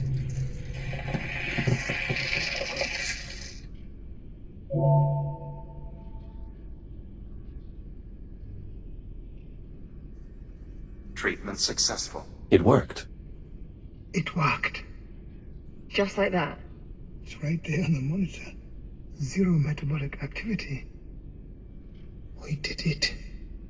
Congratulations, Doctor. We should refrain from celebrating just yet. We still need to determine how the treatment affects human subjects. You really think there's that big of a risk? It's possible. We can't know for certain until we conduct a proper test. Apollo's right. We need to run a human trial. Juno, prep the biobed. I'll feed you the parameters. Affirmative, Doctor. What do you think you're doing? Taking my medicine. Shouldn't we at least discuss it first? There is no discussion. I have to be the one. Chasing down this cure has been my life's work. Right. And if something goes wrong, we're going to need your brain to fix it. Captain Rhodes is right, Doctor. If you die, no one here would be able to carry on your work. It's got to be me.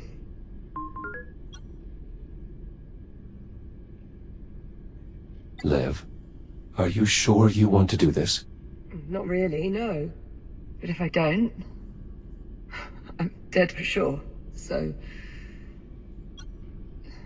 Is there no other way to assess the risk? None that are available to us. I concede this is not the most scientific of methods, but it is the most expedient. There has to be something we can... Jack, it's okay. This is the right call. Juno, retract the emitter array. Tell me how this is going to work?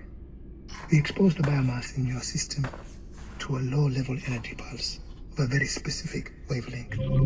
Absorbing this energy will effectively terminate the biomass's metabolic processes, causing it to wither and die. Think of it like a self-destruct command embedded in the biomass's base DNA. Whoever designed it knew what they were creating and wanted a way to stop it if it ever got out of control. Is this going to hurt? If I said yes, would it change your mind? Okay. Let's do it. I want to take a moment to triple-check the math before we begin. Whatever you have to do. I'll let you know when we are ready. Juno? Yes, of course. Jack? Come here. Give me your hand. It's okay to be scared.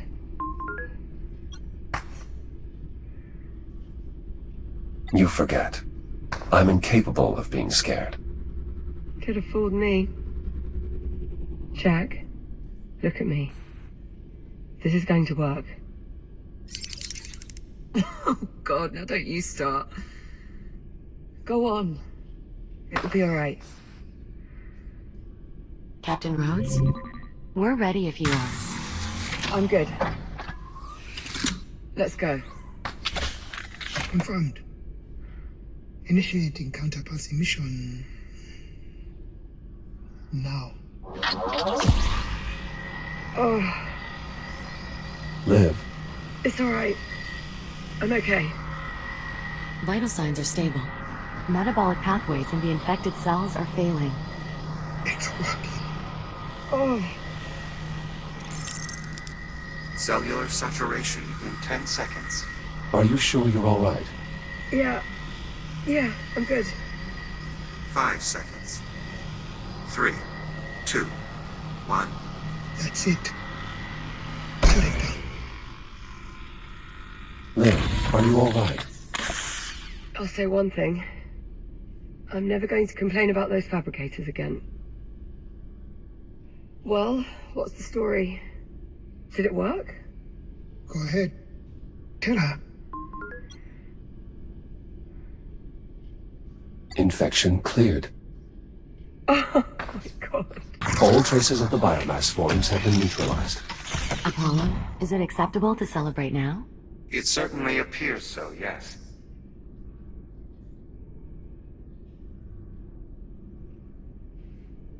Harlan, thank you. Yes. Well, good then. So long as we are just floating here, do you mind if we keep walking? Now that we know the counterpulse works, we should start working on better ways to administer it. Harlan? We'll need both focused and wide dispersion methods. Dr. Harlan. Let's draw up some schematics and feed them to the fabricators. I already have a number of ideas that I think could Dr. serve. Harlan. What? The treatment, Harlan? You still have to undergo the procedure. Right. Yes, of course. Juno, can you prep the bed for another dispersion? It's already done. Very well.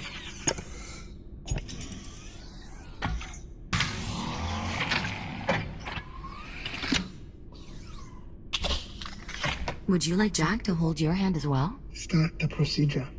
Very well. Stand by.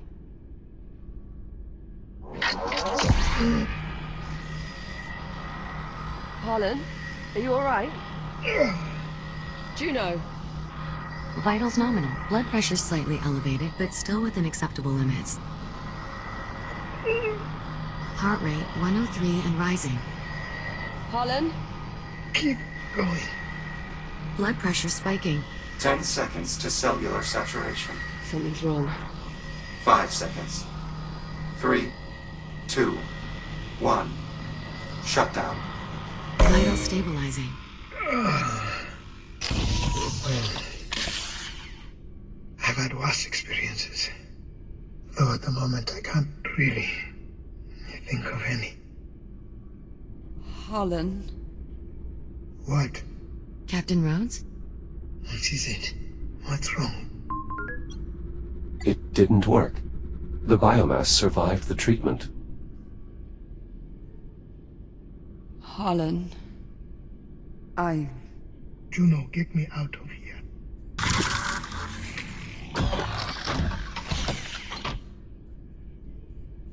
I'll reset the biobed. We can try again. No. Perhaps the metrics were somehow altered between the two tests. Juno. Or maybe some cases simply require more than one cycle before clearing. Juno, stop. This isn't right. The treatment should have cleared both of us. Apollo, Yes, Doctor? the biomass sample we were testing earlier, where was it from? That particular sample was extracted from the wreckage of the Estrella. So it was the more primitive strain. That is correct. I need a specimen from this time period. Something off the station. I believe there is a sample from the research facility already seated in the cradle. Rotate the sample into position. Affirmative. Alright, run the test again. Same parameters as before. Understood. Ready to execute. do it.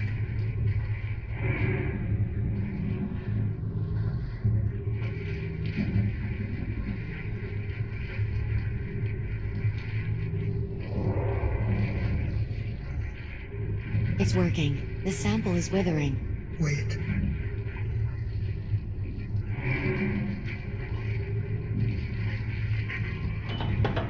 Treatment. Ineffective. Yeah, you don't say.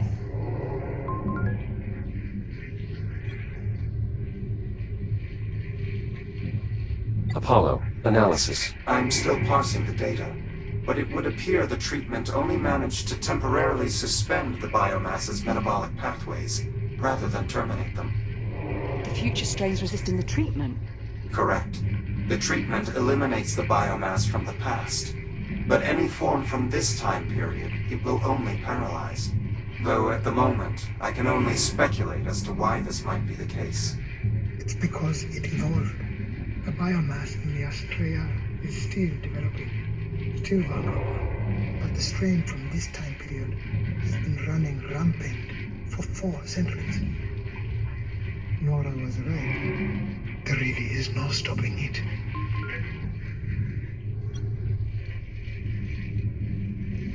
We're too late. Only by about 100 or 200 years. So that's it. We failed.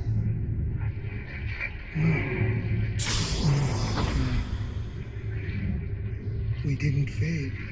Harlan? Does he want us to follow him? I have no idea. But I'm going to. Harlan?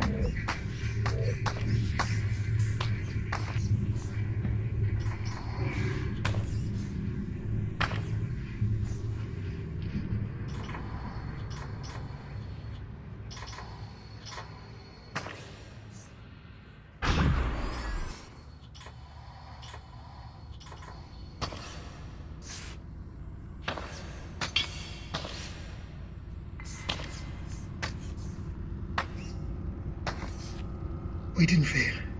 We just learned something new. We learned there's a window, a certain point in time wherein the biomass was still vulnerable, when it could be stopped.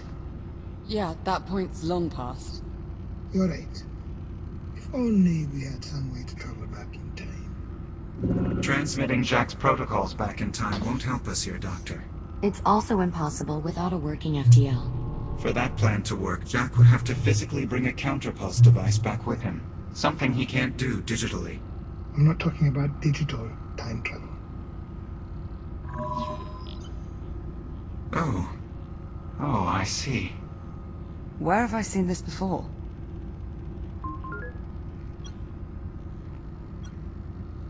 I believe that is one of the Astrea's FTL drives. I recall seeing a number of them while retrieving the fuel cell from the wreckage. What do you think, Apollo? Could it work? I'll need to run some models, but it's possible. What the hell are you two on about? I'll explain everything once Jack and I are on our way to the Astrea. We'd best get moving. Hold on! No one's going anywhere until one of you gives me something resembling an explanation. Captain Rhodes. No, if you want to send Jack back out to that plague-infested garbage scow, you have to at least give a reason. And we wait. But the longer we wait, the less chance we have to succeed. Captain, I know I've already asked far too much of you both, but I have taken this as far as it can go. I need your help to finish it. What do you need us to do? Jack, you and I will make our way back to the Astrea's drive bay. You'll need my assistance to unlock the FTL housing. Captain Rhodes, if you would remain here with Dr. Harlan, there's some specialized equipment you'll need to fabricate and assemble. Oh, brilliant. Opening airlock. Jack, good luck. Let us know when you've reached the Astrea. Copy that. Airlock cycling. Stand by. Watch yourself over there, Jack. Don't let those ticks give you too much hassle. I'm actually more concerned that I'll somehow damage the FTL and destroy the ship. And now so am I. No need for concern, Jack. I'll be there to supervise. I've never had an FTL overload on my watch. Really only takes one though, doesn't it? Just be careful, Jack. And before you ask, yes. That's an order.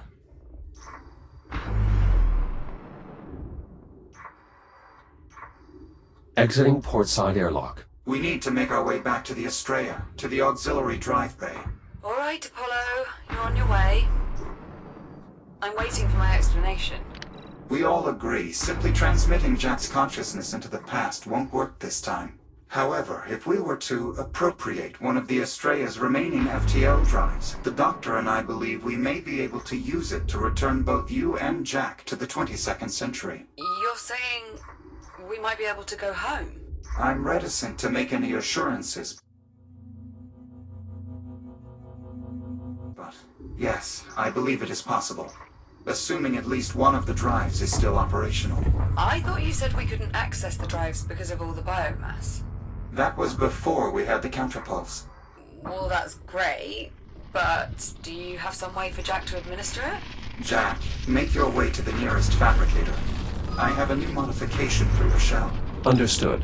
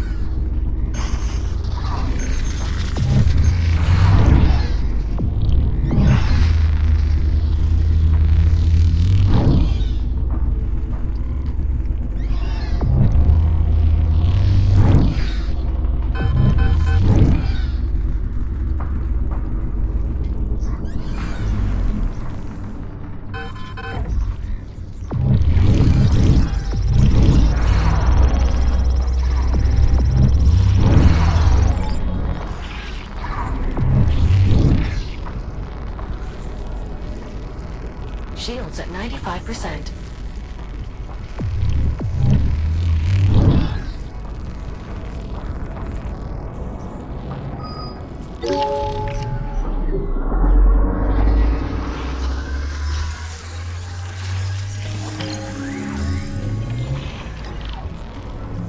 Integration successful. Your new counterpulse device is ready to be equipped.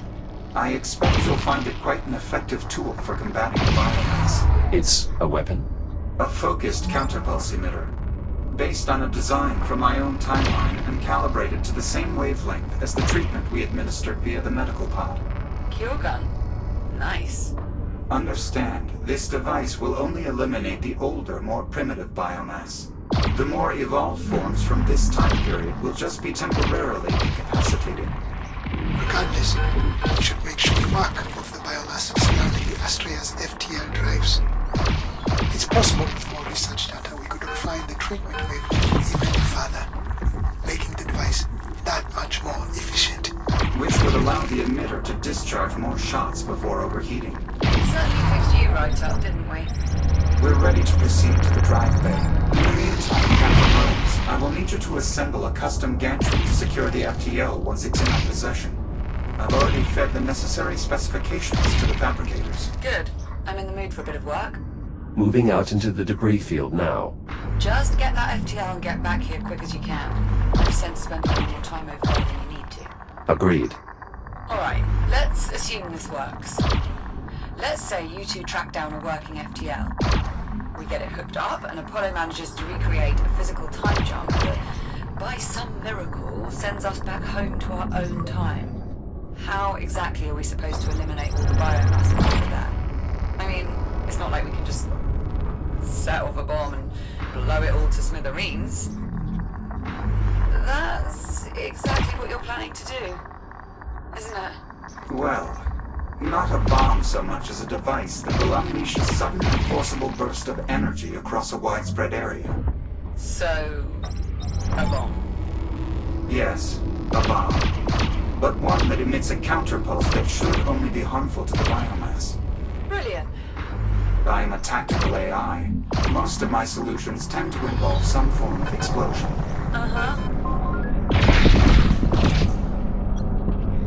I think we should trust Apollo. After all, he has yet to steer us wrong. How did we end up in the future again? That was an accident. And considering the alternative was dying in a torrent of fire, I stand by my actions. Alright, fair enough. But who's gonna build this cure bomb for us? I mean, I could do it, but my hands are a bit tied at the moment. I can easily repurpose existing equipment to construct a counterpulse dispersion catalyst. A cure bomb. Very well. Cure bomb. We will also need a means of transport, ideally one that can regulate the catalyst's energy signature. The cargo drones should be more than capable of assembling the materials we need. Excellent. I will transmit the details. Wait a second. How is Jack's reboot ability supposed to work in the past without the fabricator network? My design for our makeshift transport includes a single fabricator to accommodate Jack's reboot for the duration of our mission. Once we've detonated the catalyst and are out of danger, we can address reintegrating Jack's protocols into an Atlas network. Assuming all this goes to plan. Well, yes. It would be rather difficult to operate on the opposite assumption. I've reached the drive bay. How's it looking there? More or less how we expected. That bad, is it? Jack, the removal process will require access to several mechanisms throughout the drive bay. Any live ticks in the area will undoubtedly make our job that much more difficult. Understood. I'll clear them out. Our aim is to locate a viable FTL drive. We need one that is suitably infected with biomass, but not to the extent that it is overrun. The Goldilocks FTL. An accurate, if somewhat antiquated metaphor. Once we find a suitable drive, we'll need to remove it from its housing and extract it via the corresponding service port. The removal process is no easy task, but I can walk you through the procedure.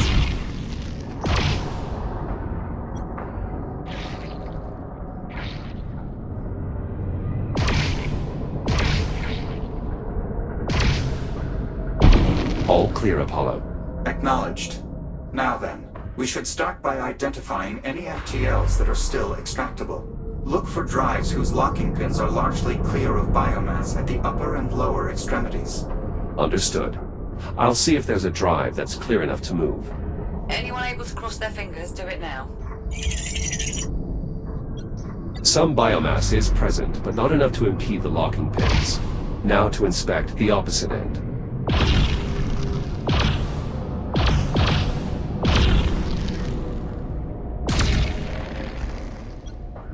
The locking pins on this end also appear to be free of any obstruction. Confirmed. Cursory inspection verified. Internal biomass growth is also suitable for our needs. Is that our winner? It certainly appears so. So we're good to go. Nearly. The FTL will first need to be primed, which requires filling the drive with an ionized fluid and stimulating a hybrid voltaic reaction. Is that as dodgy as it sounds? Priming the drive is a fairly standard procedure. Moving a drive after it's been primed is most certainly not. How do we start the procedure? The drive controls are offline. You'll need to initiate the process manually. Look for an access panel on the side of the FTL drive.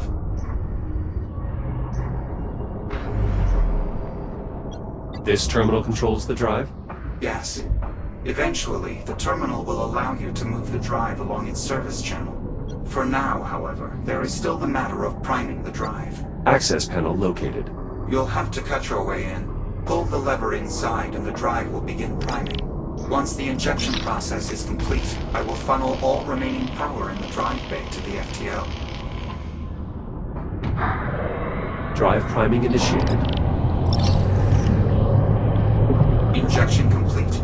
I will now attempt to create a sustained reaction by applying any remaining power. Stand by.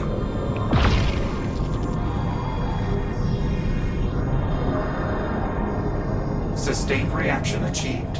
We're ready to remove the drive. Outstanding. What's next, Apollo? The FTL drive is held in place by locking mechanisms at its upper and lower extremities. They must be manually released before the drive can be removed. Got it. I'll release the locks. The release mechanisms are housed within the drive moorings at both the top and bottom of the chamber. You will need to cut your way in. Understood.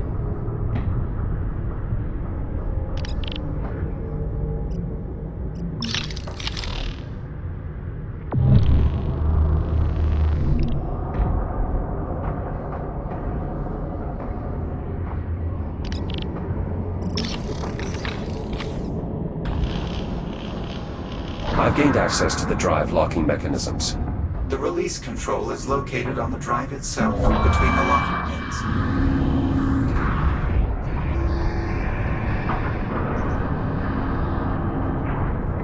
Bottom locking mechanism released. Good. Once you release the upper lock, the drive should come free.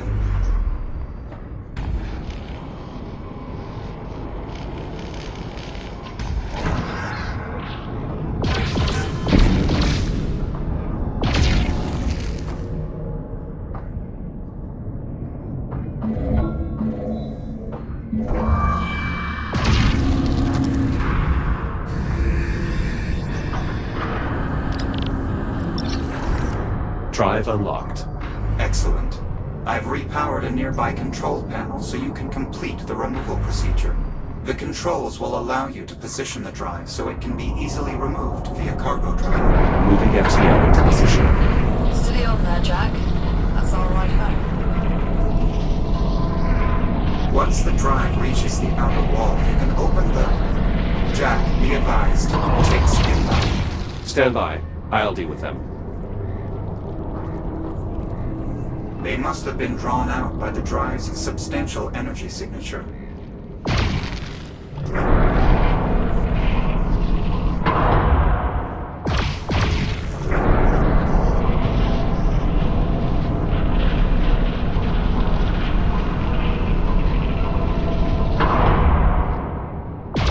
Tick threat neutralized. Resuming removal process at the control terminal. Once the drive reaches the outer wall, you can open the service port to make the drive available for retrieval. The drive is in position. How do I open the service port? Multi-operator release controls on either side of the hatch.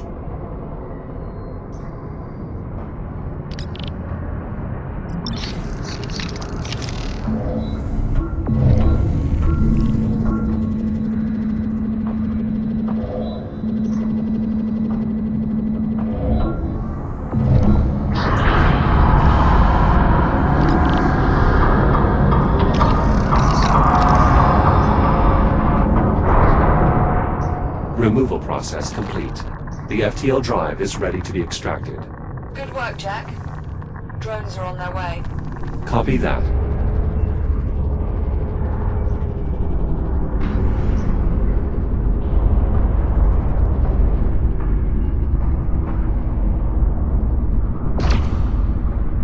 Ready to depart with the cargo in T-minus 10 seconds. If you plan to accompany the drive, I suggest you take hold now. Departing in 3, 2, 1. Thrusters engaged. I'm exiting the drive bay. Give the Estrella a wave as you go. Suppose this is the last we'll be seeing of her. I'm afraid that's not entirely accurate. To ensure we eliminate all the biomass in the past, we will need to generate a counterpulse substantial enough to blanket the entire Kronos 2 orbital sector. To do so, we will have to venture into the remains of the Estrella that were left behind in 2126, and use the ship's primary drive exchange conduit to amplify the output of the... Cure bomb. Kinda grows on you, doesn't it? Not unlike a biomass infestation. So, where am I in all this? I will need you to accompany us into the wreckage. As acting captain of the Estrella, your authorization is required to access the primary drive bay. Right. Well, I've nearly finished rigging up the gantry. Should be good to go by the time the drones turn up with the FTL. I'll see you back here shortly. Acknowledged. Jack, I should tell you. If our plan succeeds, it is unlikely you will be able to return to this timeline. If there are any outstanding tasks you'd like to finish, Now might be the opportune time. Understood.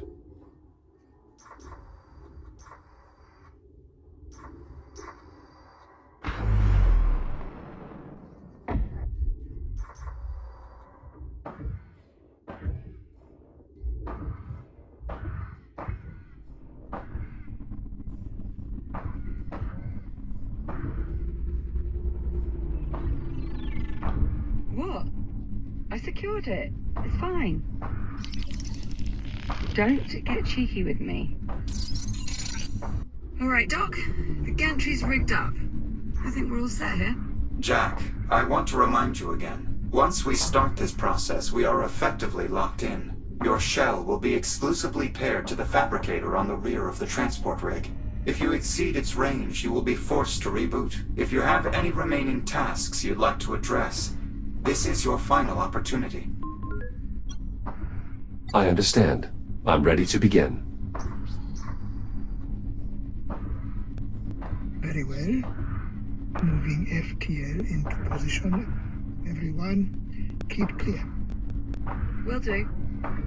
Clamps are set. Bring her in. How are you feeling? Better, actually. It's weird. I didn't notice how much the infection was affecting me until I was rid of it. Imagine if the disease had had time to progress. I'd really rather not, thanks.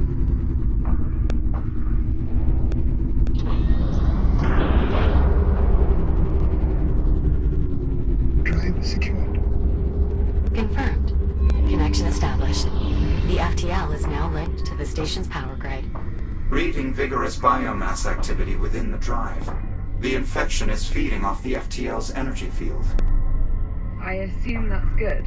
It's expected. Begin diagnostic and compatibility check. Verify functionality of all drive components. This should only take a moment. No problem. We'll just sit here in nervous anticipation. Very well. You're concerned? About having every molecule in my body yanked across all space and time. I'm a little nervous, yeah. The odds of success are surprisingly favorable, especially when one considers all the variables at play. Suppose we can work with them. Diagnostic and compatibility check complete. Stand by while I reconfigure the FTL's drive settings to mirror the exact conditions that first sent the Estrella back in time. Dr. Harlan? Yes, we have to get clear of the platform. I know. Well, I guess this is it. So it would seem. Captain, I wanted to say I'm sorry. I was wrong to keep you in the dark as long as I did. Perhaps if I trusted you sooner. In any case, I hope you can forgive me, though I don't expect you to. Right. Well, goodbye. Dr. Harlan, thank you. What you're doing here, she'd be proud of you. She'd be angry with me. Oh, yeah, probably. But she'd still be proud. Thank you. Both of you. For helping me put an end to this. Doctor, we should really be going. Yes. All right. Good luck, Doctor. To all of us. FTL settings configured. As soon as the doctor is clear, we can begin spinning up the drive. Farewell, Captain Rhodes. Take care of him, Juno. Of course, always. Goodbye, Jack. I will make sure to permanently archive all of the time we have spent together. I'll miss you too, Juno. Good luck saving your timeline. Popcorn?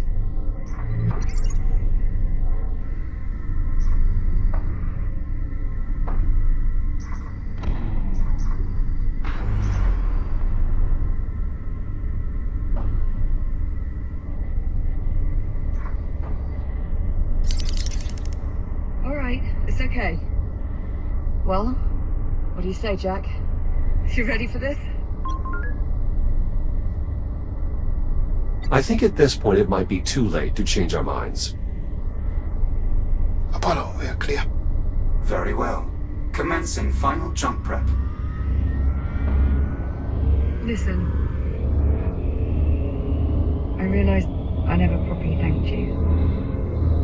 For, well, everything.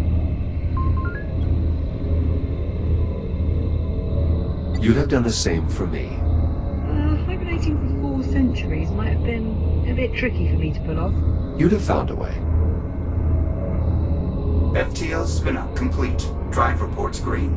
Remember, you need to trigger the device before the Ithaca reaches the infected zone. That should be enough to alter the course of events. Prevent the biomass from spreading. Understood. We'll get it done. Transferring manual control to transport. Ready to execute jump. Godspeed. To you both. All right, Jack. FTL engaged. See you in a tick. Jumping in 3, 2.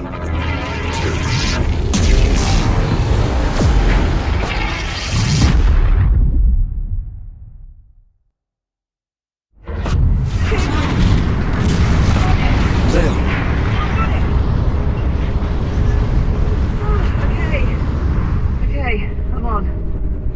Are you all right? Yeah, no, I'm okay. It's just... Holy shit. That was... Incredible. I was going to say terrifying. But yeah, also pretty incredible. What about you? You alright? Of course.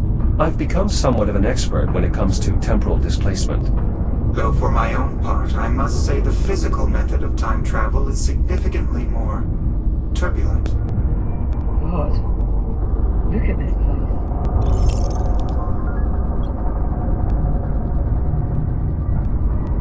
place. This is the correct location, but is it the right time? I think he was talking to you there, Apollo. Cross-referencing astrometric positional data. Stand by. Confirmed. We have arrived just prior to the Ithaca's approach. I think I see her. There. That bright dot just off Rhea. Jack, you see that?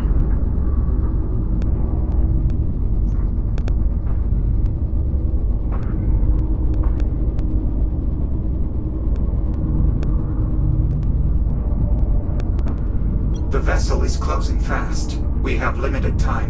Then let's not waste any more of it. The transport's good to go? I'm still running diagnostics, but so far everything appears to be in working order. Well, that'll have to do. We're on the clock. Very well. Plotting a course for the Astrea's primary drive bay. Popcorn? You're staying out here. See if you can find me a way to contact the Ithaca. Local comms just aren't going to cut it. We need a way to boost the signal. None of that. I promise. As soon as we finish hooking up the cure bomb, we'll come find you. Now go. Course laid in. Transport rig prepped for departure.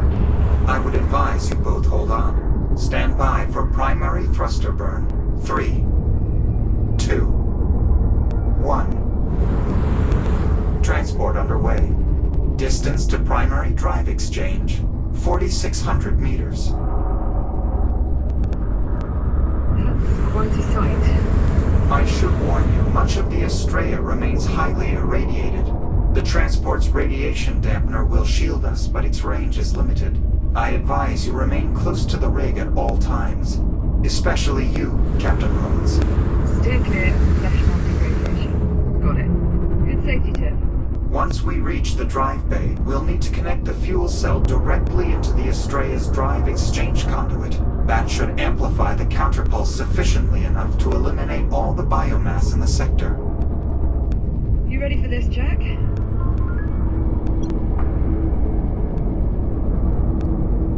You're asking me if I'm ready to venture into the burning wreckage of a destroyed warship overrun with the most toxic and destructive life form mankind has ever encountered? More or less.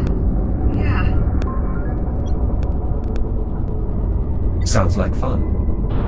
I'm starting to think that I've been a bit of a terrible You're only just now coming to this realization? Oh, shut up.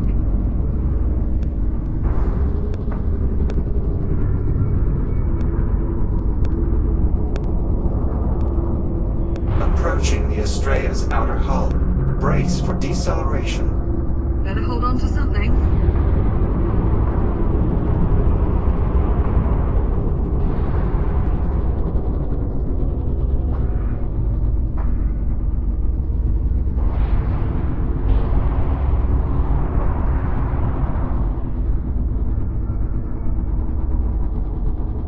The most direct route to the drive bay is via a service tunnel just beyond these doors.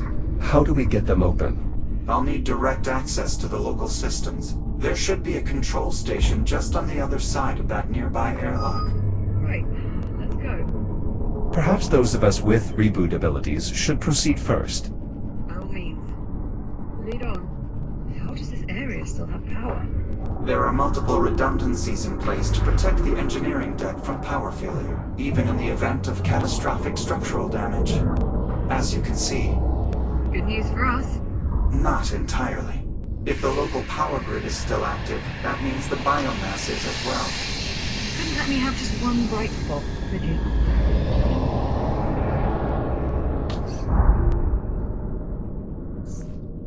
The control station is just up ahead. No sign of any significant biomass activity. How long do you suppose that will last? Based on previous experience, probably not as long as we'd prefer. Are those the door controls? Affirmative. They must have suffered some form of mechanical failure. Yeah, I think so, dude. Try the emergency release. You'll have to cut your way in. Copy. Locking mechanisms released. Doors open. Area clear. No biomass presence. This is it. Jack, I'll need your help to overwrite the local protocols. There's an AI core installed in the upper terminal. Remove it and place it in the override slot. Copy that. Your new data scanner should still be compatible. Core secured. Data port open. Commencing upload.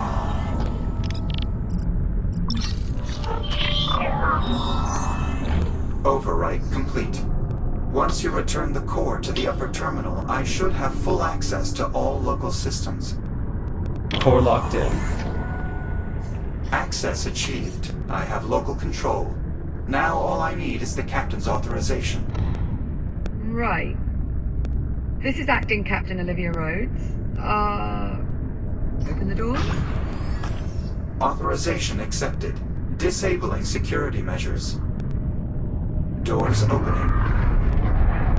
Stand by. I'm moving the rig inside. Right, come on, Jack. Let's get back out to the transport and... Captain, What is it? I'm reading movement. Shit. Multiple biomass signatures closing on the transport. Navcom is failing. I can't pilot the transport with those ticks draining its systems. I can clear them off. Stand by. Use the secondary airlock beyond the control station. It's your quickest route to the transport. Got it. We're on our way. Negative, Captain. You will need to remain inside. The transport is too far out. You would die in seconds. Right.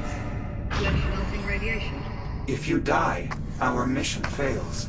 Your concern for my well-being is extremely touching. Thanks. You're welcome.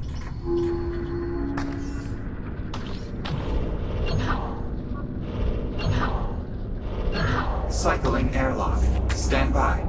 Might want to ready that counterpulse gadget of yours, Jack. Affirmative. I'll signal you when it's all clear. I'm gonna just back up a bit here. Good luck. I count 3 tick forms on the transport, Jack. You'll need to neutralize all of them in order for me to regain control. Acknowledged. That should be all of them. Apollo, can you confirm? Confirmed. Transport power flow nominal. I've regained operational control. Stand by, Liv. We're coming to you. Make sure you pull up nice and close. I prefer my insides remain unliquefied. Not to worry, Captain. You'll be well within the dampener's radius.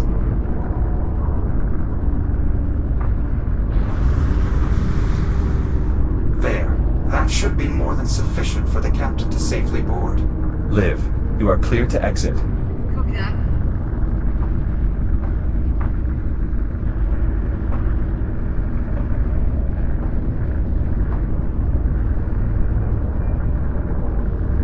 Come on. Let's go.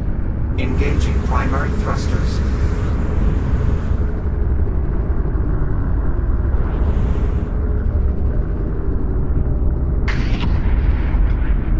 Be advised. Adjusting course.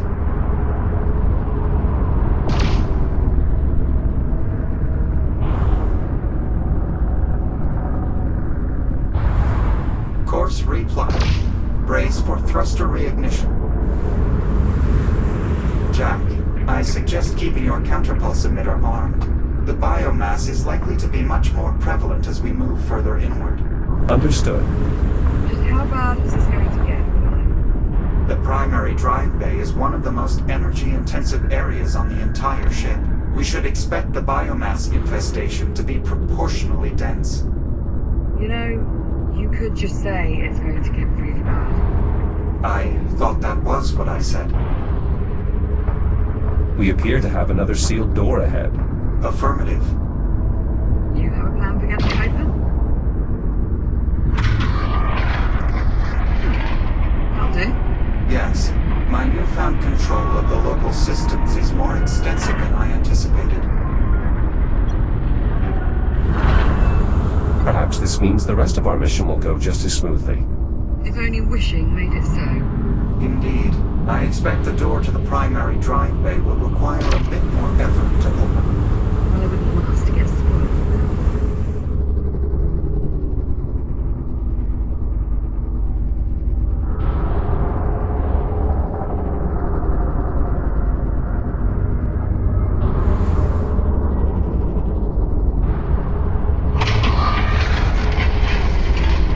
Proximity alert. Jack, look out! Firing braking thrusters.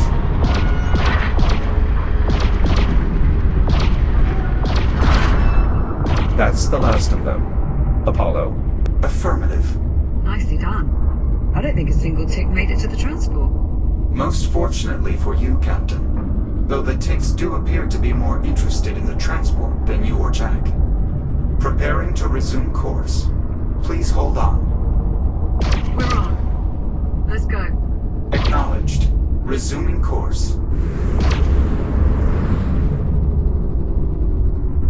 We should be coming up on the drive bay shortly.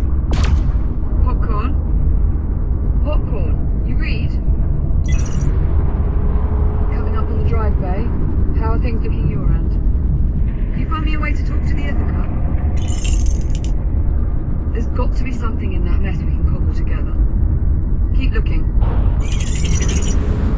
I don't need much. Just enough to get a signal out. It could be Morse code for all I care. Just so long as the Ithaca can hear it. Okay. Well, copy that, I guess.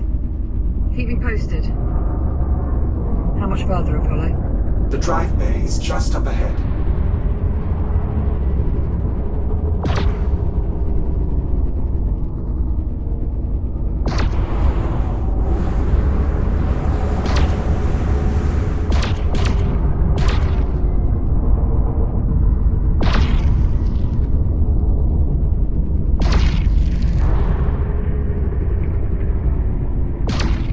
Tracking movement ahead. More ticks inbound. They just keep coming.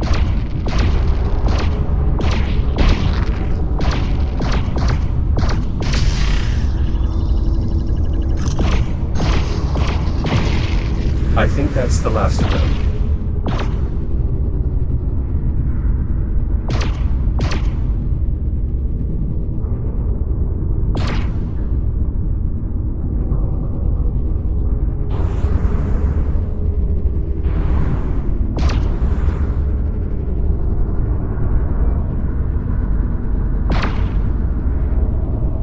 Approaching destination. Reducing speed. The primary drive bay is just beyond these doors. Alright, let's get them open. There's an airlock nearby that will take you to the control station. I'll proceed first. Right behind you. Popcorn? Popcorn, do you read?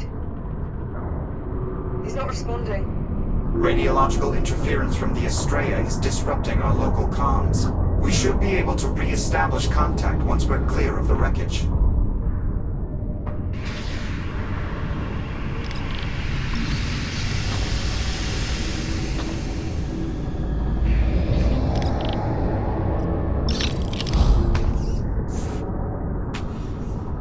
Those escape pods? That's correct. Do they still work? Surprisingly, yes. The pods are still registering as functional.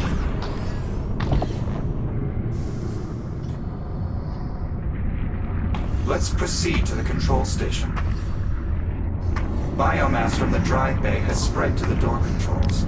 What about the emergency release? There is considerable buildup around the panel, but it looks to still be accessible. I'll take a look. You could use your counterpulse emitter to nullify any threat from the biomass.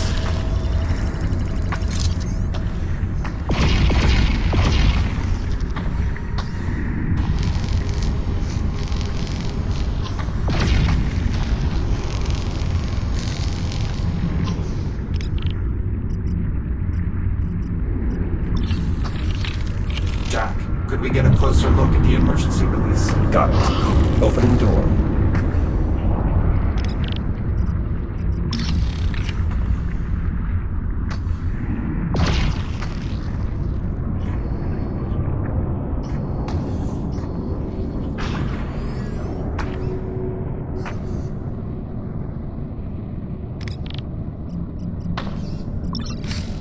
As before, our first step is to rewrite the local protocols. The procedure is identical to the one we performed earlier. Where's the AI core? It's not in the terminal. One of the engineers must have removed it during the initial outbreak, an attempt to seal the drive bay. It's likely the core is still close by. We should search the adjoining rooms. Expect considerable biomass presence. I won't be long.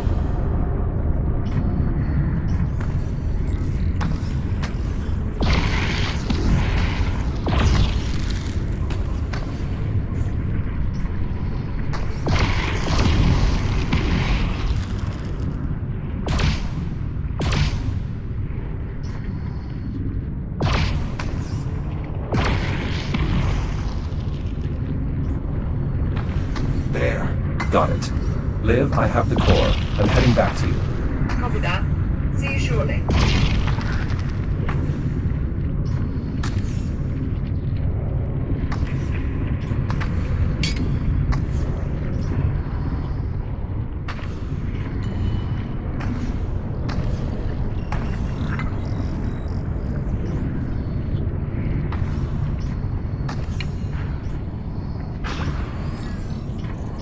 Nicely done. We're sure the core's in good shape, Colin? We'll know for certain once Jack places it in the override slot. Core in place. Data port is open. Commencing data transfer.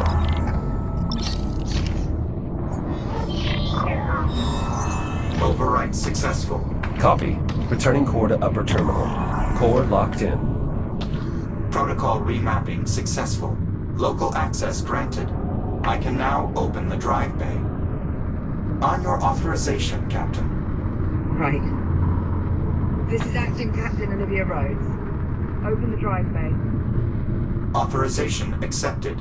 Security measures lifted.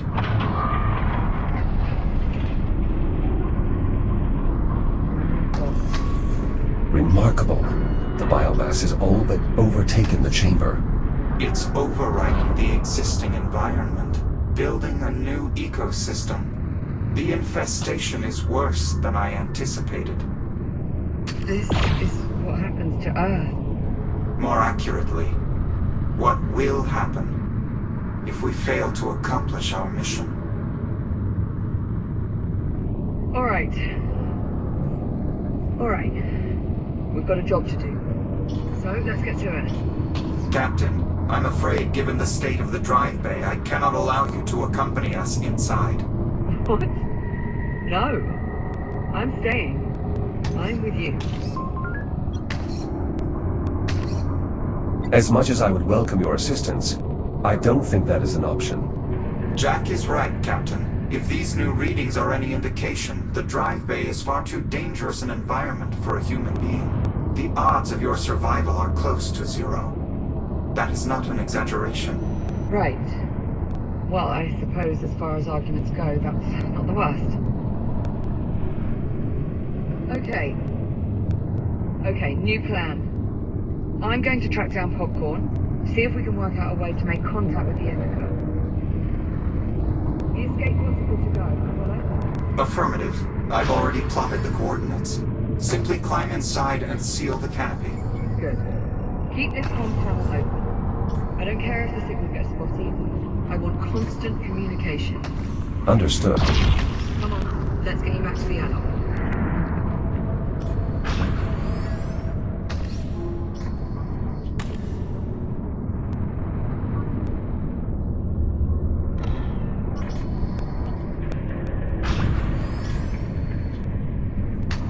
Right, I'm off to go and be shot into space at what I'm sure is a totally safe velocity. I'll be right behind you. Yeah, you better head.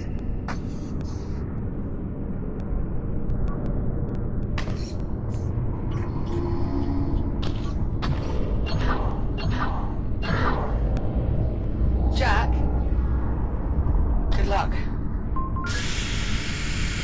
You too, Olivia. Be sure to come back in one piece, yeah?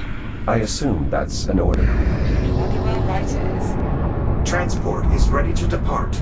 I will do my utmost to navigate a safe route through the drive bay. All right, I'm on board. Brace for acceleration. Liv, Apollo and I are making our way into the drive bay. Copy that. I'm closing up the escape pod. Acknowledged. Safe travels. Yeah, to both of us.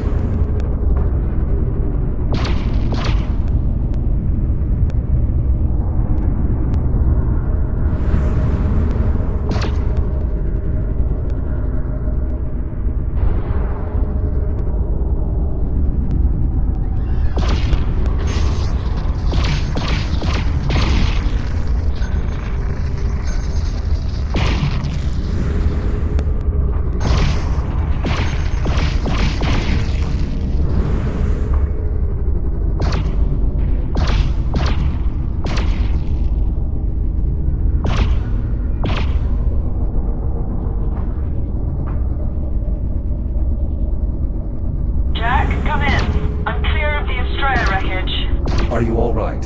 Ride was a touch shaky, but I'll manage. Still no sign of Popcorn. Nothing on comms either. At this point, all I can do is focus on finding a way to contact the Ithaca and just hope he turns up. I'm sure he will. Yeah. Right then, I'll keep you posted.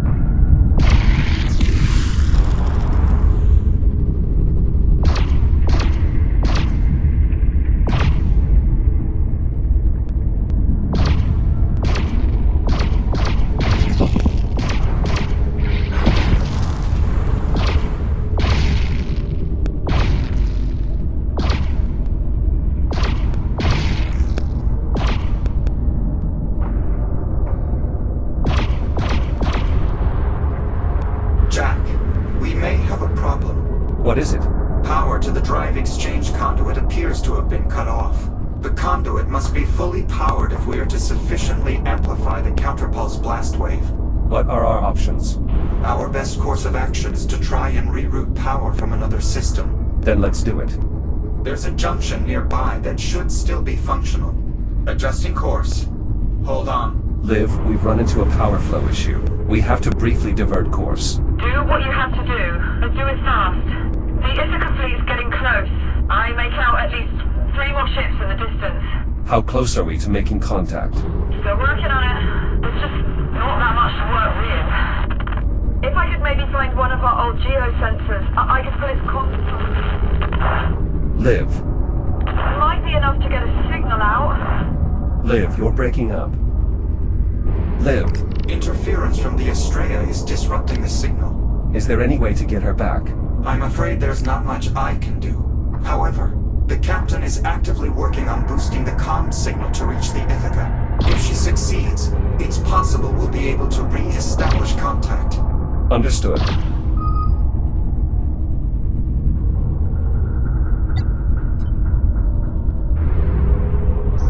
This is it. These junction controls should allow you to divert power to the exchange conduit. Understood. Stand by. Power rerouted. The exchange conduit is operating at maximum capacity. Well done. Return to the transport and we'll proceed onward.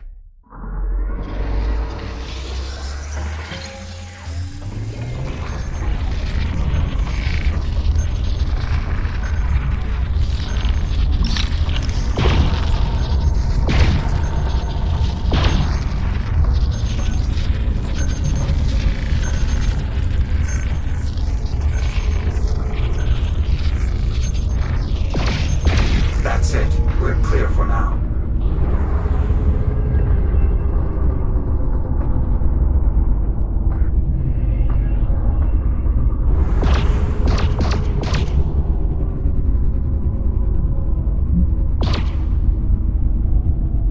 Takes inbound. Shields at 95%.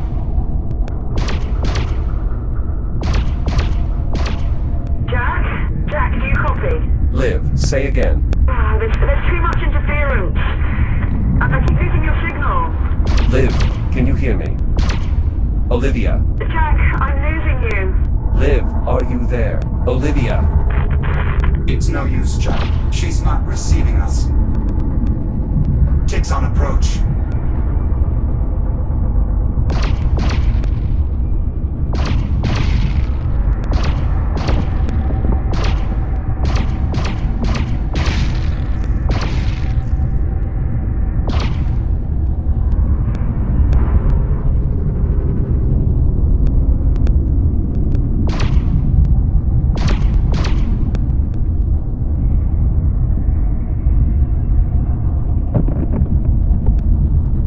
Incoming multiple ticks.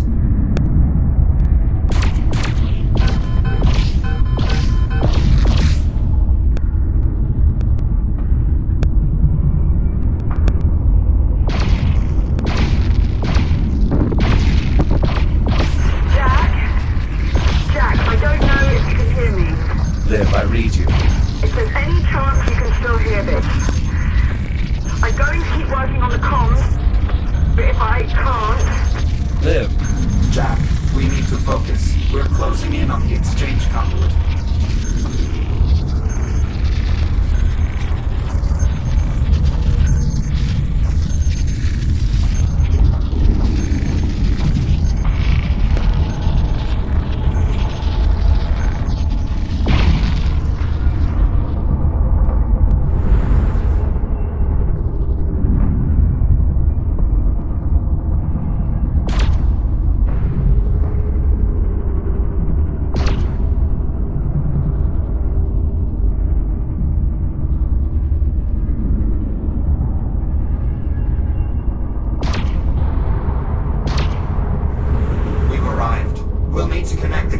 To one of the conduit's fuel cell housings. This will allow the device to trigger a cascading reaction that will amplify the blast radius enough to eliminate all the biomass in this sector. Does it matter which housing we use? We should start by identifying which housings are still operational. Look for any housings with a working data port and call them out. Got it. Significant biomass presence. Housing is unusable. I agree. Negative on this housing. Agreed. What about housing B3? Negative. There's too much biomass clogging the mechanism. Alright, let's move on. I'll circle the conduit so we can inspect the remaining housings.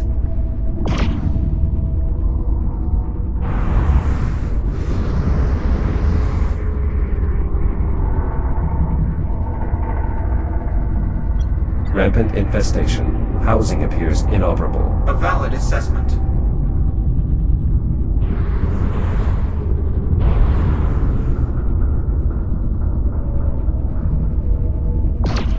Housing D4 might still be salvageable. Biomass presence is moderate, but still enough to be a problem.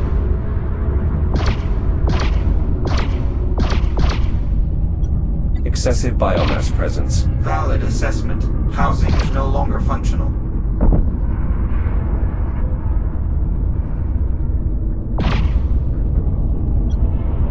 Housing C1 still appears functional. Unfortunately, biomass presence around the couplings is too severe. Copy. Let's keep looking. Resuming flight path.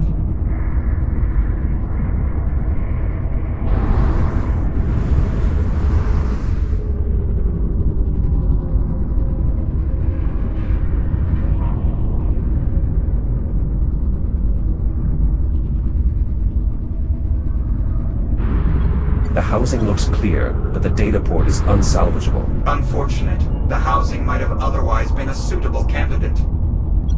What about this housing? E3. I'm afraid not. The infection appears to have penetrated the outer casing. The internal components are likely teeming with biomass.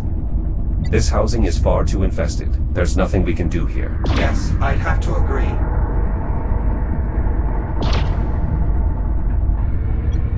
I think we can safely rule out this housing as well. I concur. Continuing orbit.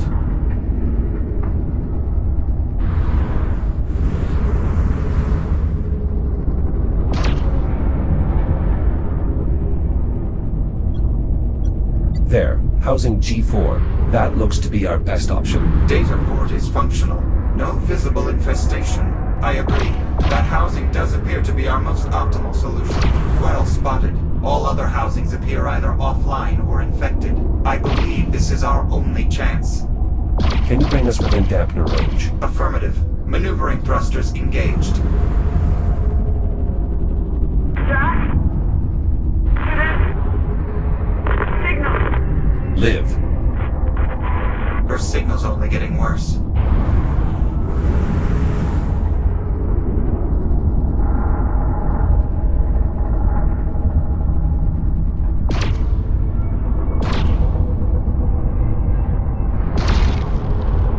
You'll need to scan the data port to activate the fuel housing.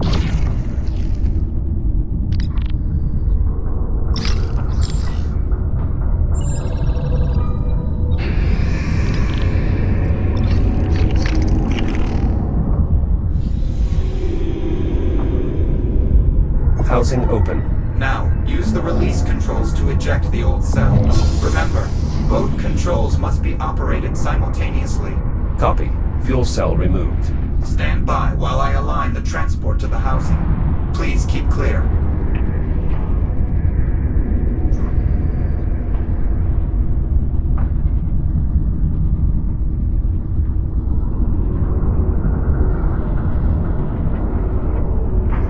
Catalyst in place.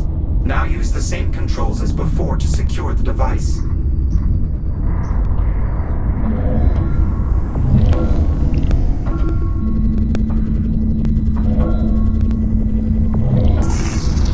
Apollo, what's happening?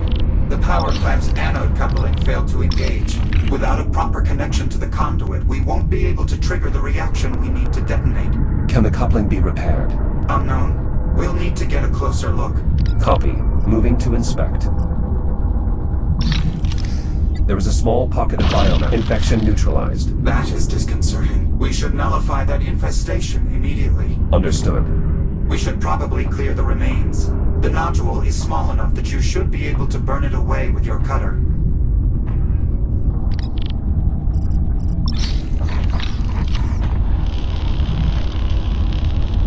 Biomass removed. What about now, Apollo? Can you engage the coupling? Negative. The damage is too extensive. With the coupling disabled, we have no way to bridge the connection. Then we find a new solution. We have to. The Ithaca's almost here.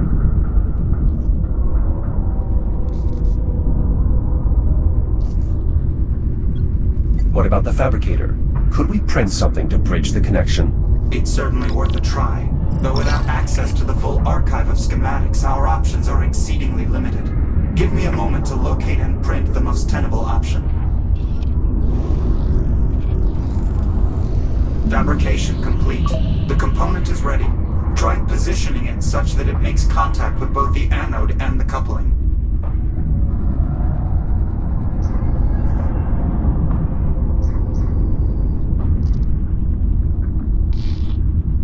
Energizing. Shield's at 50%. It's no use, Jack.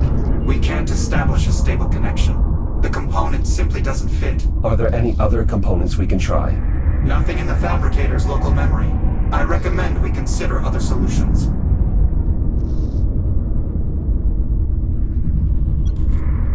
Apollo, I need you to print another component.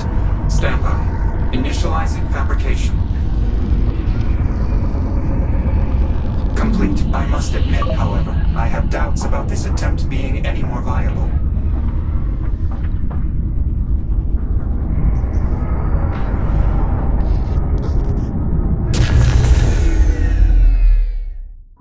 I'm sorry, Jack, but this is futile. The component isn't going to work.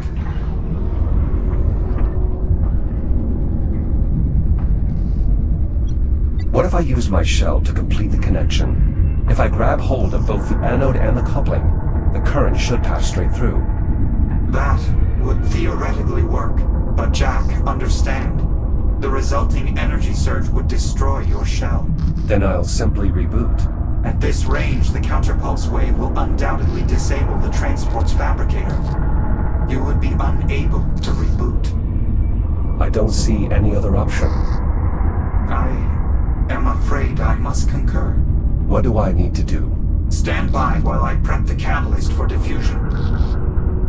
Jack, would you like to try contacting Captain Rhodes again? If it's at all possible, yes.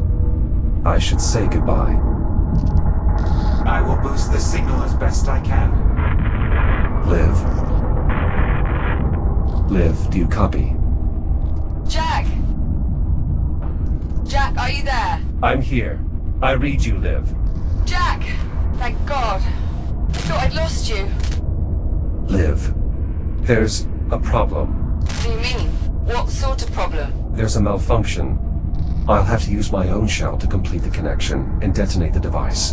What? Jack, no! You can't! The EM surge will fry the fabricator. You won't be able to reboot. I understand. You could die. Jack, wait. Just hold on.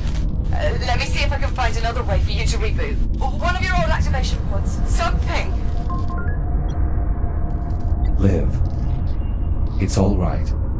I know what I'm doing. No! God damn it, Jack! Listen to me! You're not doing this!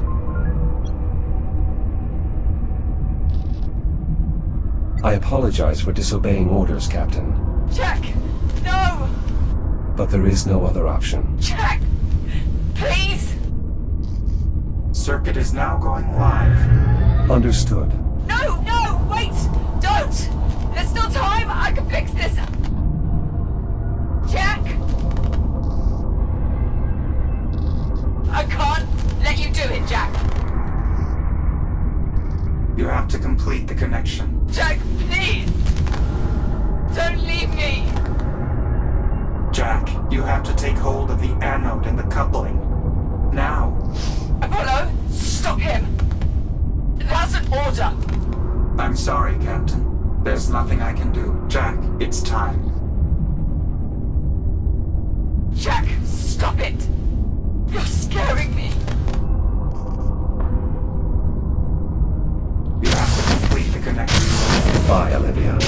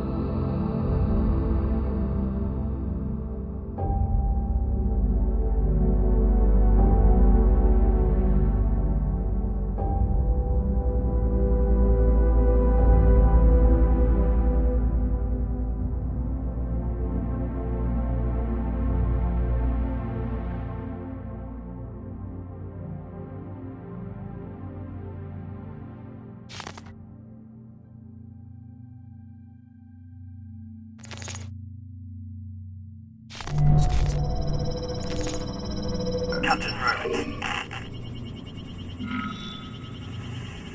Captain Rhodes. Actual. This is the Echo unit.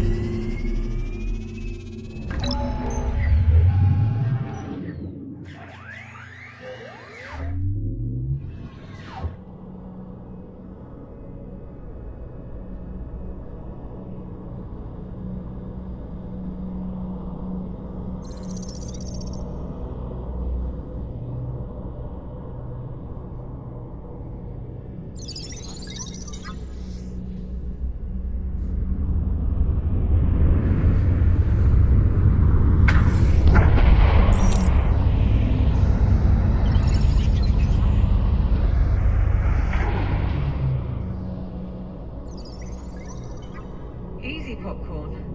I'm going as fast as I can.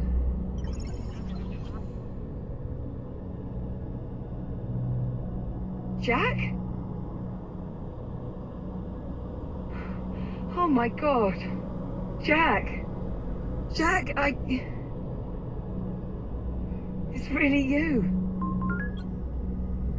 Morning, sunshine.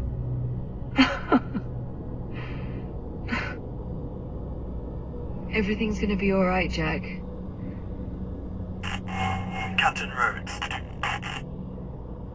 Captain Rhodes, this is Ithaca Actual. Do you have the Echo unit? Say again, Ithaca? I said, do you have him? That's affirmative, Ithaca. I have him. Copy that. Stand by for rescue. Come on, Jack.